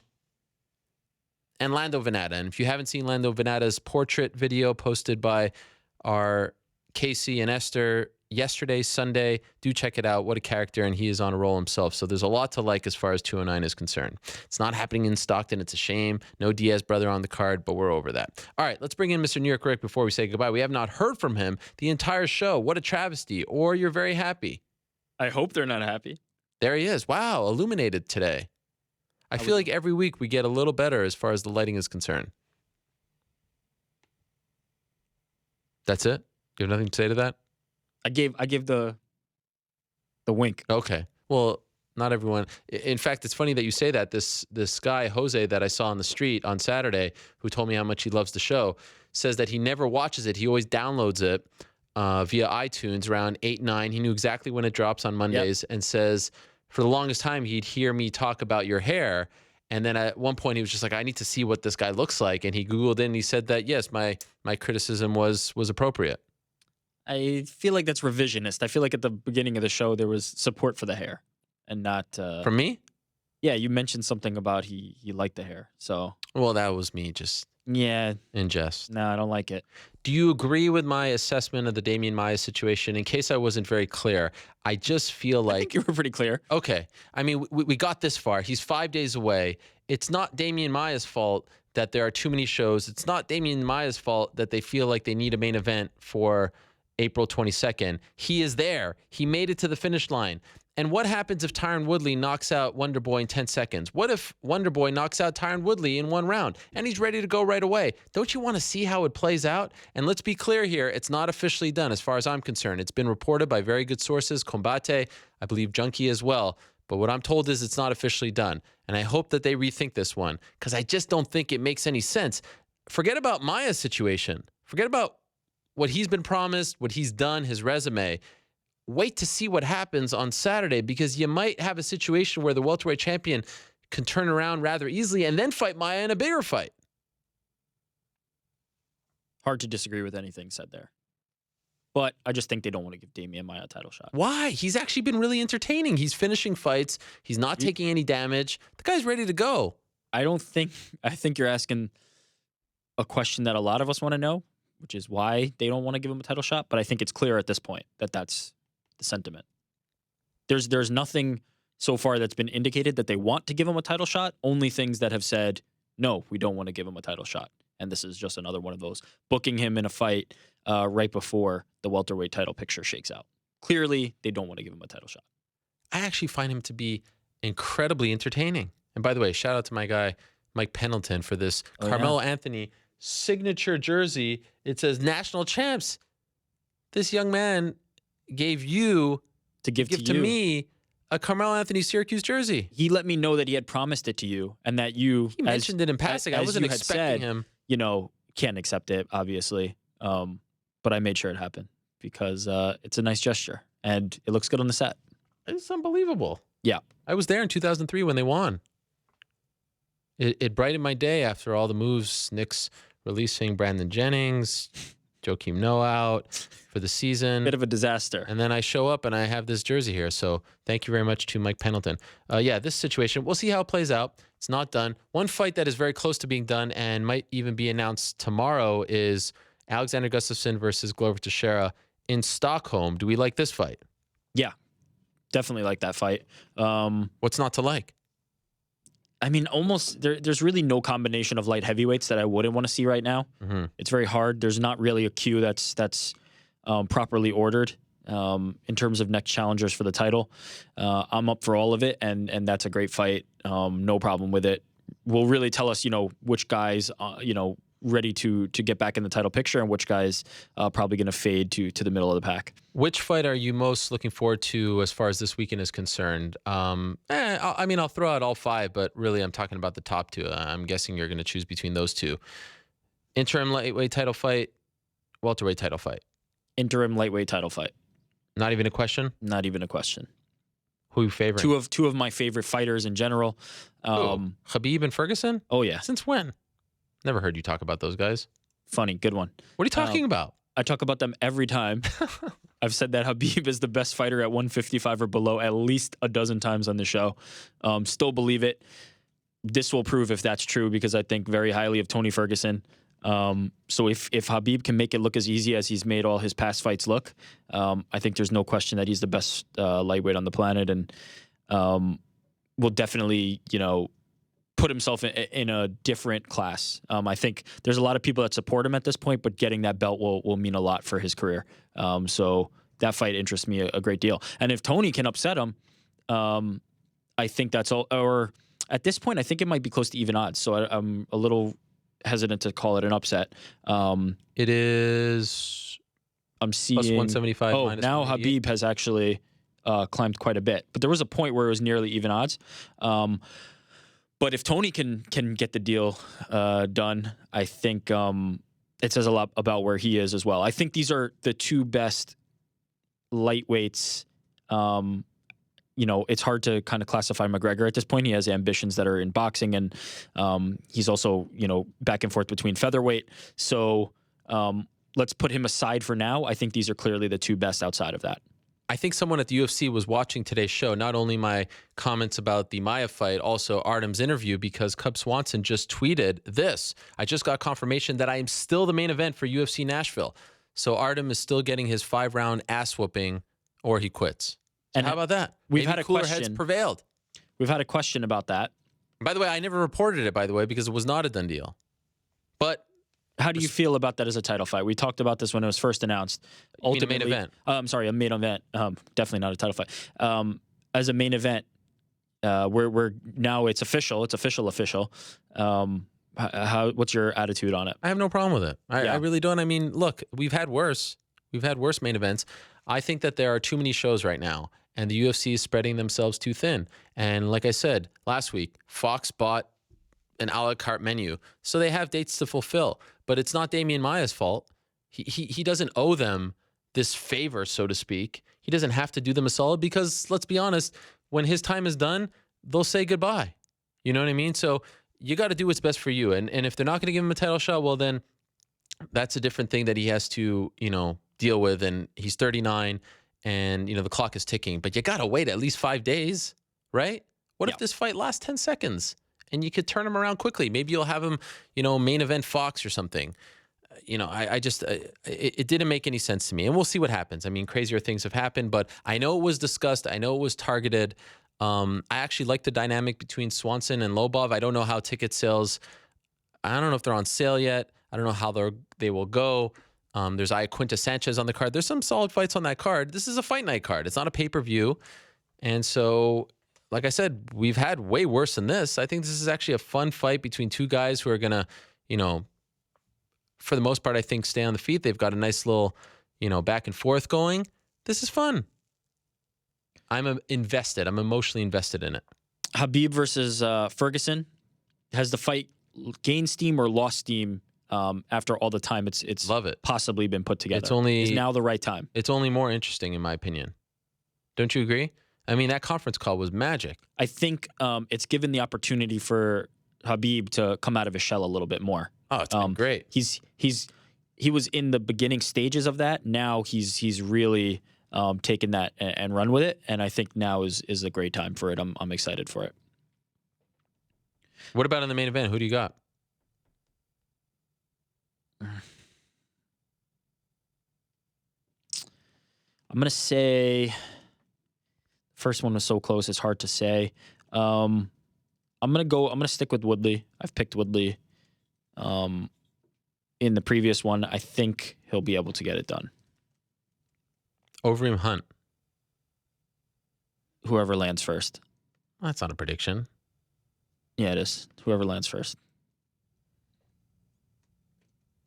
Who's gonna land first?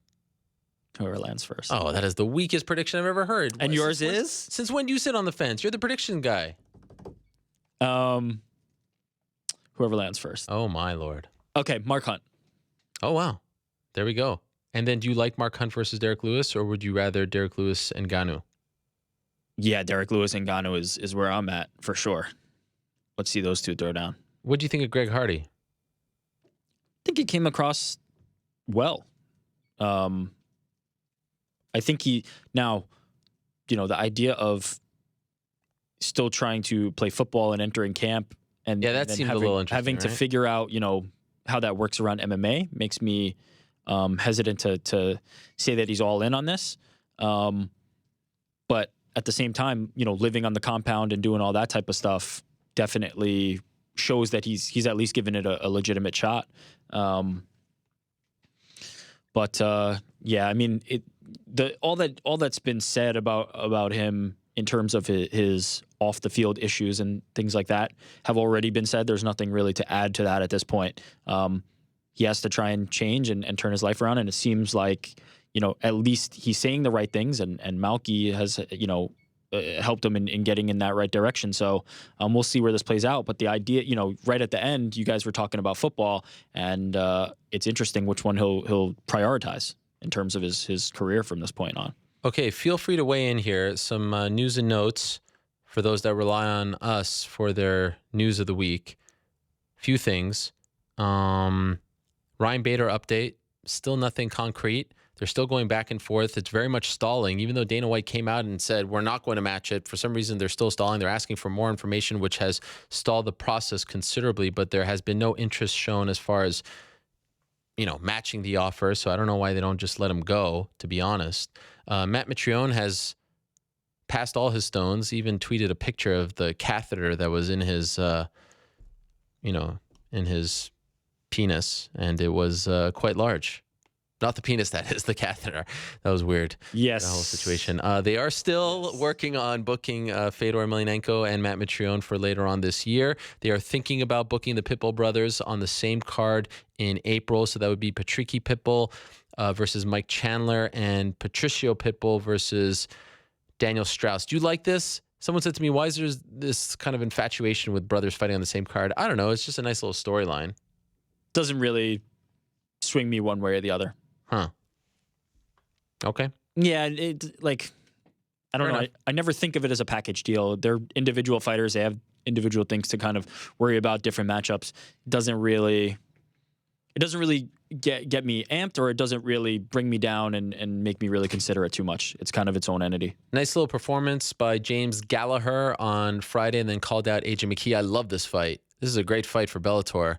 They had an event in Belfast. Liam McGeary got back on track. So, I don't know. I thought Gallagher was the real star of the show, and that post-fight interview was great. I love that they're booking those two right off the bat. I think that's a lot of fun. UFC 214 has been changed. It's moved back a week, or I should say moved forward a week. If it goes from August to July, last week of July, I think the 29th, does that mean move back or move forward? Moved. It went from August to July? Yeah. Move forward. Something like that. Yeah, move forward because it's coming sooner. Joanna Jacek versus Jessica Andrade was officially announced last week. We've been talking about that one. You are on the record. You've picked Andrade, right?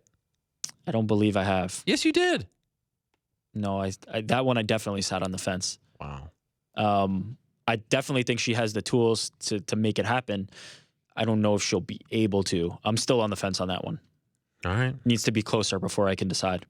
John Vellante got that retroactive TUE. Yep. They announced it after Cyborg. It was announced that she didn't disclose. Vellante disclosed. Do you have any issue with them waiting until the end of the Vellante situation? Yes, he did disclose, but they waited till the end. Cyborg, they announced early her provisional suspension. You get what I'm saying. Do you have any problem with the way one situation was handled as opposed to the other? Sure, but I mean, that's the least of the problems that have been handled in all of these situations. Whoa. There's been way more damning stuff happen, and it's good to see that they're at least we'll see. They said addressing it's case by case, though. Yeah, well, I mean, look, it's better than what it was before, where it was this is it, and there's no recourse and nothing's going to change. Now we're at least addressing it. But I mean, these were the least of things that happened that were damning from a fighter perspective. Ian McCall got an IV before his UFC 208 fight, which he never even made it to, and now they're looking into that. I feel like, come on, if the guy is, he's dehydrated, he's sick. I mean, give the guy a freaking IV. You know what I'm saying? Yeah. I mean, this is all crazy now. I suspect we're going to hear from GSP later on this week, so stay tuned for that. Good on WSOF for releasing Shaman Moraes. Comes out and says a lot of big things about WSOF. They won't release him, and then 2 hours later, after we post a story about him, Guilherme Cruz, they release him. How about that? Roy Jones Jr. is saying that there's talks of him fighting against Anderson Silva on the undercard of Conor versus Mayweather. Do you have any interest in this? No, not at all. Yeah, that one really kind of ruins it for me. I'm down with Conor versus Floyd. If they want to do it, let's do it. I don't get the people who say, like, I have no interest in this fight. It's a stupid fight. You know you're going to watch it. If you're one of those guys who spends multiple hours on Twitter talking about MMA, do not tell me you have no interest in watching that fight. You are going to watch it. You are a liar if you say you're not going to watch it. You're not impressing anyone. You're not fooling anyone. You're going to watch the fight. It may not be good. It may not be competitive. Who knows? But don't tell me you're not going to watch it. Well, I think there's a difference between not investing in it, not wanting it to happen versus not watching. I don't want that fight to happen. Why? I think it's silly. Nah. Will I watch? You're damn right I'm going to watch because it's relevant to what I care about and cover. And if Artem Lobov says he finishes him in 6, you best believe you're going to watch. Who doesn't want to see that?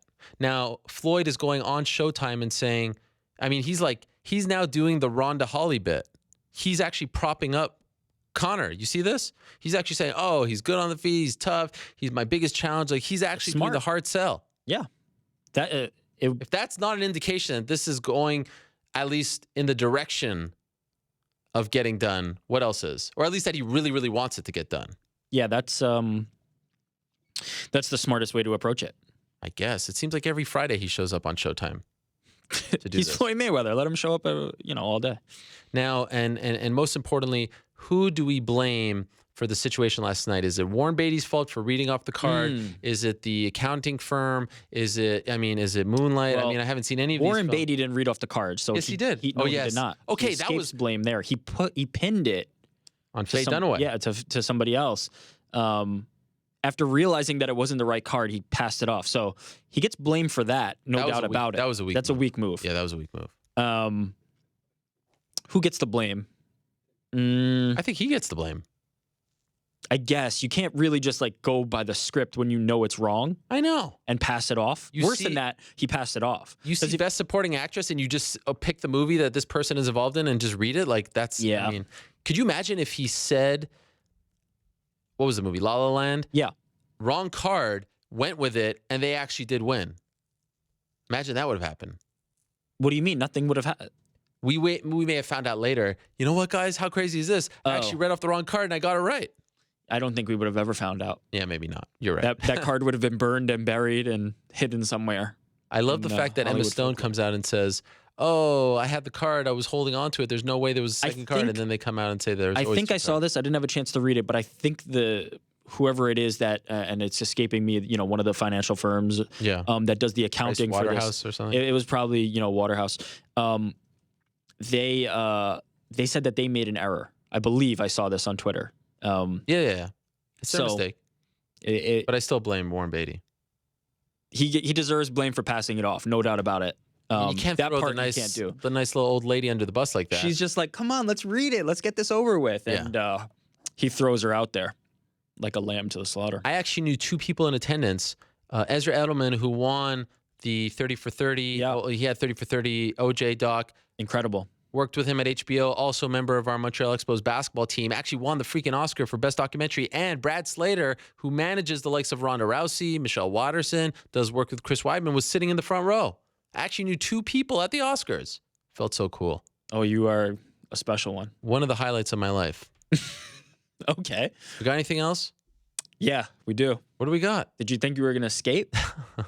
I'm only doing one fight now. Did you think you were going to escape? I was thinking last week, it's BS that I've gotten roped into this 3 fights on a card. Whoever said? I never said that I know 3 fights on a card. I said, name me any listen to me. Card. You don't have to name any of these. You don't have to participate. No. But we're giving you the opportunity to flex your muscles on this, and you don't have to name any. You could say, pass, I don't want to do it. Nobody said you have to name 3. That was a challenge to you. If you're not up for it, that's okay. You can just say so. But when did that become the challenge? The challenge has always been throw out a card, I'll name you the main event. That's always been the challenge. Yeah, well, now the terms have changed. I mean... Okay, just go ahead. UFC... All right, we're starting. Namdi submitted these. UFC 67. Ugh. Can't go that early, especially with the 3-card stipulation. First of all, it was... Okay, last week I said 65 and onward. He said that you never said that. Now... This is an easy one. This is an actual real easy one. Give it. Travis Lutter against Anderson Silva. That's the main event for you. Yep. Marvin Eastman versus Rampage Jackson and Eddie Sanchez versus Mirko Krokop. My guy. Boom. Nailed it. How about that? I'll still get him right. I'm just saying. UFC 76. UFC 76 was... Okay, so see, sometimes I have to... Oh, this one. Ugh, hate this card.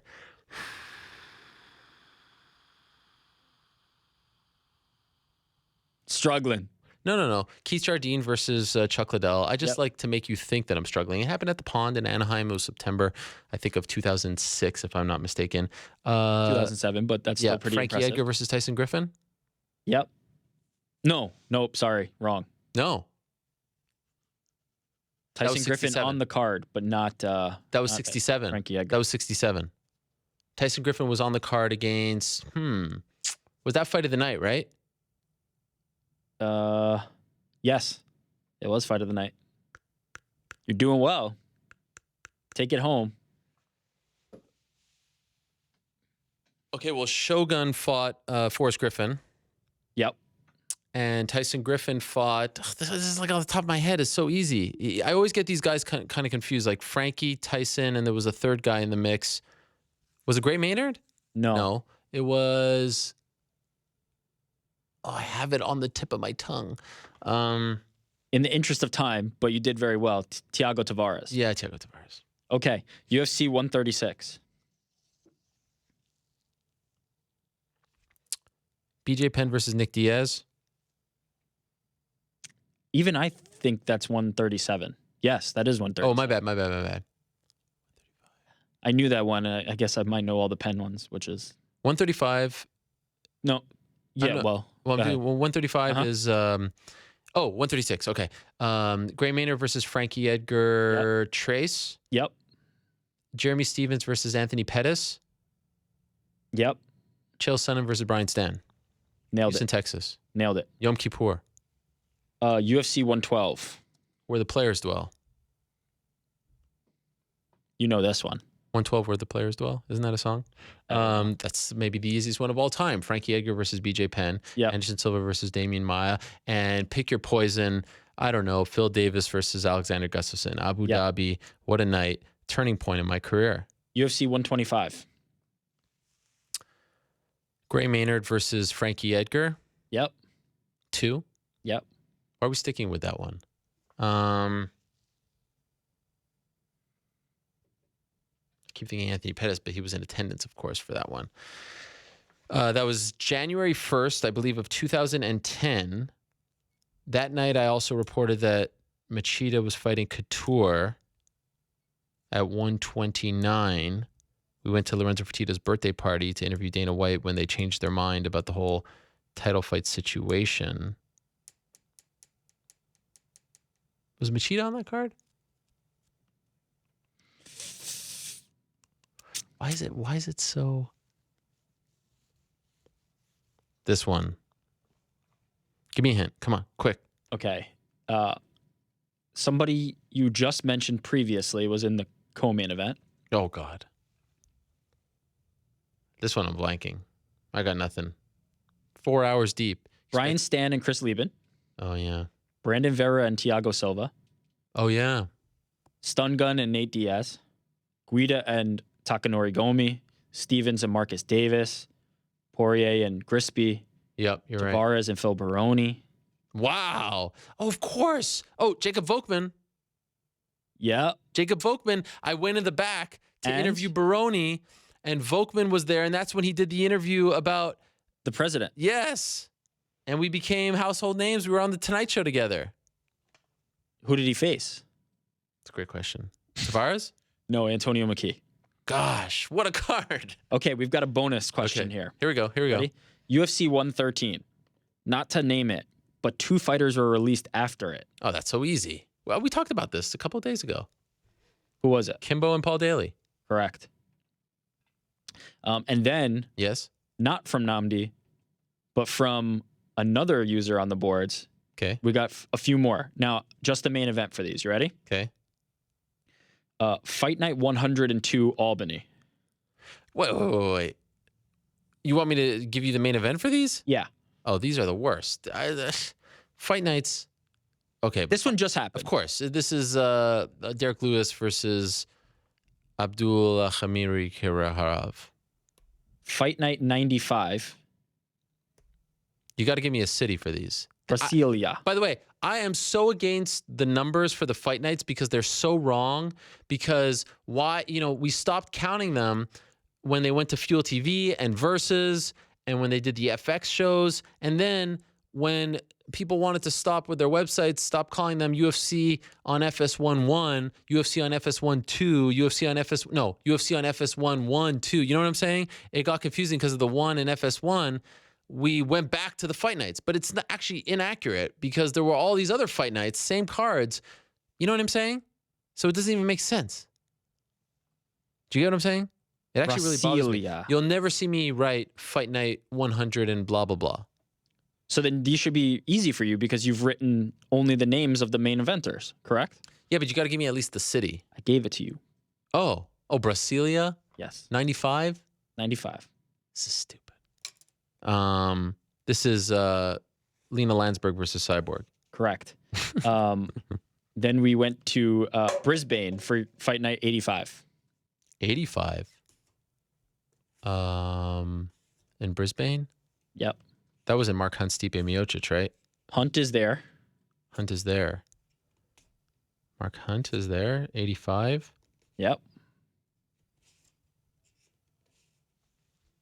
It has to be last year. What was Mark Hunt's last fight? Oh, of course. It was 200. So it was pre-200.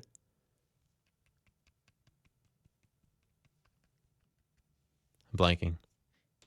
One Frank Mir. Of course. Fight night 26 in Boston, the debut of Conor McGregor.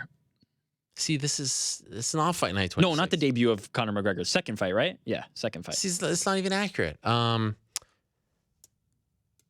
He debuted against Brimage, I believe. No. Yeah, of course, he debuted against Brimage. This is Max Holloway fight. Yeah. This is Chael Sonnen versus Shogun. This is the debut on FS1. This is when it started again.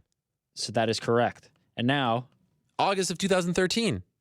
Fight night number 1, UFC Ultimate Fight Night, August 2005 in Las Vegas. Who was it? Fight night 1. If you pull this one out. It's not Lee Bin Anderson Silva, is it? No. Lee Bin was on the card.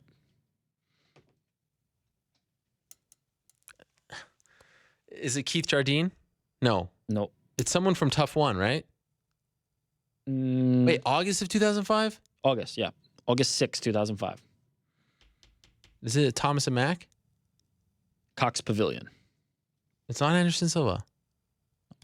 Give me a hint. I mean, I can't. Can't?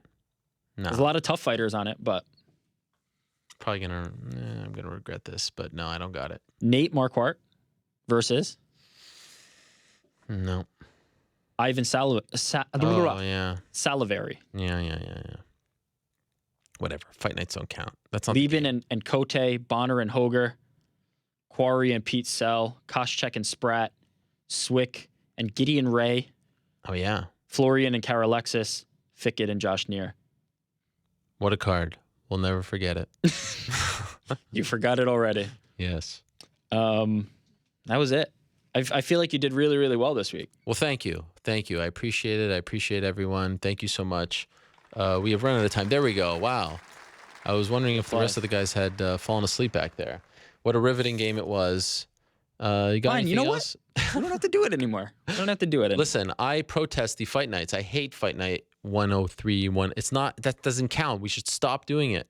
They threw that in there as a curveball, but you did well. Of course I did well because I'm the smartest man in this sport. And by the way, there's a lot of little clips that can be taken out of this show. Let's stop numbering the Bellator events as well. Bellator Belfast, Bellator Thackerville. It has a much nicer ring. Yeah. Like, try playing this game with Bellator fights. Tell me Bellator 56. I know. You cannot even name one. No one can. Is the ideal scenario Bellator 56 : the fighters? Like, I just feel like the numbering helps. The numbering definitely helps. Why don't they do it in boxing? They don't fight as often. The fighters are not. You're typically not going to get a ton of rematches in Bellator. I mean, how many times are we going to see Strauss, Curran or Pitbull? Or, I mean, you're going to get up to number 17 by the time they're probably done. I think you have to kind of have some kind of sequential. Just for pay-per-views. I also hate when non-MMA people talk about the UFC and they're like, oh, this is the 209th UFC. Right, and it's not. It's not. Yeah. It's all a big mistake. I like the names, but I feel like you have to have some kind of number. Okay. We'll think about that. I get where you're coming from. Yeah, we'll come up with a solution for sure. Thank you very much, sir. We appreciate it. I hope you enjoyed your time in Chicago last week. Seemed did. like a Great really Florida good, show. a really nice time over there in the Windy City. You can hit my music. We are done. What a fun show it has been. Wow, a who's who and some late additions. Because everyone, before they embark on fight week, before they embark on maybe the biggest night of their lives, they want to stop here. They want to talk to all of you. They want to get their word out. And that's what we had today on the program. We started with Khabib Nurmagomedov many hours ago, but we appreciate him squeezing us in. In fact, didn't end up going to Los Angeles. So if you wanted to hear from him, this was the place to do it. Thank you very much to Filthy Tom Lawler. We wish him the best. And I'll tell you this, if Tom Lawler ends up in WWE, I will be there. Maybe I'll even, break out my old, right over there, my old manager gimmick and walk him down the aisle. You never know. You never, ever know. Thank you very much to Marlos Coenen. Best of luck to her. Bellator 174 this Friday on Spike. Marlos Coenen versus Julia Budd for the inaugural Bellator women's featherweight title. Thank you very much to Johny Hendricks. Great to catch up with him. It has been a while. Congratulations on the win. Thank you very much to the shirtless Derrick Lewis, just loving life, drinking a Dos Equis, 1 o'clock on a Monday afternoon. Thank you very much to Greg Hardy and Malkikawa. Wish him the best. Thank you very much to Artem Lobov. Best of luck to him. Main event or not, looking forward to the fight on April 22nd. Thank you very much to Holly Holm. Good luck to her. Appeal, next fight, etc. And thank you very much to Tyron Woodley. Best of luck to him this weekend. Off to Las Vegas. We'll see you out there for UFC 209 coverage. Back next week, same time and place. Until then, I say peace. Samaria.